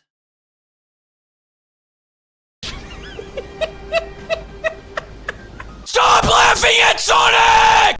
Boblax really doesn't want you laughing at Sonic, right? It's really important that we stop laughing at Sonic, Chad. It's inappropriate and just wrong. How dare you? How dare you laugh at Sonic? Your size. So I went with what I thought was most likely to go with any clothes. She responds, "Oh, honestly, great call, because I love black high tops, but haven't had any in years and years." Chugga responds, "Ha, it's my personal favorite shoe." She responds, "It's a great shoe. Goes with everything." Okay, maybe this is before the creepy stuff or something, but so far, I'm not gonna lie, it's kind of coming off like she's going with it so she can get free shoes out of this situation. I'm not gonna lie. Listen, I know one thing about women. Look, if a larger content creator wanted to buy me, I don't know, better headphones, a better mic, like, you know, I like you in this top, but have you ever considered that one? I would be interested in hearing about that too, right? I don't, you know, I don't really have a... And it's that women be shopping. And when women are shopping, what they're shopping for usually is shoes. Like you would think every woman is a foot fetishist because they fucking love shoes, okay? And I would not be surprised if this girl just kind of stuck through some weird shit to get free shoes out of it. It wouldn't surprise me. Xanderhal, I don't know if you know how devastating this has been for me. I've been a fan for literal years. It seems like I'll need to change that status to X-fan soon, it seems. A fan of Chugga, I think. So far, there's nothing too crazy here other than the cheating. Although, if we see evidence of him being, like, really pushy when given a clear sign, like, no, stop, and there's no, like, double talk. Because, like, I've seen accusations where someone claims, like, a YouTuber was being, like, sexually pushy, and then you see the DMs that are leaked, and, the like... Stream says, I was gonna say, women be shopping ironically to make fun of him. I didn't expect him to say that. Yeah, I can't tell. I don't... It feels like he's trying to get by on the possibility that there is irony in what he's saying, but not necessarily so. I can't tell. Maybe, like, I can't tell how serious he is. The accuser leaks, like, clipped DMs, then the accused leaks, like, all the DMs, and the DMs in question show, like, the girl says, I'm not into you like that. The guy's like, okay. The girl gets really flirty, and the guy's like, okay, maybe she is into me like that, and reciprocates, and in response, the girl's like, no, I'm not into you like that, and the same cycle repeats, right? And I feel like that's very different. I haven't seen any evidence of that happening here, but, like, that happens. That has occurred. That has happened, and YouTubers have been falsely accused of being, like, overly pushy sexually because of it. Chugga responds, do I get to see you in them? These next set of messages are from September 16th, and it starts out with Chugga saying, ha ha ha ha, thank you. Trying to get a lot done. I want to finish the series, or at least get close so I can travel to Scotland to see my significant other soon. She responds, oh cool, I didn't realize she was in Scotland. Chugga responds, yeah, pretty far, but we're thinking of immigration next year. Would you like to pick up where we left off last night? It almost feels like when Lady Emily hears a talk about Chugga's significant other, that she's somewhat relieved. And this is something that I can relate to, right? In terms of if you're getting unwanted attention, or you're not sure about, whether you're getting unwanted attention, and then, you're, oh, cool. Yeah. Significant other. Cool. You like let's talk about them. Right. As opposed to, like, if anyway, it's just a sign, not a big one. I can't stand Zan's voice anymore. I think you're not the only one. I miss the lucid dream world, but regular dreams are awesome too. I've only had a few lucid dreams, Michael S. And it has been a while. I kind of like them too, but what's annoying about lucid dreams is that, like, I do realize that I'm dreaming occasionally, right? I have had that happen like 2-3 times in my life at least. What I don't ever realize is that I'm dreaming, and I could literally be doing whatever I wanted in the dream. Off suddenly, you tend to disappear. An hour and a half. You tend to disappear. Do you hear that? Okay, never mind. We're now he's like double, triple, quadruple, quintuple, sextuple messaging now to get her to feet post. Okay. Okay, so like I said before, I don't think that double posting is necessarily like the worst thing in the world that you can do. There are justifications for double posting. If you're posting something and there's something that you forgot to say, hitting it in that second post is okay. Other people feel differently. Like, so I try not to double post just because, some people it really does bother. But, like, 2 posts I don't have a real problem with. If you are not being responded to and your reaction is to keep pinging the person and keep pushing the person, that I do have a major problem with, right? Yeah. No, but I see it now. I'm not seeing any mixed signals coming towards Chugga Conroy, honestly. I think she wanted the free shoes, but the pics, nah, bro. Aw, gonna ping you once more. And then the next day he says, well, hello, have a nice doctor's visit? Then 3 hours later he says, sorry to ping again, just wanted to know. And then... This is the kind of shit. Yeah, this is bad. This is why I never double message unless it's a close friend. Like, wait, regardless of whether it's even someone I'm like flirting with or like into, even if it's just like a bro. So I don't know. I can't tell where he's at, right? So anyway, a little bit of background on Xanderhal, right? His one of his bigger controversies was a situation in which he was involved with an NSFW channel. I think it was a channel on his Discord at first, right? Now he's got stories about, like, saying that the people in that channel were like somehow like they weren't fans, they were friends, they were, maybe one of them was a real life friend or something. There was some like excusing, factor that he tried to bring up. But anyway, I think he recognized that having that on his server was a problem. So then that channel became its own spin-off Discord server, and it was a channel that, a server that Xanderhal frequented, right? And people were encouraged to post NSFW. Xanderhal was, I don't think that Xanderhal was posting, but he was in the server, he was in the channel, and he was looking at the stuff. And they joked around about it being a harem. In fact, I think that might have even been the name of the server and the channel, right? Was the Xanderhal's harem or something like that, right? So it was a joke. It wasn't supposed to be taken seriously, but one person in the Discord didn't get that message, and they would joke around about things like, yeah, we could like all live in a house together. Wouldn't that be cool? Like a hype house with Xanderhal, right? And most of them understood that this was something that they were talking about, but we're not actually going to really do. There was one person in the server that, it sounded more seriously. They took it as more seriously. I haven't looked at the, he's quoting Nutty Professor. Is that what he's doing? But anyway, so this was the famous sex cult, right? And then Thought Slime made a tweet saying, hey, maybe if you're a leftist content creator, try not to like form a sex cult. And it definitely wasn't a sex cult. It was an inappropriate NSFW server, right? That caused some problems, right? That somebody that I think maybe even needed housing or needed to be out of the situation that they were in was kind of like thinking that this was for real when it wasn't. And, there were problems. But so Xanderhal is used to in thinking of this kind of situation involving a content creator from the perspective of the content creator, not necessarily from the perspective of the victim. And I think we can see how that informs his take. I rarely double message unless I'm really close with them, and I flying like Superman or jumping off a roof of a skyscraper are unforgettable memories. When you had were you in a period of stress?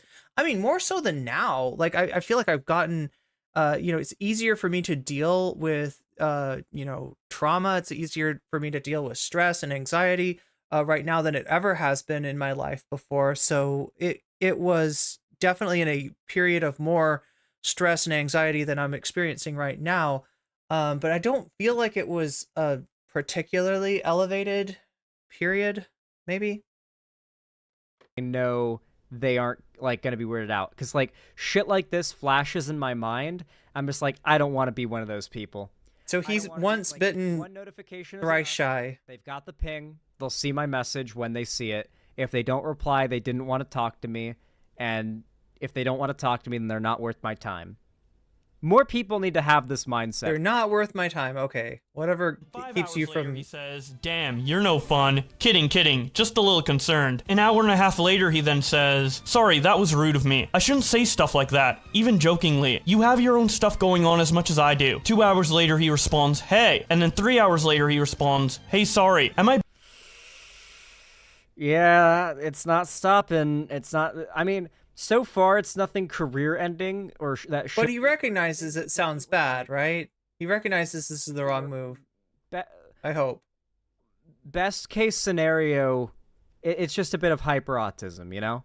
Oh my god. Bugging you too much. I just got done with work and saw I hadn't heard back. 25 hours later, he says, hey yo, how's today? Feeling any better? And then 3 days later. Best case scenario, it's just a bit of hyper-autism. That's... Later he says, hey, sorry if I'm bugging you. That's what he said. Oh, days and days are passing now. Oh, man. Dude, what... So, yeah, he's noticing what I noticed. 1 or 2 pings will do it. I understand you've got your own stuff going on, too. I just wanted to wish you well tonight after seeing you talking about... I'm begging cishet men to be normal. I'm on my knees. Listen, I do think there's a conversation to be had about why we usually only see men engage in this type of behavior and not women. I think it's a worthwhile discussion, right? Like the fact that like you don't really see women do this. I mean, look, it's a power issue here, right? the fact that it's so hard to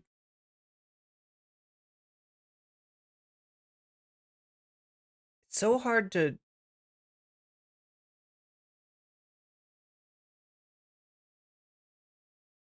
it's so hard to call out. It's so hard to complain about, right? That's a power issue. And yeah, there's like a, there's a gender dynamic there in terms of that power. But that's not all there is. Men do. And most of the lefty conversation is about how it's because men are creepy and awful and icky, right? That's right. The left is misandrous. About how, like, that's what Zan says. Are in some ways pressured into, or even socialized into believing this kind of shit is acceptable, right? Like, how many dudes have you met that haven't even considered that this type, like, how many dudes have you met that do this kind of shit and haven't even considered that this is, like, unacceptable behavior? Like, the heavy pestering and demanding of someone's time, that kind of thing. I think Chugga is just autistic. I get that, and it's possible that's what's happening here. Anybody else feel like that sort of sentiment is actually patronizing to autistic people? Like, Chugga's just autistic? Like, it's infantilizing and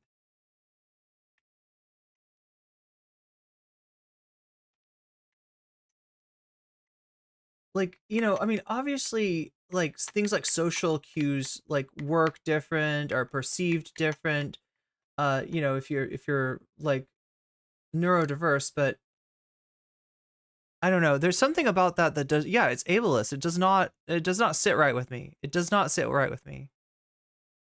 It seems very ableist. Yeah, infantilizing. It seems patronizing to autistic people.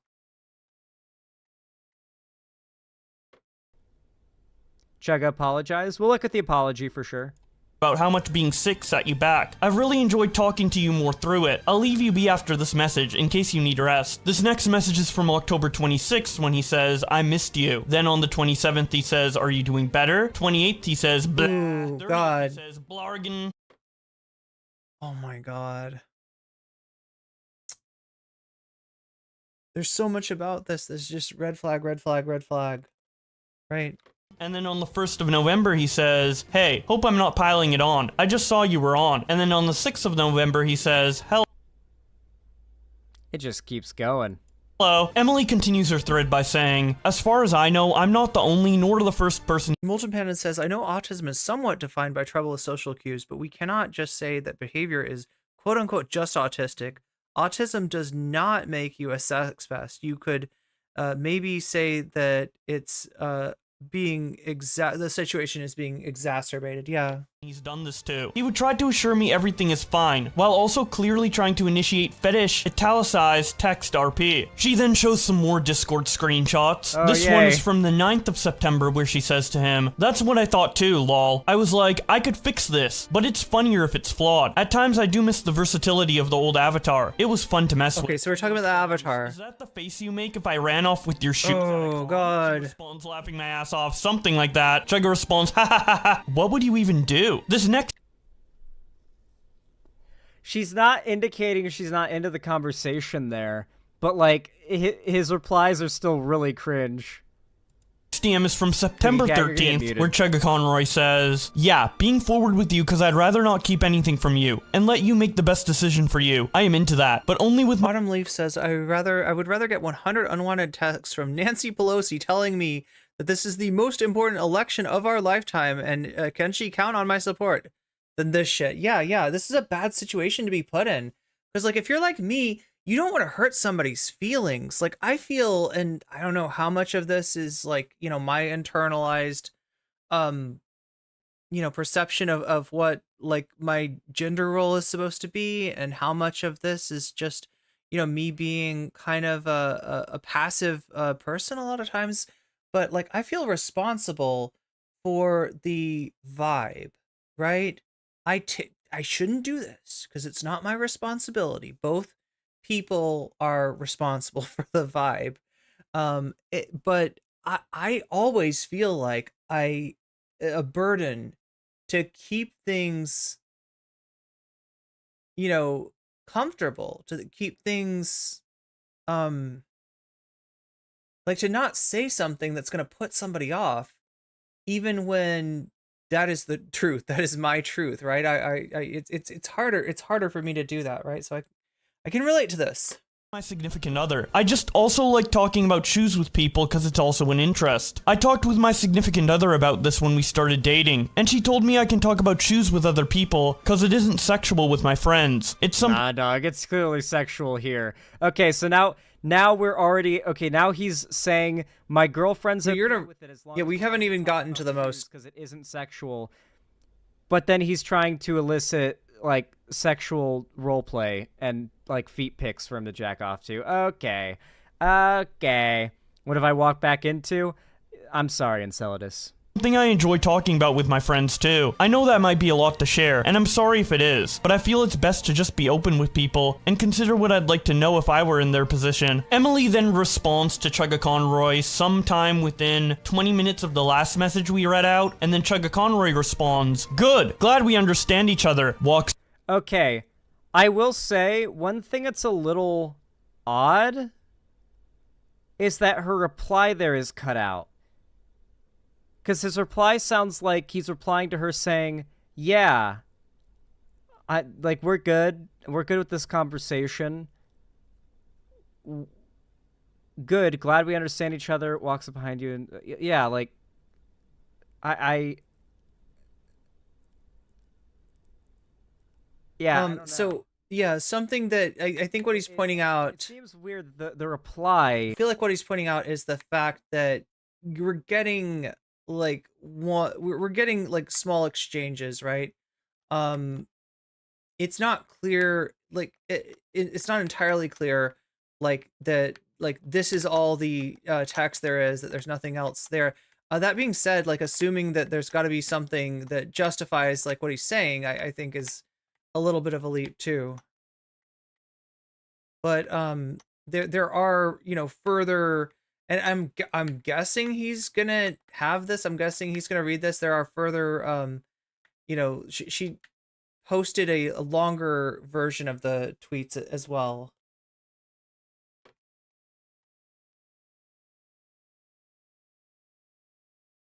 Or the thing that he's replying to of the isn't DMs. There. Am I delusional here, chat? Do you guys feel like the way that what it seems like he's responding to a message that, if included, could maybe change the context of the situation a little? Nah, you got a point, Zan? Because it feels like he's replying to an affirmative message. It seems like he's replying affirmatively. But then again, remember that he is kind of manufacturing. I hate to use this phrase, right, because it has a political meaning too, but he's kind of manufacturing consent here. He's kind of pushing for that, and he has the power in this situation, for multiple reasons to be able to do that. Now, I will say, like, he's already admitted to like cheating on his girlfriend effectively, so there's already that. Like, that's pretty clear that he's cheating on his girlfriend, because this is clearly sexual, and he said that his girlfriend's okay with it as long as it's not sexual, and it is. So he's definitely cheating in some way, shape, or form, I would argue. And that's, worth criticism. But I don't know. I'd like to see what message he's responding to here. I really would. Walks up behind you and trips you with some fancy footwork. You thud to the ground, and I yank your sneakers off in an instant. Ha ha ha! Loser! Chucks them at you. Lady Emily continues her thread by saying, "It had started with him attending my Pokemon Black streams last December and chatting. We started talking in DMs because he seemed chill. Then on June..." It's weird to cut her response there. Just not good editing unless he's planning. Yeah, and we don't know if this is like, so we got like, okay, we got Lady Emily posting this stuff, right? And then we got Bo Black's reading this stuff, and we got like, kind of the order of the tweets the order of the tweets is kind of determined by Bo Black's. Bo Black's is generally trying to, I don't know if he's going chronologically here, or if he's going chronologically in terms of when the tweets were posted, or whether he's going chronologically in terms of the messages sent, right? Because those are different, right? And there was some questions asked by people, and Lady Emily then replies or responds with like a further elaboration with more of the chain of DMs shown. Fourth, I uploaded a selfie, and he zoomed into my shoes in the background and messaged me about them. She then shows this selfie she tweeted, where her shoes just happen to be in the background, and then some DMs from Chugga Conroy that starts out by him saying, "Nice sneakers." She responds, "Lol, thank you. I need new ones, to be honest. My everyday pair is starting to see some damage, lol." Chugga responds, "Seems sadly typical due to thin fabric." She responds, "Yeah. The curse of liking shoes that aren't durable. Got them on sale though, so for $20, can't complain. Hope you've been doing well." Chugga responds, "Hey, thank you. I just finished editing a video that was nuts to make. It covers the small you can develop in Pokemon." An hour later into the conversation, Chugga Conroy asks, "So like, do you have a P.O. box?" She responds, "Not at the moment, no." Chugga responds, "Oh well, I was going to see if I could partake in birthday niceness." They then talk about Pokemon for a bit more, and then Chugga Conroy says, "If I may be so bold, sneaker size?" She responds, "Oh, generally around this size." This is like the foot fetishist's equivalent of asking a girl for her cup size.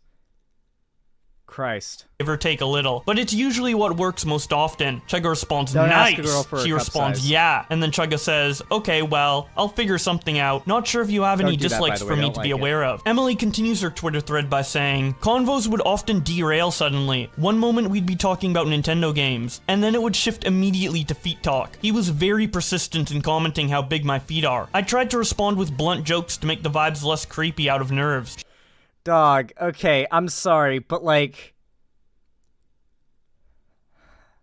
I do not want to victim blame, okay? But when it's messages, there's a certain point where the creepy dude messaging you about your feet, you just gotta block them. Maybe, like, okay. I have a friend who has a policy that any girl that he dates, when, like, a weirdo dude comes into her DMs, if she doesn't block the dude, it's a red flag. I love it. Not to victim blame, but let me go ahead and victim blame here. It's very, like, I kind of agree with that. I think it, not because of, like, a red flag of them as a person, but a red flag that they maybe don't have certain... Basically, the go-to response is, "I don't want to be mean."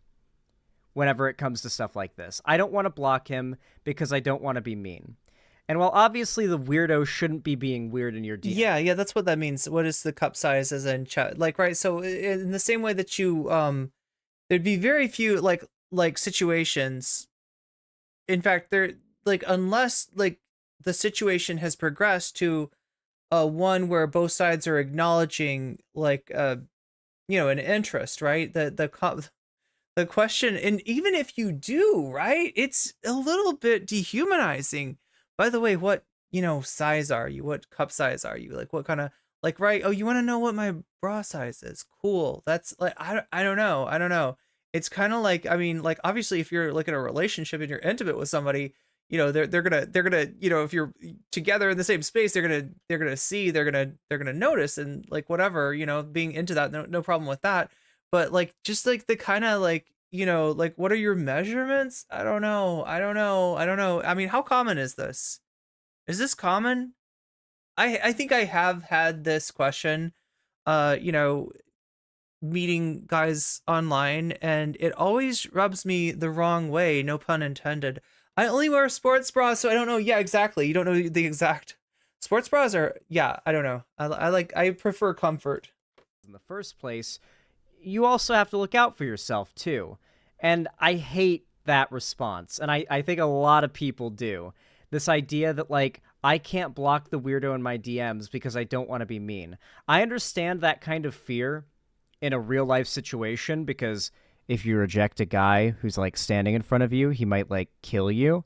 But okay, if we're talking about a dude so over the internet, you can understand this in a real life situation because of physical danger, right? There's a power differential, maybe like, the power to, to be of somebody to hurt you, right? And therefore you're less likely to be honest if you think that honesty might result in you getting hurt. So Xanderhal understands this. What he doesn't understand is that this is a person in the same content niche, not in terms of Lady Emily's writing for Sarah Z, but in terms of Lady Emily's own content, own streaming, right? Pokemon. They both play Pokemon. They both play, you know, similar games, right? And so the danger here, if you piss this guy off, if you're too abrasive, if you block him, if you refuse to respond to him, is that now you've got an enemy that's a much bigger content creator. We're talking like close to 3 million subs, right? In your niche, right? It's not the same as worrying about getting hurt physically, but it is still worrying about getting hurt in a way. Does that make sense? Especially a YouTuber who you've got, like, admittedly, a lot of leverage over just because you could release this stuff and like, destroy him. Oh my god. Oh my god. He thinks, still at this point, he's perceiving the leverage that she might have over him, but he's not perceiving the leverage that he does have over her. Like, right? And he's a YouTuber. Like, I mean, not in the same, not in, you know, not in the gaming niche, but he is a YouTuber.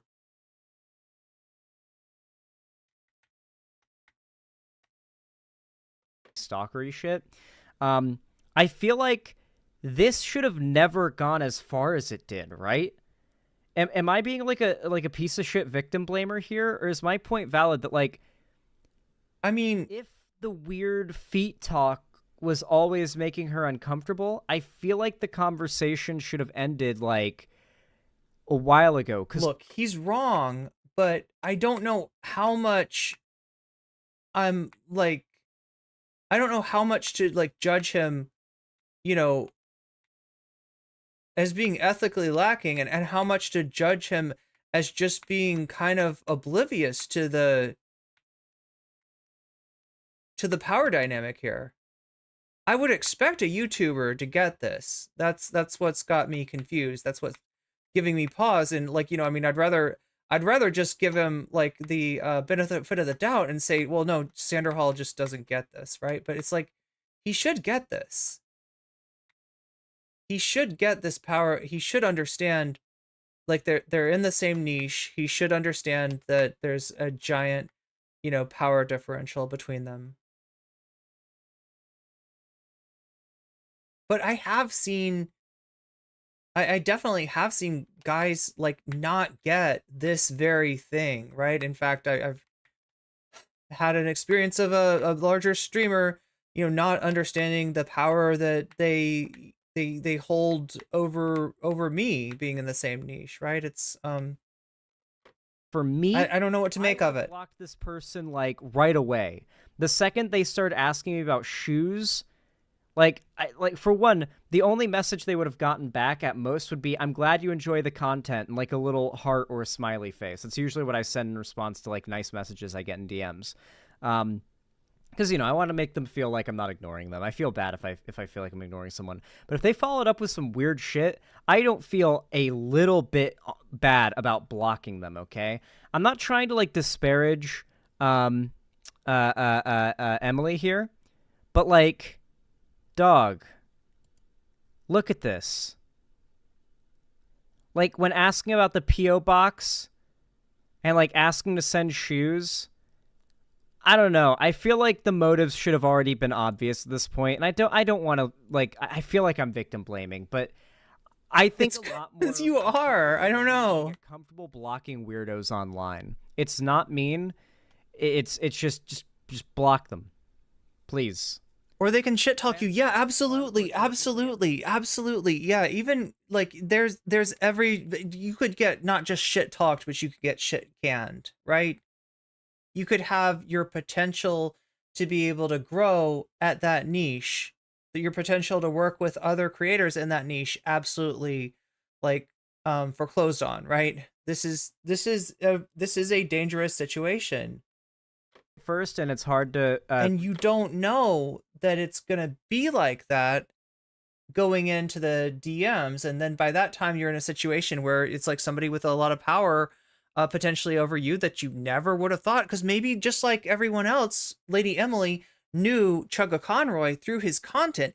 In his content, in his Pokemon videos, he is a very charismatic, likable guy, right?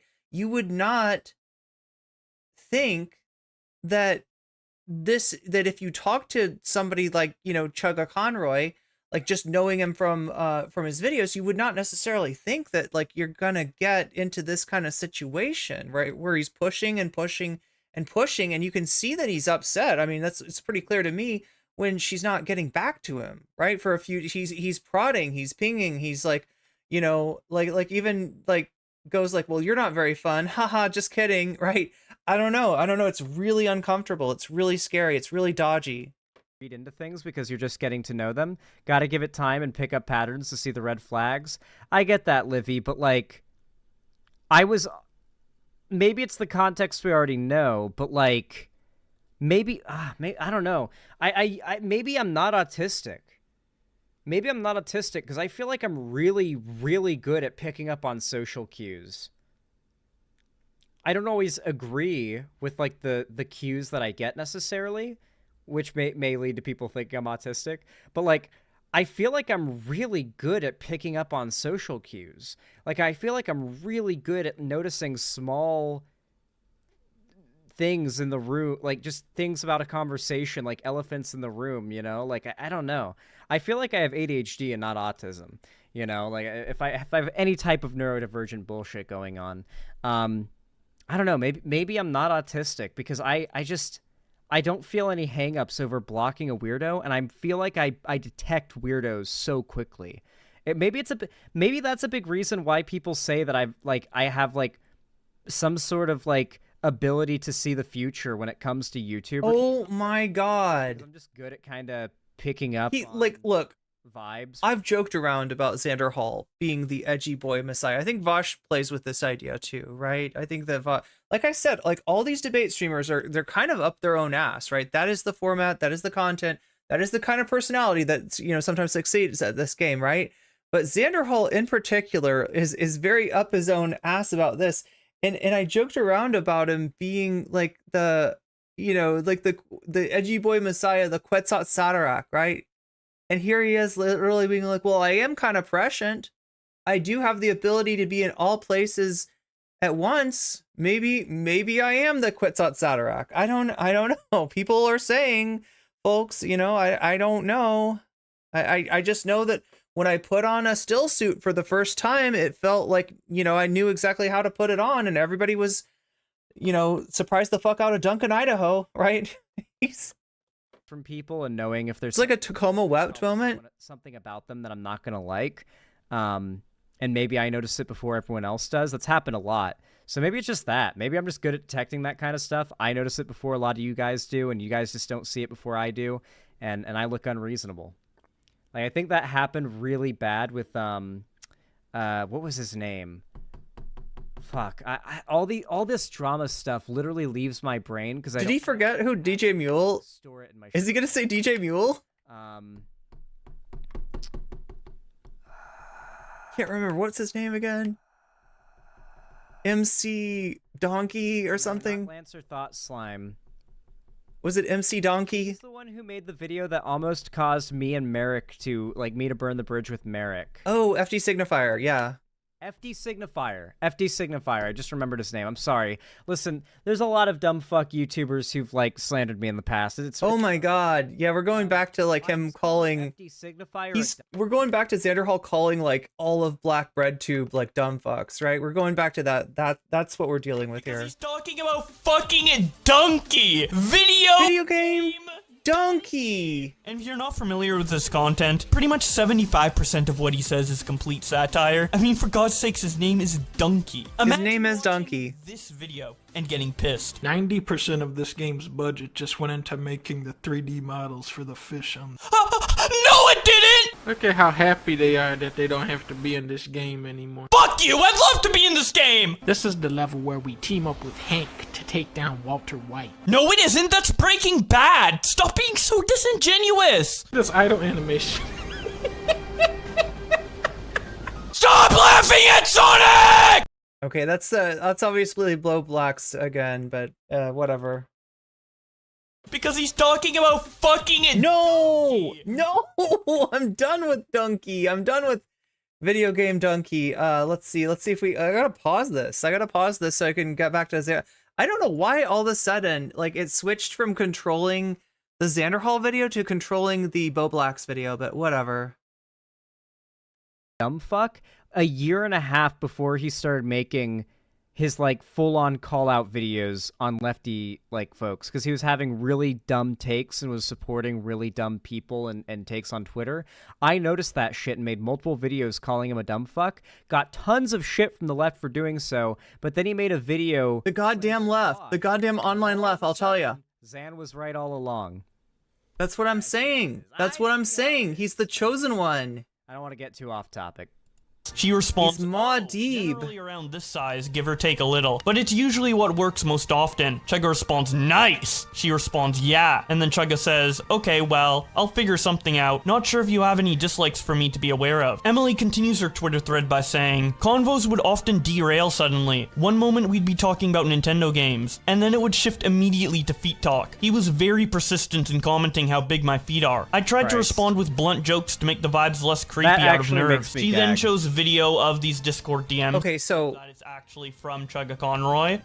My take on this is that, look, dysphoria is not a universal part of the trans experience. Trans people come in all varieties and feel a level of dysphoria to a greater or lesser extent, and it's very individualized. However, something like feet size, being like abnormally large, for a woman is a pretty common element of dysphoria, and that is what Chugga Con seems to be most interested in with Lady Emily. Oh my god, chat, I'm getting fucked up here. Oh my god, I'm so done. I am.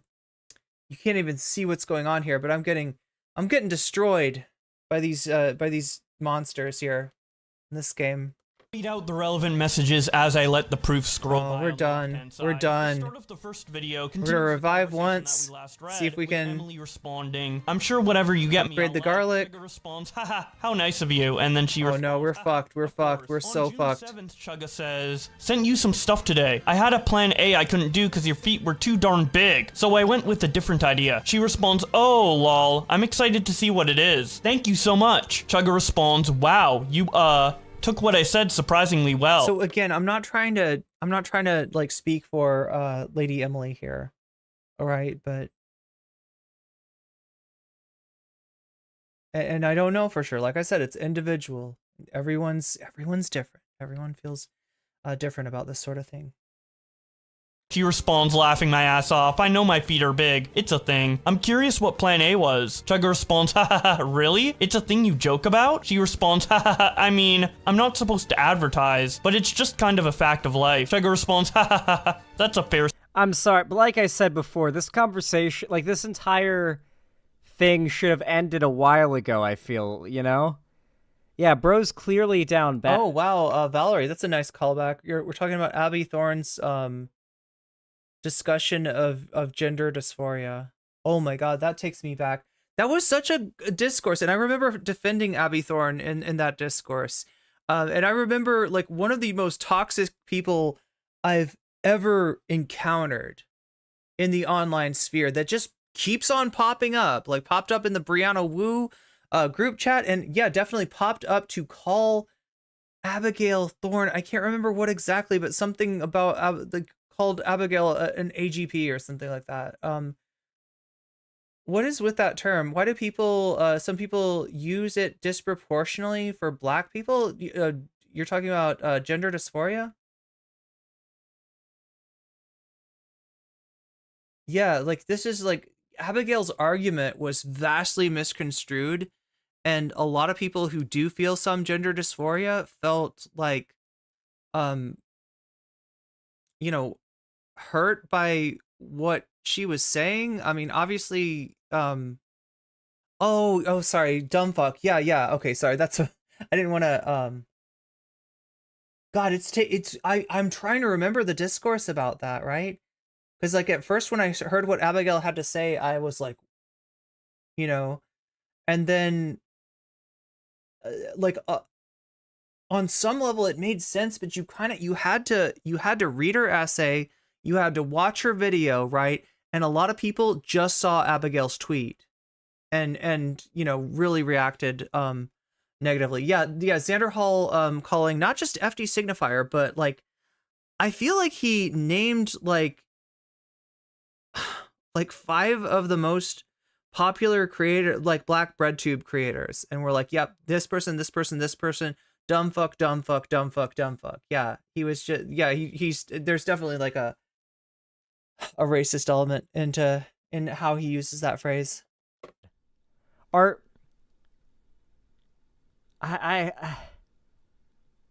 yeah, she really like I do really think something needed to have been said in regards to, like, I'm not comfortable. Guys, is my short-term memory fucked, or has there not been any, besides the ghosting, has there not been any, like, explicit saying I'm not into that? Do you understand consent, Xanderhal? Like, I hate to have to go over this again, and like, again, like this is a mnemonic. Mnemonics are not everything. There's, you know, I don't want to oversimplify this, but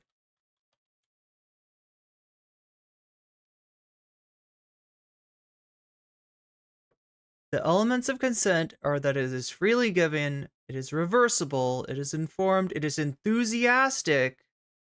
So in other words, enthusiastic means it's not about just you never said no, right? This is disturbing. I feel like I'm kind of amazed that Xanderhal has been through as many discourses about consent as one would on the online left, and is missing a key point of consent right now. And you don't have to like remember the mnemonic, but just please like understand the principle is this, like, freely given, not coerced, like not, and especially not just like, oh, well, she didn't say no, she didn't stop me from doing it, she didn't, you know what I mean? Like, God, okay. I didn't think we had to go over this again. I thought we were past this maybe. Okay, anyway, sorry, I'm just a little bit exasperated, He's coming across as super sexist and also offhandedly ableist. And again, I consciously made a decision to step away from Xanderhal based on the fact that his own freaking White Leaf network, like had just like come down on him like a ton of bricks over Kaffels. Like I thought that he, like, yeah, there were mistakes. There was, he in a lot of ways he has himself to blame for that, but like the degree to which, like, I haven't seen somebody get like a beat down, especially like within the White Leaf network, right? In fact, I don't think I can think of a time that when we're talking about White Leaf, we're talking about the Vaush network. It is all around like Vaush's website, which is VGG. Vaush is the big dog. He makes a lot of money. He gets a lot of views. And he has a website and he has a sysadmin to administer that website. Now, since they're running hosting and since they're coding a website, it makes sense, especially given that Vaush needs allies very much, to offer those services to streamers who tend to defend Vaush, tend to agree with Vaush, tend to be on Vaush's side, right? That's what they do. That's what White Leaf is, right? Xanderhal's a White Leaf member, right? Kaffels is a White Leaf member. There's a lot of people. Demon Mama, right? And in a way, it's kind of a mechanism of control, as we saw with Xanderhal when he got, when he started fighting with Kaffels and had most of the white leaf people disagree with him, like he literally stood down because of this, because he has a website that helps him earn as much as twice as much money from donations as he normally would, depending on how many subs he can get off of the platforms and onto his website, right? He can increase his paycheck quite a bit, right? So he needs this. He needs Vaush's sysadmin.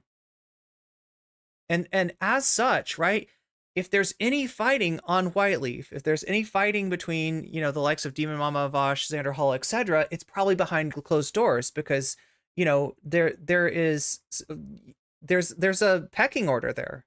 There's like there's a hierarchy of power, and there's not a lot that people on the low side of that pecking order can do. So, when I saw the entirety of White Leaf Network come down on Xanderhal in public, right, that doesn't happen. I don't think it's ever happened, right? And, yeah, I can't help it.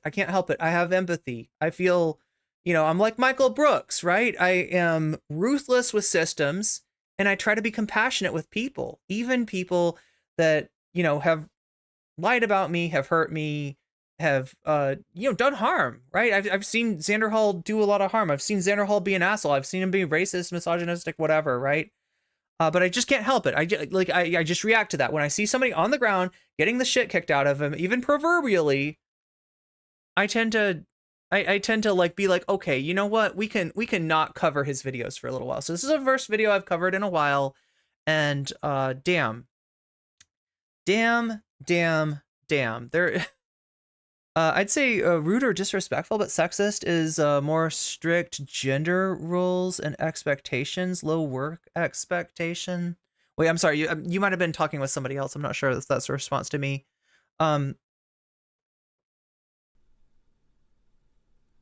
Yeah, this isn't dirty talk like sexual. This is just... He said women... oh, God, I'm sorry. I want to... Dirty talk. Like, just dirty. I haven't been paying enough attention to chat to really... Sorry, chat. I got will say, between Xanderhal and Vampire Survivor, I got kind of distracted. Something that's sort of a point in his ballpark is that, like, unless obviously, like,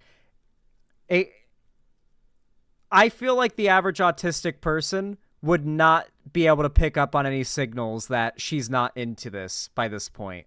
Besides the ghosting, the fact that she replies to messages, replies Lamau, replies positively, affirmatively to questions, he doesn't have any reason to think she's not into it. Like, she's engaging with it. Is he saying that she's leading him on? No. Like, listen, guys, I have every reason to be against this guy. I fucking hate feet people, and I'm disgusted by this conversation. But, like, if you're a ChuggaaConroy fan, unless you're just disgusted by the fact he's into feet, I don't think any... Which you are. Your thumbnail clearly indicates. Like, lest I have to remind people that it's a thumbnail, that just makes, it makes ChuggaaConroy look like a fucking creep, and it's, the feet are the central image of the thing. Yeah, Xanderhal definitely like is leading with his disgust for ChuggaaConroy's foot interest, and that, to me, that's the least objectionable part of this. What's objectionable is somebody using the power that he has as a much bigger content creator to without consent, like, push Lady Emily into this, like, role play thing that, like she's being nice, but she's not. Look, when he does the italics, that's role play, right? Do we understand that? He's done it, like, I don't know, 4 or 5 times, and it's never been reciprocated.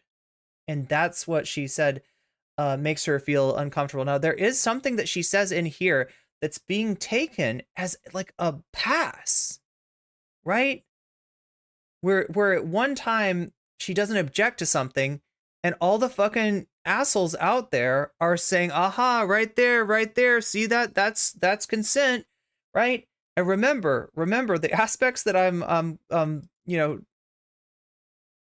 emphasizing when it comes to consent are that it's freely given, it's reversible, you can change your mind, it's informed, it's enthusiastic, right? Not seeing a lot of enthusiasm, and it's specific, right?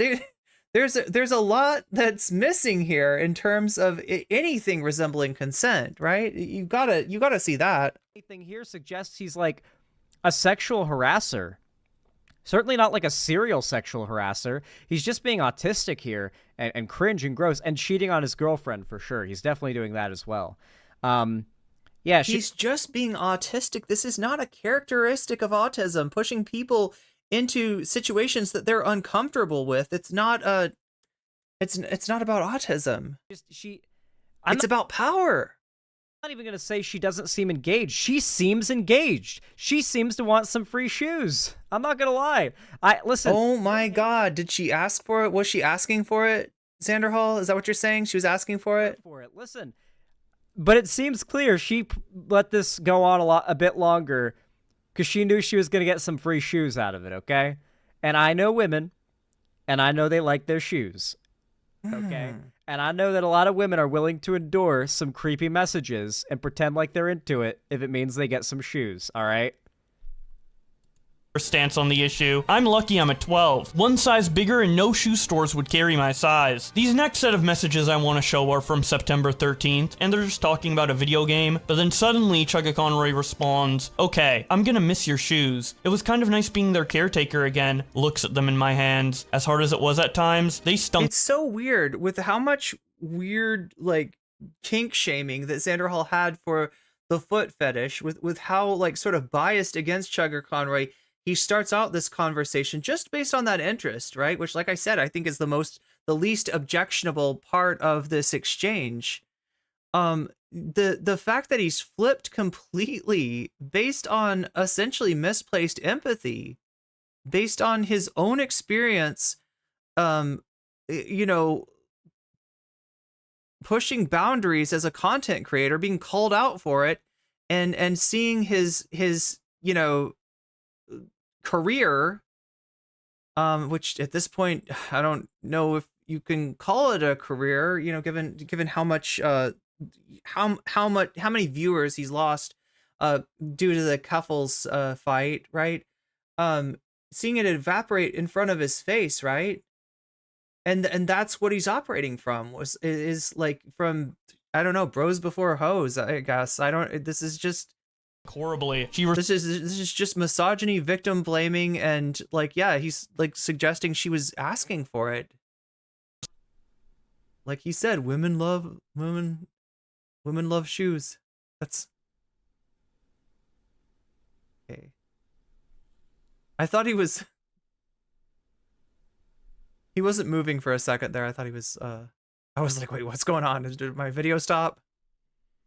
Responds, oh yeah, sorry about that. It is what it is. And then Chugga responds, man, big and stinky? You've got it all.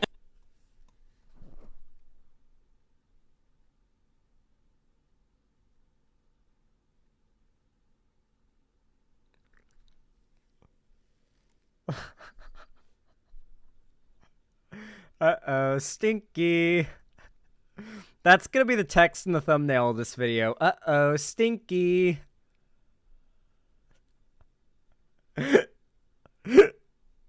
And then Emily makes one last tweet in her ChuggaaConroy thread when she says, and for those of you asking how I know it was his actual Discord and not an impersonator. I mean, look, we can imagine, because like what ChuggaaConroy first proposes is that, you know, this is okay for me to do. I've talked to my partner, and it's okay for me to share my interest in feet, and shoes or whatever else, right, with my friends, right? And look, I can imagine that happening. I'm totally okay. Like, I mean, like, I understand that, right? Like there, you know, there's a difference between a friendship relationship and a, you know, a deeper or like a more romantic or sexual relationship. And, you know, I'm totally, I can even imagine, you know, like, just like if what it is an interest in feet that's being indulged amongst friends who are consenting. That's the important point. If they don't they don't mind, like, you know, talking shop about feet, then fine, right? But he's crossed the line into sexual, and, you know, by his own definition of the boundaries that he and his partner set, this is, you know, This is beyond what she's okay with. This is beyond what he stipulated. And this is, him pushing her in a way that she hasn't expressed consent about. Wait, dog. Wait, okay. Hold on. Why are we not seeing her response to this message? Dog, if she did not respond in a, non-averse way at all to this message, that's an indication she's not uncomfortable with this. I'm sorry, consent matters, and a lack of saying no is not consent. But when it comes to something like flirty messages, that's the level, that's where you kind of have to play, you have to play it cool. You have to meet the person where they're at, right? Somebody if you want to flirt with a girl that you like, right? Somebody has to be the first one to do the flirting. You can wait forever for her to flirt with you if she's into you, if you think she's into you, or you can take it to a 0.5% and see how she responds. Maybe she does nothing. Maybe she indicates she's not into it, and maybe she indicates she is into it, and maybe ups it a 0.5% or a percentage, And the idea is that you match each other. Maybe you overtake each other in the flirtiness when you feel comfortable, just a little, you don't because the fact is, when you're just getting into that area with someone. At Lastical, I haven't kept up with what I've been seeing you getting kind of ratioed in chat, and that's gonna happen when people disagree. So I'm not trying to be judgmental or anything. I think where you may be lacking connection to what's happening here, and the insight that I'm trying to provide is that this isn't just two people DMing each other, right? These are co-workers, and not just co-workers because they're both YouTubers, co-workers because they're YouTubers in the same field. One of the YouTubers has near 3 million subs and is beloved, right? The other co-worker is a smaller streamer, wants to be in that niche, wants to get bigger, wants to, make connections and grow. And so there's a power dynamic that you may not be seeing. I don't think that these things have to be life destroying. I don't think that Lady Emily sought to destroy Chugga Conroy's life. But what happened when there was the quote unquote apology was an apology based on this being a one-time thing that will never happen again, one mistake, oopsie, and it's not. Lady Emily's talked to other people, and there are a bunch of other people who have a similar experience, right? So I think that this is something that Chugga Conroy could apologize for. I think that this is something that Chugga Conroy could learn from, and I think that it's something that Lady Emily wanted Chugga Conroy to apologize and learn from. But when the apology is bullshit, I don't know what you're supposed to say, right? I feel like we're expecting a lot from somebody that's in a really shitty situation, with somebody that if anybody's facing life ruination in terms of the kind of content that she's trying to do, it's Lady Emily. Please recognize this. But yeah, I mean, you're entitled to your own opinion. All right, you're entitled to your own opinion. One, you've already talked, and you're trying to get into a flirty area with them. It's not just as simple as, hey, I like you. Do I have consent to engage in flirtatious behavior with you? That is even more. I mean, it's sounding Atlastical. I'm mispronouncing your name. Atlastical. It's sounding like you may just not understand the dynamics of content creation and niches and stuff like that. In which case, I see where you're coming to this conclusion. But I'm trying to offer you this insight, right? Whether you accept that or not is your own choice. Autistic of a thing to ask. It requires this certain level of social understanding where you can kind of ride the line of not overstepping boundaries and making the person you're flirting with uncomfortable, which you don't want to do for a variety of reasons. For one, you don't want to make them uncomfortable because you care about them. You care about consent. You care about the boundaries of this person. But you also don't want to put yourself in this super awkward, fucked up situation of fumbling the shit out of a situation like this, especially if you're friends with the person you're talking to. So when you're flirting with somebody, and we're not talking about explicitly sexual, in-person stuff, there's no, unless somebody outright says, I'm not into this, can you please stop talking like this? if you're going with it, the consent for the flirting is kind of implied. This does not stretch, obviously, to sex or, like, any type of physical contact. But if we're talking about, like, just flirty interactions, you kind of have to, like, give off an impression that you're not into it if you're not into it. Xanderhal doesn't understand consent. Should we leave it at this, chat? I know that, like, you're mostly come here for Vaush versus the Vanguard, and I don't want to short you on that, right? We've got an hour left of stream, unless I decide to go super extra long, as I've been doing a lot lately. But at this point, it's going to take some considerable amount of subs to convince me to go for longer than 6 hours today, because I am just that tired. What's up, Current Katie? I think that we've got, I mean, there might be more to this, but I feel like we got to move on to the Vaush versus the Vanguard. And like, we'll try to, if I have time, we'll come back to this, right? If there's a way to do it, because I'm not convinced that, like, we've seen the worst of Xanderhal in this interaction. I'm not entirely convinced of that, right? But I do want to say, and I want to remind you all, the most important lesson to glean from this, right, is that stop laughing at Sonic! That's right. Stop laughing at Sonic. What do you think you're doing? Anyway,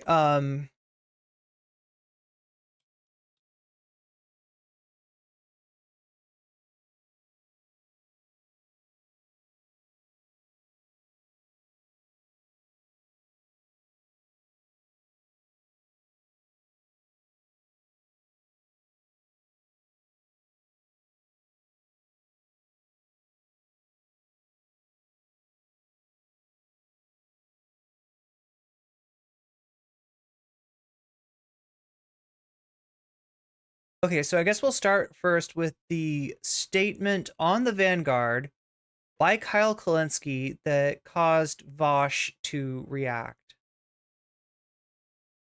And we may have covered this before, but I'm going to cover it again just to make sure we're on. And it's just stupid. We're not children. Let's talk. To make sure we're all on the same page here. Okay?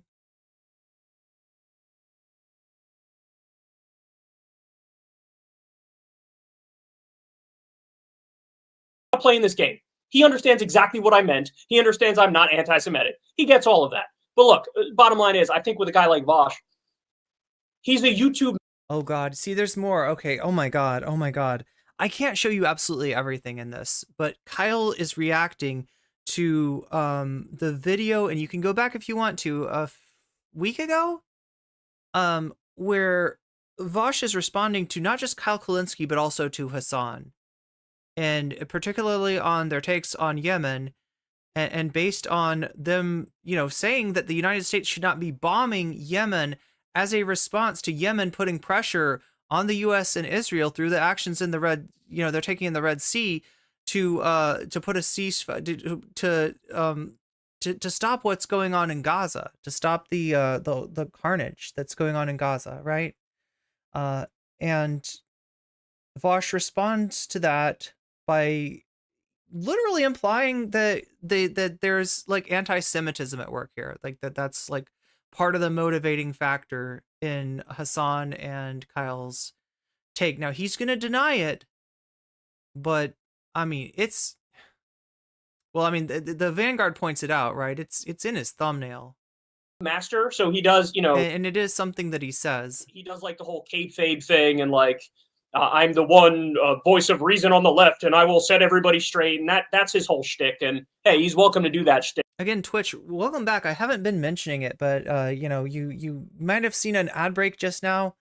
It might have been annoying. If you are annoyed by those ad breaks, if you no longer want to see those ad breaks, those 1 minute and 30-second ad breaks every 30 minutes, you can get out of it for free with a Twitch Prime. No cost to yourself. It puts money in my pocket and takes it away from a big evil company. I won't even say which one, right?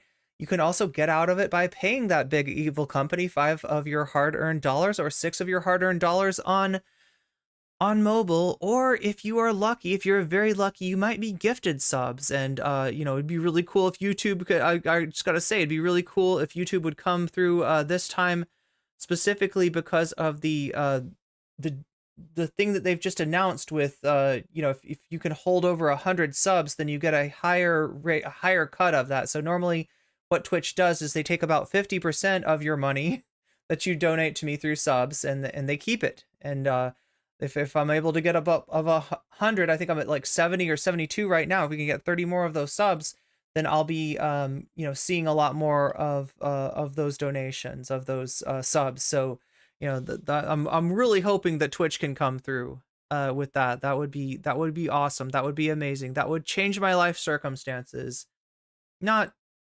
entirely, but substantially, right? So yeah, you could even get a gift sub. It can happen. It does happen, but it's more likely to happen if you're active in the chat. But let's not get it twisted about like if the statement was too far, if the statement was anti-Semitic. That's nonsense. He knows exactly what I meant. And this is the thing about Vaush, is he looks for nukes on people. This is why it's so hard to deal with him as a content creator. This is what a lot of people who go into conflicts with Vaush, who agree to be with him, to debate with him, and don't realize that he's using them as an object lesson, and he's plans to discard them by essentially poisoning their reputation, right? I said what I meant, and I would say it. And these guys didn't even talk to Vaush. And I'm right, and everybody knows it. Yeah, so I want to talk a little bit about the Houthis' recent controversy. I figured we could just play a couple seconds of a recent video of yours just so I don't misquote you, and then I want to get into the response to that and your response to the response. But yeah, this is what you said about the Houthis. Look, I'm going to say this as straightforward and as simply as possible, and this will be controversial, but it's true, which is why I'm going to say it. The Houthis are correct. The Houthis are right. In fact, you can argue they are the ones who are trying to uphold international law here. When they say, oh, you're going to do a genocide and nobody's going to do anything to try to stop it, well, let's do the bare minimum that we can and try to block trade with you. What happened as a result of that? Okay, the insurance rates for the ships in Israel went up. Sometimes they have to take a different, much longer route to get to Israel. Oh, man. Molten Panda says, pretty sure I heard that if you don't live in squalor, you can't be a communist. That's right. That's why I'm the most communist streamer of them all. The horror. As Demon Mama called me the great value streamer. How terrible. But the U.S. would rather protect trade to Israel than protect Palestinian babies who are being bombed on the regular.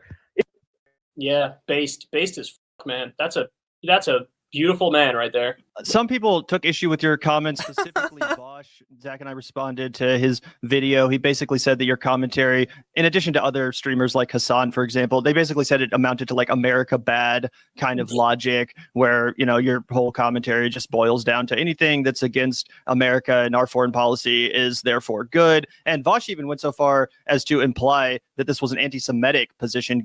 We're not doing this on Israel's behalf. That's a borderline anti-Semitic talking point. Like, that's just fully like the Jews have like deceived the U.S. into, like, that's just not, they're threatening international maritime trade. Also, Operation Operation Prosperity. Look, I think that it's an oversimplified analysis to say that. I didn't hear all of what Kyle had to say, but if that's your whole analysis is on Israel's behalf, you're missing out a lot of the U.S.'s motivation, right? You're missing out, you need to go back and watch that Biden speech from the 1980s where Biden says if Israel did not exist, the United States would need to invent Israel. Israel is serving a foreign policy purpose. It is serving a military purpose, geostrategic purpose for the United States, right? So, I get where Vaush is coming from, but Guardian calling Kyle anti-Semitic over this is now. I mean, we can get into some tweets from Kyle that are just like I don't know what he was thinking, but isn't just an American effort. It's literally an internationally led effort. There's a UN condemnation that happened right before we began firing. Like, this isn't exactly the own that Vaush thinks it is. It's not just America, I was just wondering how you respond to that charge and kind of this increasingly prevalent logic that like real leftist foreign policy, in the sense that we don't agree that America should be the world police, like somehow that's all of a sudden become America bad.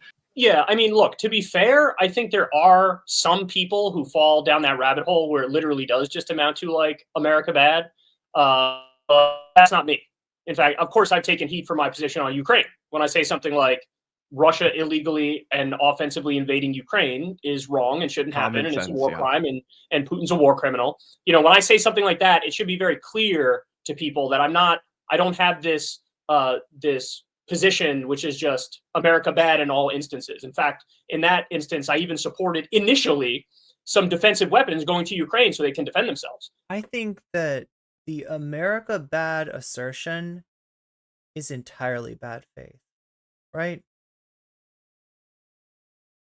If you want to argue that America's good, you show me how good America is. You make that case.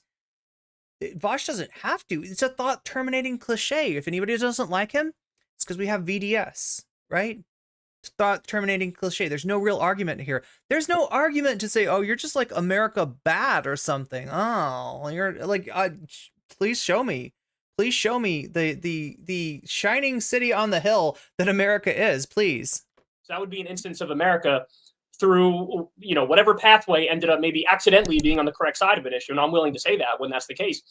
But look, I mean, I have to be honest. Of course, when you say something which sounds as controversial as the Houthis are correct, like, you have to expect some incoming fire over that. So I have no problem with having incoming fire over that. But look, the point is actually very simple.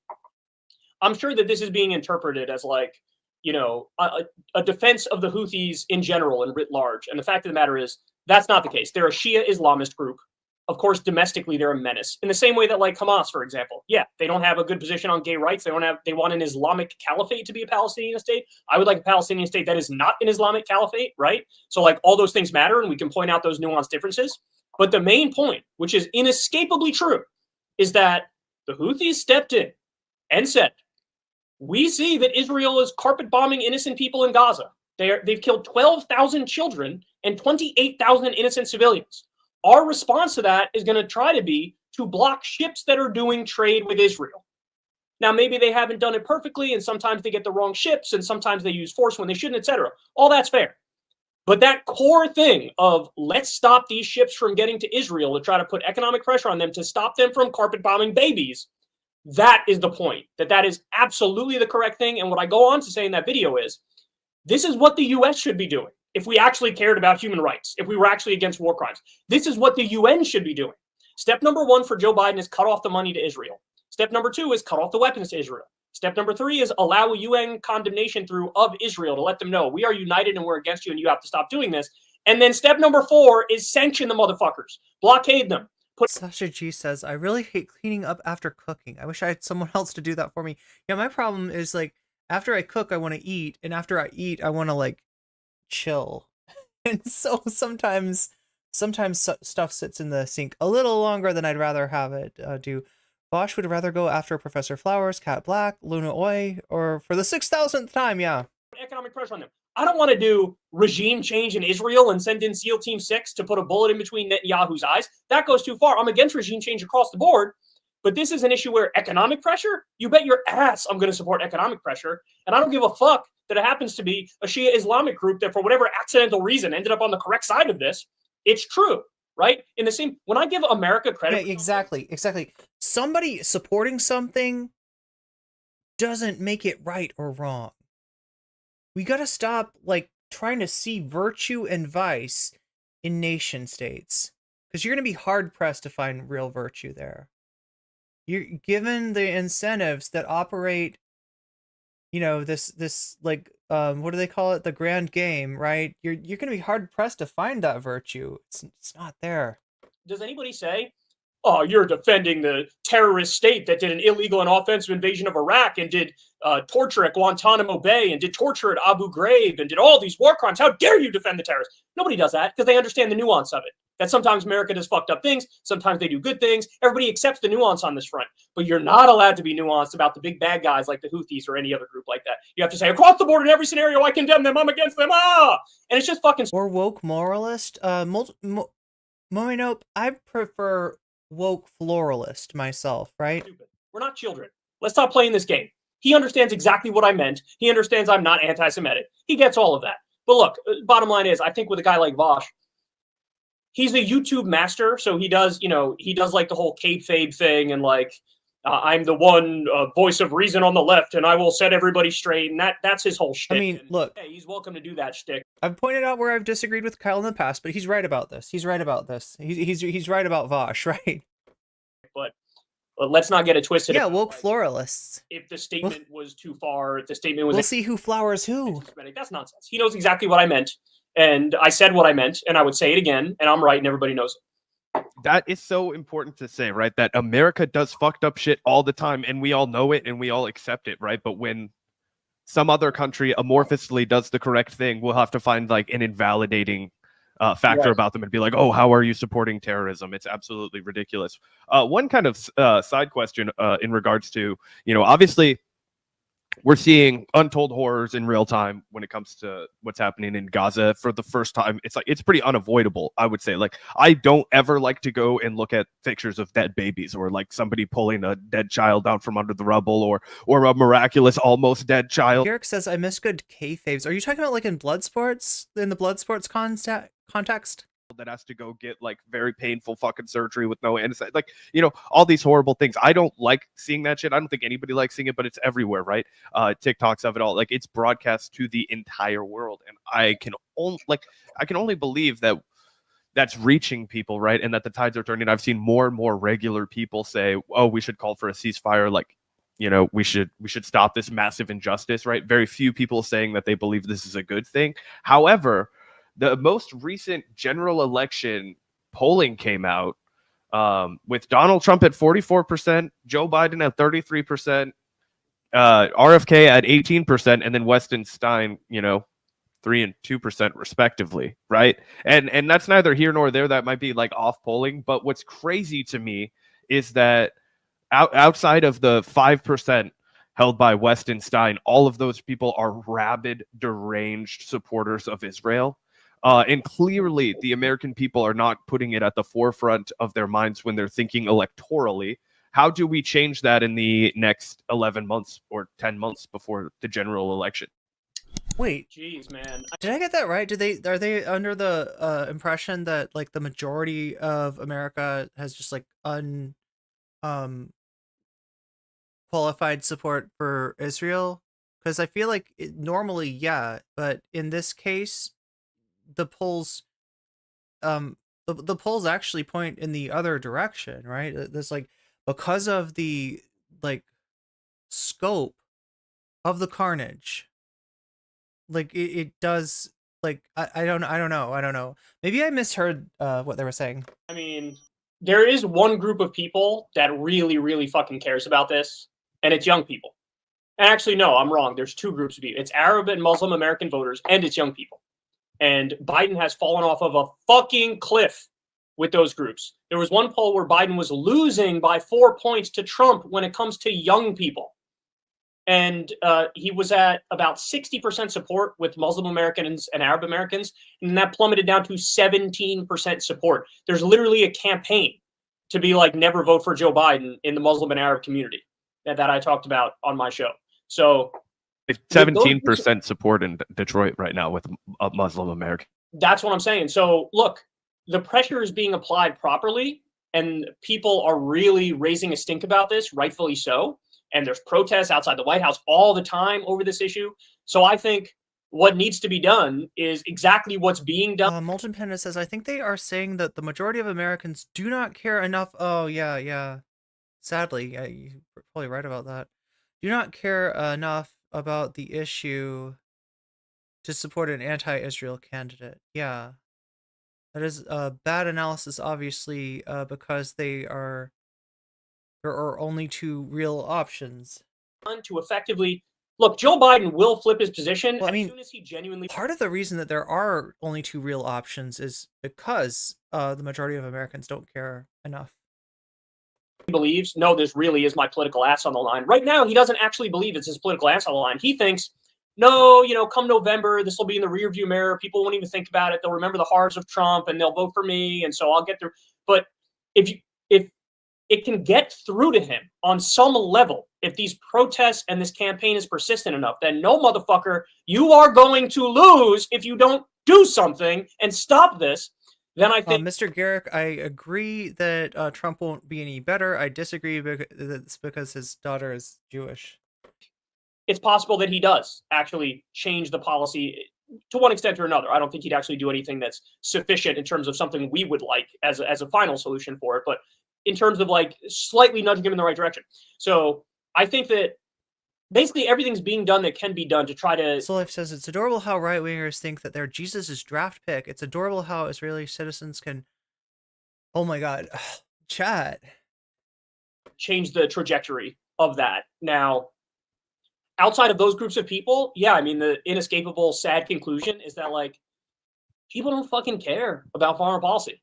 There's an issue where, you know, young people do, Arab Americans and Muslim Americans do for this conflict, but clearly it's really not on the forefront of people's minds. And I don't know how to change that other than to just expose the horrors and say, like, you should care about this, right? But I don't know, American voters, I've always held the position that I think the voters are, in general, pretty reasonable when you get down to the issues, and it's the politicians that are the problem. But yeah, in some ways you want to revise that and say, if I can't get you to give a about this, then, like, what the like, well, what are we up against here? How can I get you to care about anything if you don't care about this?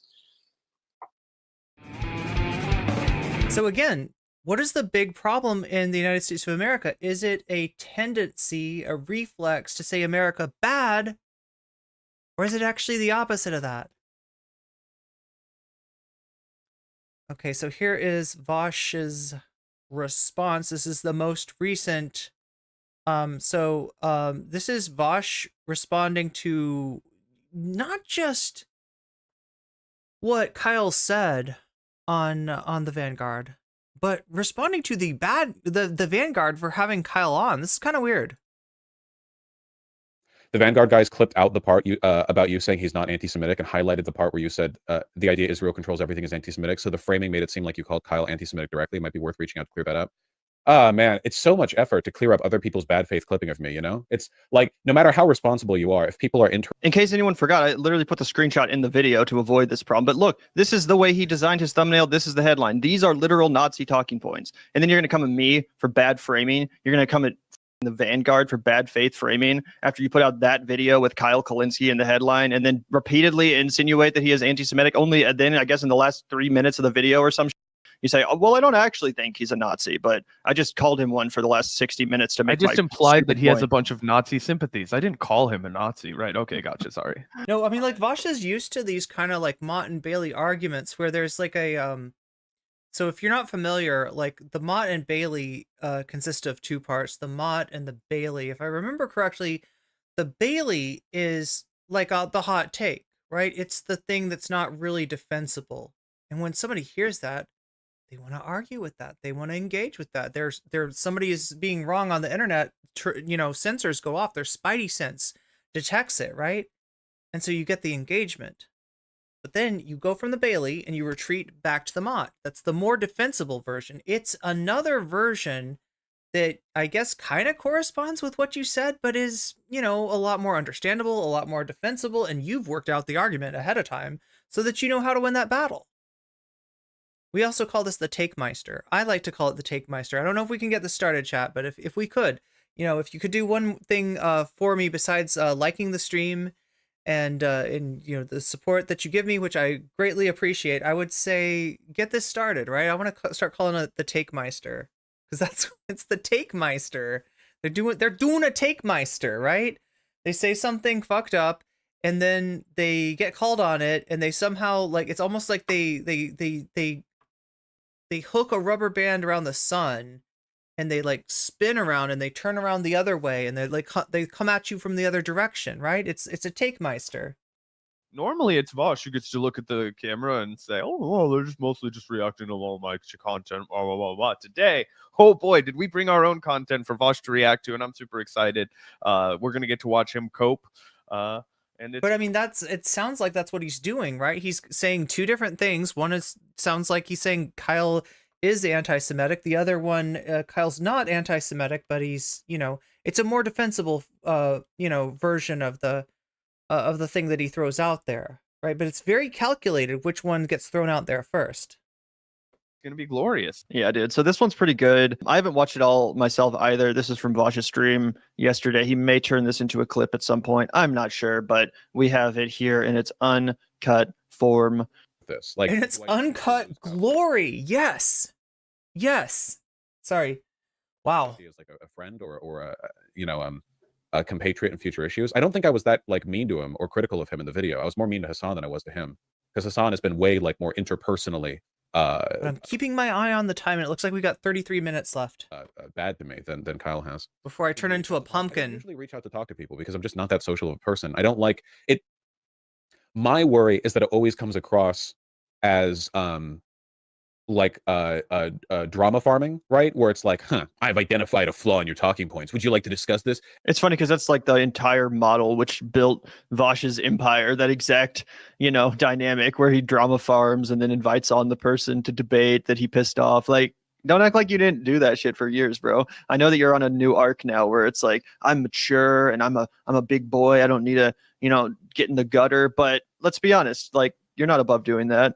And I don't, because I think this is a consequence of the Cat Black thing, remember? Where I saw Cat Black vague posting about me on the whole like tactical sexism thing with J.K. Rowling. So I reached out and DM'd her and talked to her in DMs for like an hour, and she just would not engage with me. And then she fucking unloaded a bunch of shit on me the next day with like 1,000 tweet long thread. So it's like I don't know how much benefit there is to directly engaging with people. Trauma response. Yeah. It's my deep. I need like critical race. Wait, cock and ball torture. What's the thing called? I mean, the Cat Black thing kind of ended in one of the few really major defeats, I guess, of Vaush and Vaushism in his community. Like a time where the community actually started to shrink for a while, right? This was what preceded his Fortress arc. Some DMs with Cat Blacks and back and forth, and which I thought was ridiculous, which ended up with Vaush accusing Cat Black of having sexually harassed him, despite all the evidence to not just the contrary, but the opposite. It kind of seemed like the other way around was, what was, I mean, like there were things that either of them said that I'm not a super fan of, but like in terms of initiating this inappropriate, sexualizing of the other person, that was definitely Vaush that did that, right? But as a result of it, Vaush burned his bridge with ContraPoints. Like it ended it. This was after the tactical misogyny against J.K. Rowling, right? So it just all kind of came to a head, and he got effed up harder than I've ever seen him get effed up before from that. And then the Fortress arc, and now the current arc where he's grown a little bit in the wake of TYT, just fucking up so much. Behavioral therapy. There we go. Sorry. Like he's literally caught some of the TYT audience that's like doesn't want anything to do with TYT. Acronyms out there. Though obviously, like Kyle Kalinski's a cool dude, and Cat Black's a piece of shit. So that's a pretty meaningful distinction between the two of them. I mean, I guess we'll watch it. Critical cock and ball theory. Yeah. The Vanguard guys clipped out the part about you saying he's not anti-Semitic and highlighted the part where you said the idea Israel controls everything is anti-Semitic. So the framing made it seem like you called Kyle anti-Semitic directly. It might be worth reaching out to clear that up. Man, it's so much effort to clear up other people's bad faith clipping of me, Classic Take Meister. It's like, no matter how responsible you are, if people are interested. Bro, I watched 75% of that video. I did not hear him say, oh, actually, Kyle's not anti-Semitic, after clearly implying it like 6 times. Bro, you can't clearly imply someone is anti-Semitic like 6 times as it relates to their foreign policy commentary, and then be like, oh, well, at the very end, I mentioned, actually, I don't think that, and then expect people to include that in their commentary. Like, bro, I didn't even watch your whole video. I watched like 90% of it. I didn't even get to that part. But it's not dishonest to say that. Like, Zach, if you were like, I hate Wall Street, and I think the big bankers have far too much control in our society. And I turned to you and said, Zach, who agrees with that comment?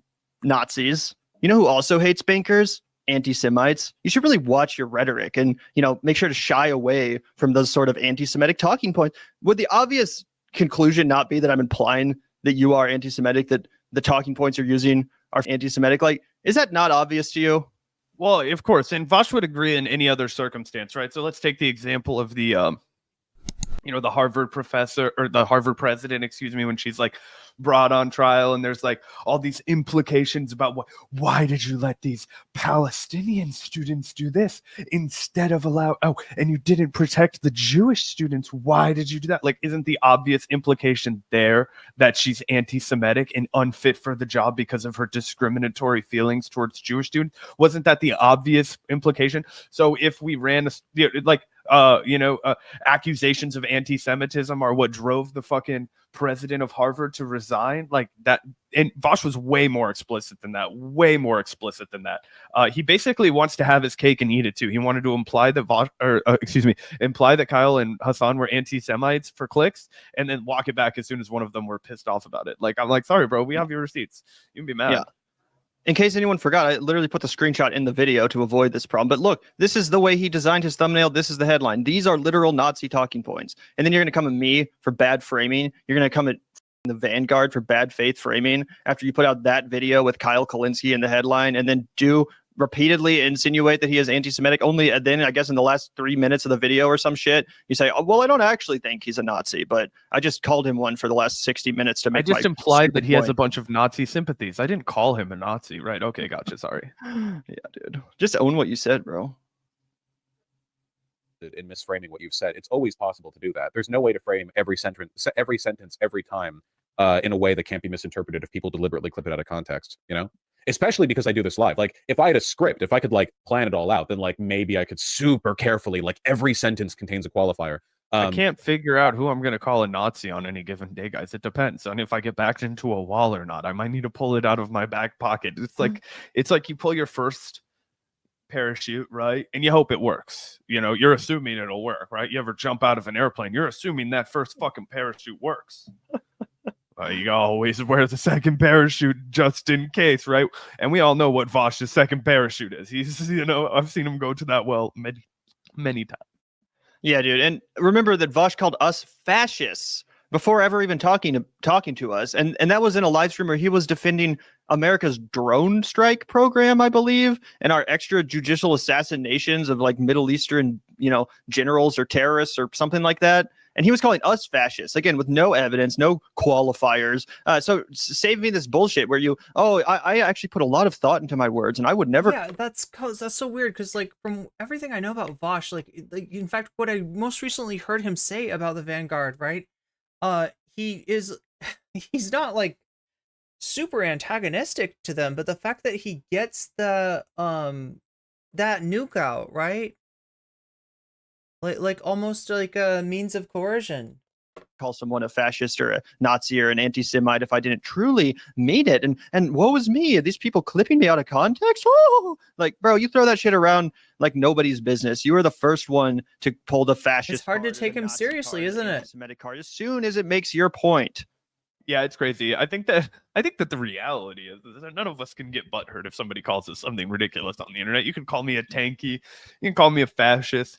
You know, I can point out that the flaws in that argument because they're very on different sides of the political spectrum, depending on what's right. You can call me whatever you want. Like, I have called people plenty of shit, right? But I also feel like Vaush is in that same boat. Like, let's not pretend that Vaush hasn't gone absolutely fucking nuts on people on the mic before and said things that are crazy, right? Like he said, I mean, like, wait, set aside whatever Vaush has said about Kyle. What Vaush had said about Kyle's wife, right? Damn near way more inflammatory, right? Implied that she stole money. All kinds. I think explicitly said that she thinks she stole money. Anyway, a bunch of ridiculous shit. So what? Oh, I'm so careful with my words. Whoa! Come on now. Wait, Vaush said this about Crystal?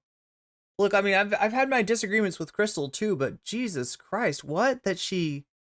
What is this about Crystal stealing money? What? I've never heard this before.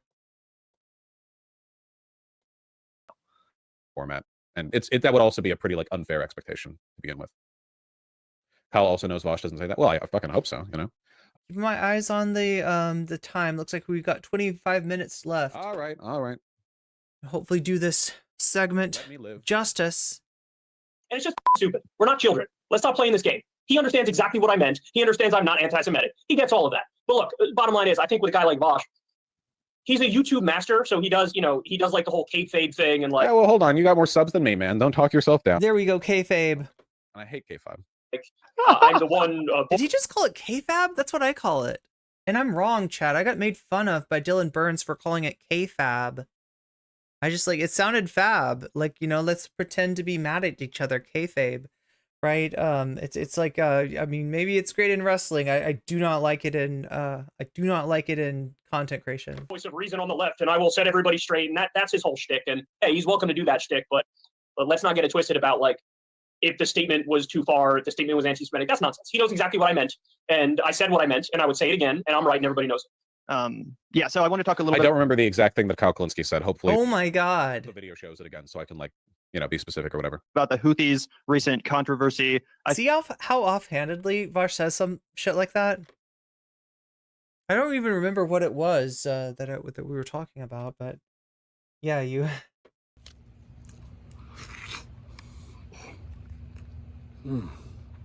What am I listening to? Oh, the meatloaf. God damn it, we're back to the Liver King. Chat, I promise I didn't set that up on purpose, but somebody in here probably enjoyed that callback. Gotta have my meatloaf.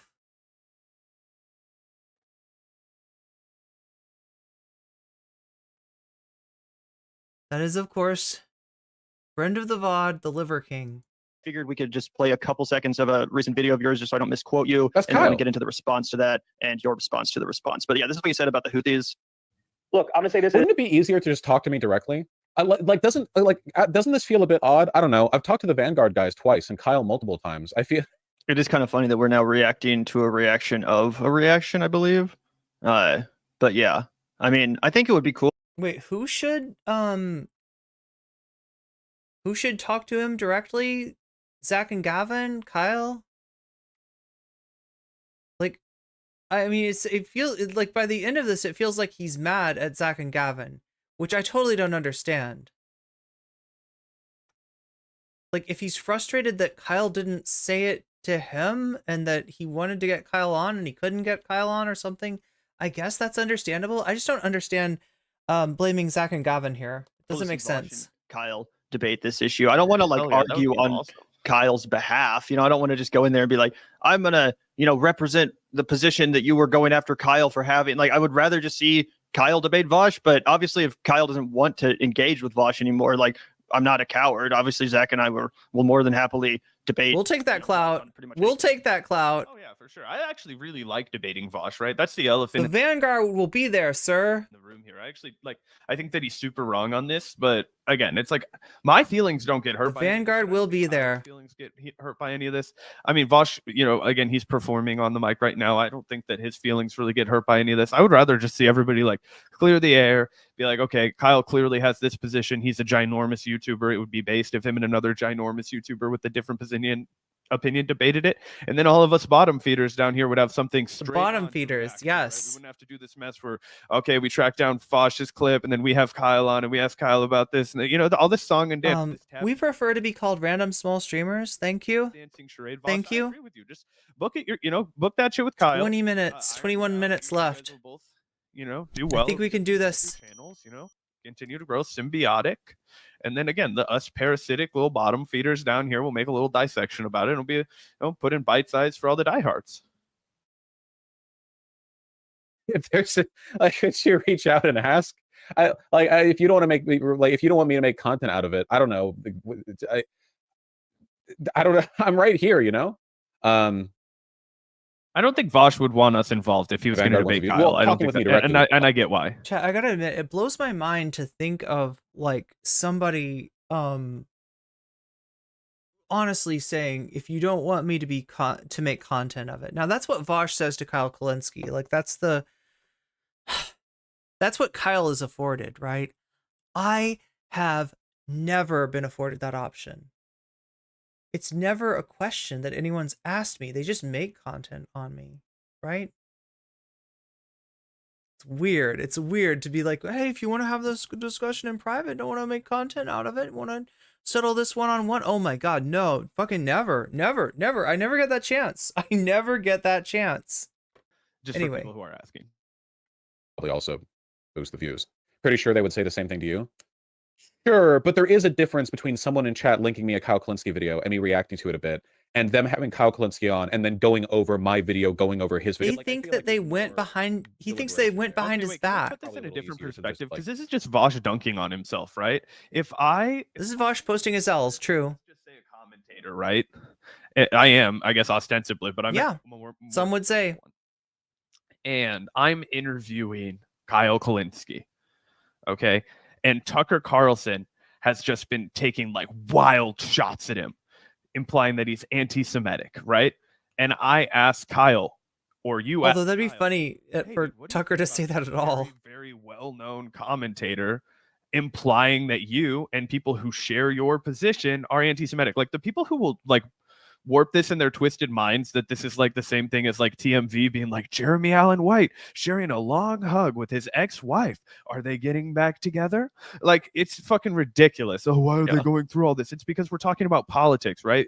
Debates, and Vaush knows all this. I'm not lecturing Vaush, right? I'm just putting this on the record. Vaush knows all. It's not that complicated. True. Climbed the ranks, but what he's done, and I don't know if he realizes this or not, but him and Destiny are so fucking similar that they're even on similar arc lines, right? Like Destiny got big. Why? Because he knew how to debate people. He would pulverize them. He knew how to be an antagonist. He would outsmart a lot of people. Vaush is incredibly smart. He knows how to be an antagonist. He's built his channel that way. Now he's sitting up here and he knows that there's not much more that he can do by antagonism. He has to be friendly with the people who are bigger than him. And I don't think he's like, you know what I'm saying? Like if he wants to grow, or maybe he's like moved on to a new shade of whatever, but I just think it's so funny that like Destiny is like also a new shade of what? Like a good boy, and we'll get into that when he debates fucking Ben Shapiro.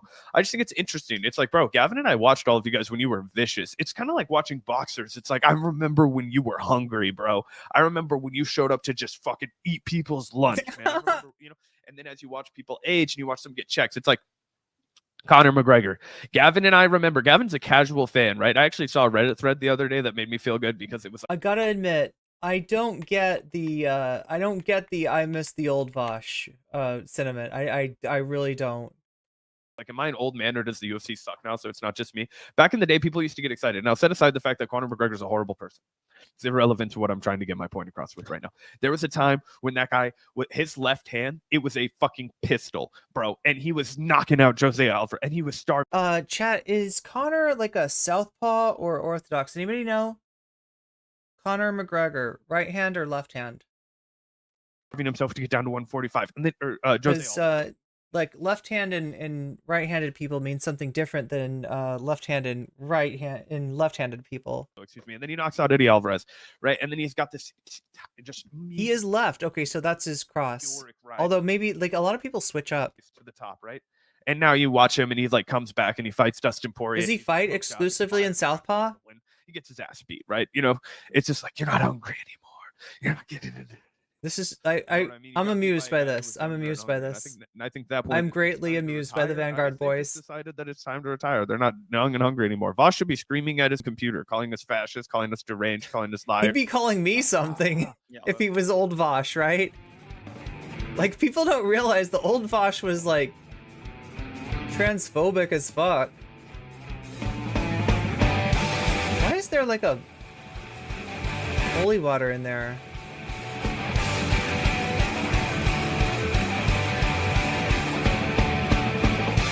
Okay, so we got through the two segments that the Vanguard did on this. Now, I wanted to also take a look at the Vaush segment if we can find it. I don't know if we'll have time. We have 15 minutes left, right? So we're doing good. We're doing good. I didn't get to finish Xanderhal. I guess if I can't find this, that maybe that's what I'll do, Vaush. Yeah. I want to see if I can find, if anybody can, Natalie Marie, if you're in chat by any chance, and you know where to find this clip, or Zara, I feel like I know people who know where to find clips, but I am not one of those people who can tell you, oh yeah, this is like this video by Thermia, or this video by Vaush Pit, or you know, it's on Vaush's main channel. You got to go to the VOD, and it's at this timestamp. I got no idea. I just typed in a search and I was hoping the search would come up with something. Like looking for a Vaush video here about the Vanguard and Kyle Kalinske. Yeah, it's Vaush responding to Kyle Kalinske having been on the Vanguard. Like, they just watched that clip, and I have a feeling there's more to it. And I was thinking it would be like on, you know, one of those channels, like Voshpit or Thermia, maybe the main channel, one of those channels, right? There was another one that used to Coconut Island. It disappeared. There's no more. Yeah, the Vaush industrial complex never really got going the way that the Hassan industrial complex works. That Hassan industrial complex is like clockwork. It's like there's so many people doing those videos, and the ones that are good at it, they know how to do them.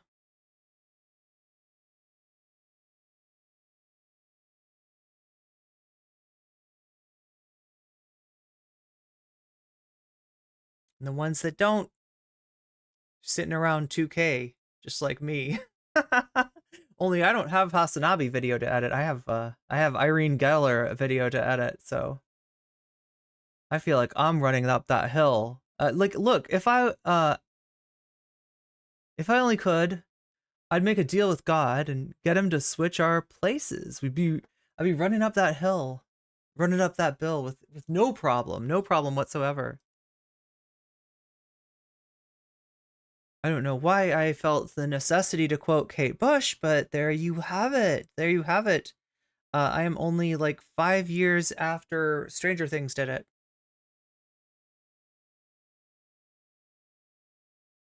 I bet that eats at Vaush unless he has copyright strikes. The NCC industrial complex, that would be cool. That would be cool.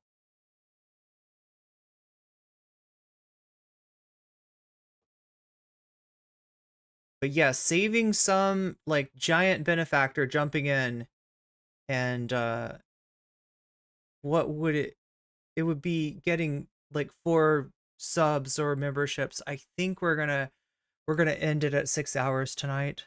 I've been going longer. I've been doing like an extra VOD on top of the VOD.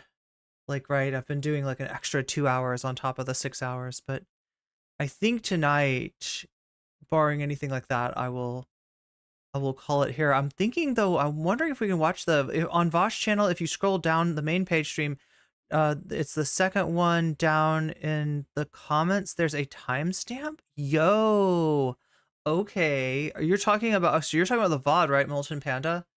Look, I'm game. We got what? We got like 12 minutes left. We got 11 minutes left. I don't know. So I go to Vaush. I go to live streams. Oh my god, chat, this is an education for you too. Oh my god, I hate that I'm teaching you how to watch Vaush. These are bad habits, chat. You're gonna be like, I learned it from watching you. I learned it from watching you. Yeah, you come down here, streamed VODs, boom. Oh, but I don't know what day this happened. Yo, Natalie, do you have it? Do you have it? You have a timestamp and everything. There it is. There it is. I wasn't sure where to look for it. Yeah, that's his yeah, see, he's got a cool streaming soon. That's the one element I think that my streaming soon screen is missing. We don't have movement. We should maybe more movement and more gayness would be good. I don't know. We do have chat on the moving screen. On the streaming soon screen. Okay, let me do this quick. Natalie Marie has gifted us with this possible insight into like what the fuck Vaush was even saying, because I know the Vanguard are they're on more of a time limit than I am, and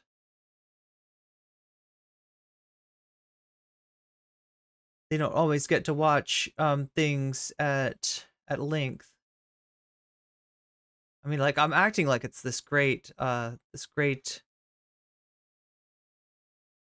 opportunity, this great enjoyment. Kalinsky unloads on Vaush, quote, I'm right and everyone knows it. I assume that's what I said and not what Kyle Kalinsky said. This sounds like something that I would say. It does, but it's actually, Vaush, it does sound like something you would say. However, in this case, it is, in fact, something that Kyle Kalinsky said. Foreign policy as it relates to Israel and Yemen. Okay, here we go. I never really know how to deal with stuff like this because Here we go. Basically, what I've seen on the online left right now is something with regards to Houthis. 9 minutes left. Approximating a state of Okay, hysteria. we can do this.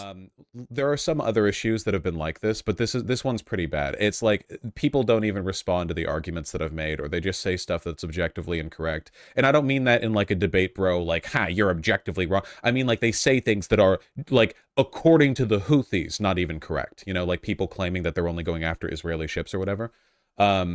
And stuff like that. I don't know. Like it's one of those utility things as well. Like, how do I benefit from engaging with this? Like, do I potentially lose Kyle Kulinski as like a friend or a compatriot in future issues? I don't think I was that like mean to him or critical of him in the video. I was more mean to Hassan than I was to him, because Hassan has been way more interpersonally bad to me than Kyle has.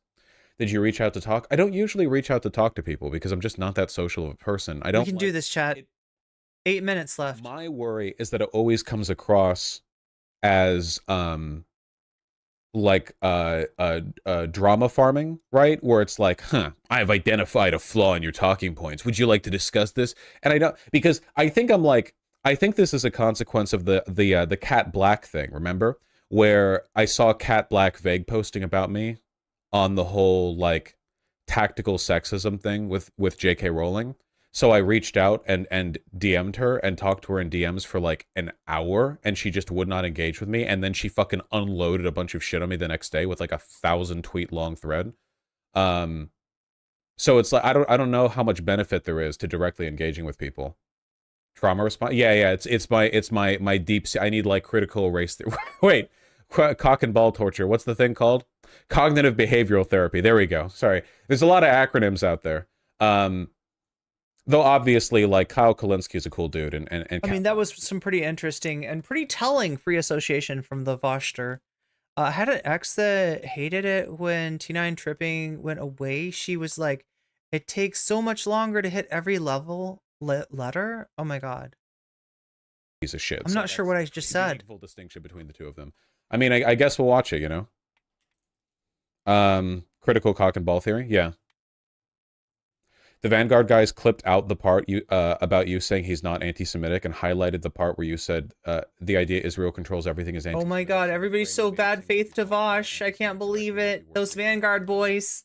Man. Those Vanguard boys, they clipped it right out to make our dude Vaush look bad. It's so much effort to clear up other people's bad faith clipping of me, you know? It's like, no matter how responsible you are, if people are interested in misframing what you've said, it's always possible to do that. There's no way to frame every sentence every time in a way that can't be misinterpreted if people deliberately clip it out of context, you know? Especially Wait, what did I feel like I tried to pause the game and I ended up pausing Vaush. I didn't know I had that power. I have the power to pause Vaush with a... Wow. If only it worked in real life. If I could, like, plan it all out, then, like, maybe I could... Wait, I paused him again. Super carefully, like, every sentence contains a qualifier. But obviously, that's just not realistic in a live format. And that would also be a pretty, like, unfair expectation to begin with. Keeping my eye on the clock. I fucking hope so, you know? All right. 5 minutes left. We got to do this in 5 minutes. Oh my god. Stupid. We're not children. Let's stop playing this game. He understands exactly what I meant. He understands I'm not anti-Semitic. He gets all of that. But look, bottom line is, I think with a guy like Vaush, he's a YouTube master, so he does like the whole kayfabe thing and like... Yeah, well, hold on. You got more subs than me, man. Don't talk yourself down. And I hate kayfabe. Like, I'm the one voice of reason on the left, and I will set everybody straight, and that's his whole shtick. And hey, he's welcome to do that. I thought it was called kayfabe too. Let's not get it twisted about like if the statement was too far, if the statement was anti-Semitic. That's nonsense. He knows exactly what I meant, and I said what I meant, and I would say it again, and I'm right, and everybody knows it.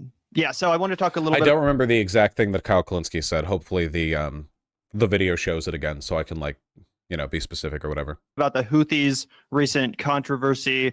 I figured we could just play a couple seconds of a recent video of yours just so I don't misquote you. That's and Kyle. I want to get into the response to that and your response to the response. But yeah, this is what you said about the Houthis.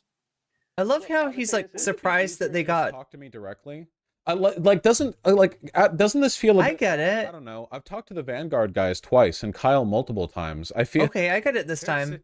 Like, could you reach out and ask? He is surprised that the Vanguard boys got Kyle. Kyle's a big guest, and that's where the reaction is like, hey, you know what? You can just talk to me, Kyle. You don't have to. Yeah, I was thinking. Okay. Anyway, let's. I'm gonna. I you gotta see how much we can get through and want me to make content out of it. I don't know. 3 minutes and 30 seconds. Oh my god, chat, we're coming down to the wire. Here, you know? We're coming down to the wire. I am gonna have to cut this pretty soon. Probably also boost the views. Pretty sure they would say the same thing to you. Sure, but I'm planning on being back on Saturday. Video and me reacting to it a bit. And them having Kyle Kalinske on, and then going over my video, going over his video. Like, I feel like there's more deliberation there. It's probably a little easier to just, like, talk to me, but I don't know. You can support me on Patreon, straightforward, on YouTube, through Super Chats, and this will be controversial, but through memberships, through gifted memberships, the Houthis are super stickers, etc. On Twitch, they are the ones who are trying to uphold with subs. international law here. When with they say, bits, oh, you're going to do a genocide, and nobody's with going to do generous anything about it, donations, well, let's do the bare minimum that we can. and even Twitch Prime Trade subs, with you. What happened as a result of that? Okay, or on Patreon, went up.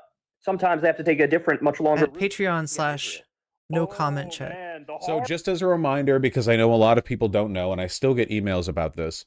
My issue with what the Houthis are doing is, for one, like, just at the face of things, firing missiles, drones, and storming civilian merchant vessels is kind of, I don't know, a mean thing to do a bit.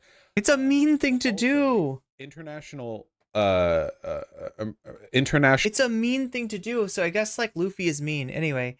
Yeah, and remember the one other possibly underrated way that you can support me is through hitting that like button, because it's actually more powerful than anybody realizes. Chat, we're going to succeed, and we're going to do it through that like button. It's going to be because you hit this like button this day, and it actually made all the difference, right? I believe in the butterfly effect when it comes to thumbs up. So, yeah, we are getting down to the wire here, aren't we? Are we going to try to raid? I'm going to have to do it right now. I'm going to have to send Twitch chat right out if we're going to do anything like that. Let's see if that's even possible. Oh my god, I got to keep my eye on the time, because I don't even know if I have time enough to do this. Oh shit, we're down to a minute. We got it. It's like, hurry. Matt Bender. Matt Bender? Let's do it really quick. Oh my god, that's the wrong button. The wrong button. Sending everything Matt's way. Boom. Get in that raid. And then what time do we have? We have 30 seconds left. Come on. Come on. Get in there. Get in there. Oh my god. What is going on Twitch? What is going on Twitch? I can't take these numbers. Jesus Christ. Anyway, chat, we better send them over. It's 8 of you. If anybody wants to get in, I'll get going where they're going. So anyway, bye. And yeah, 10 seconds left. All right. Much love. I will see you on Saturday.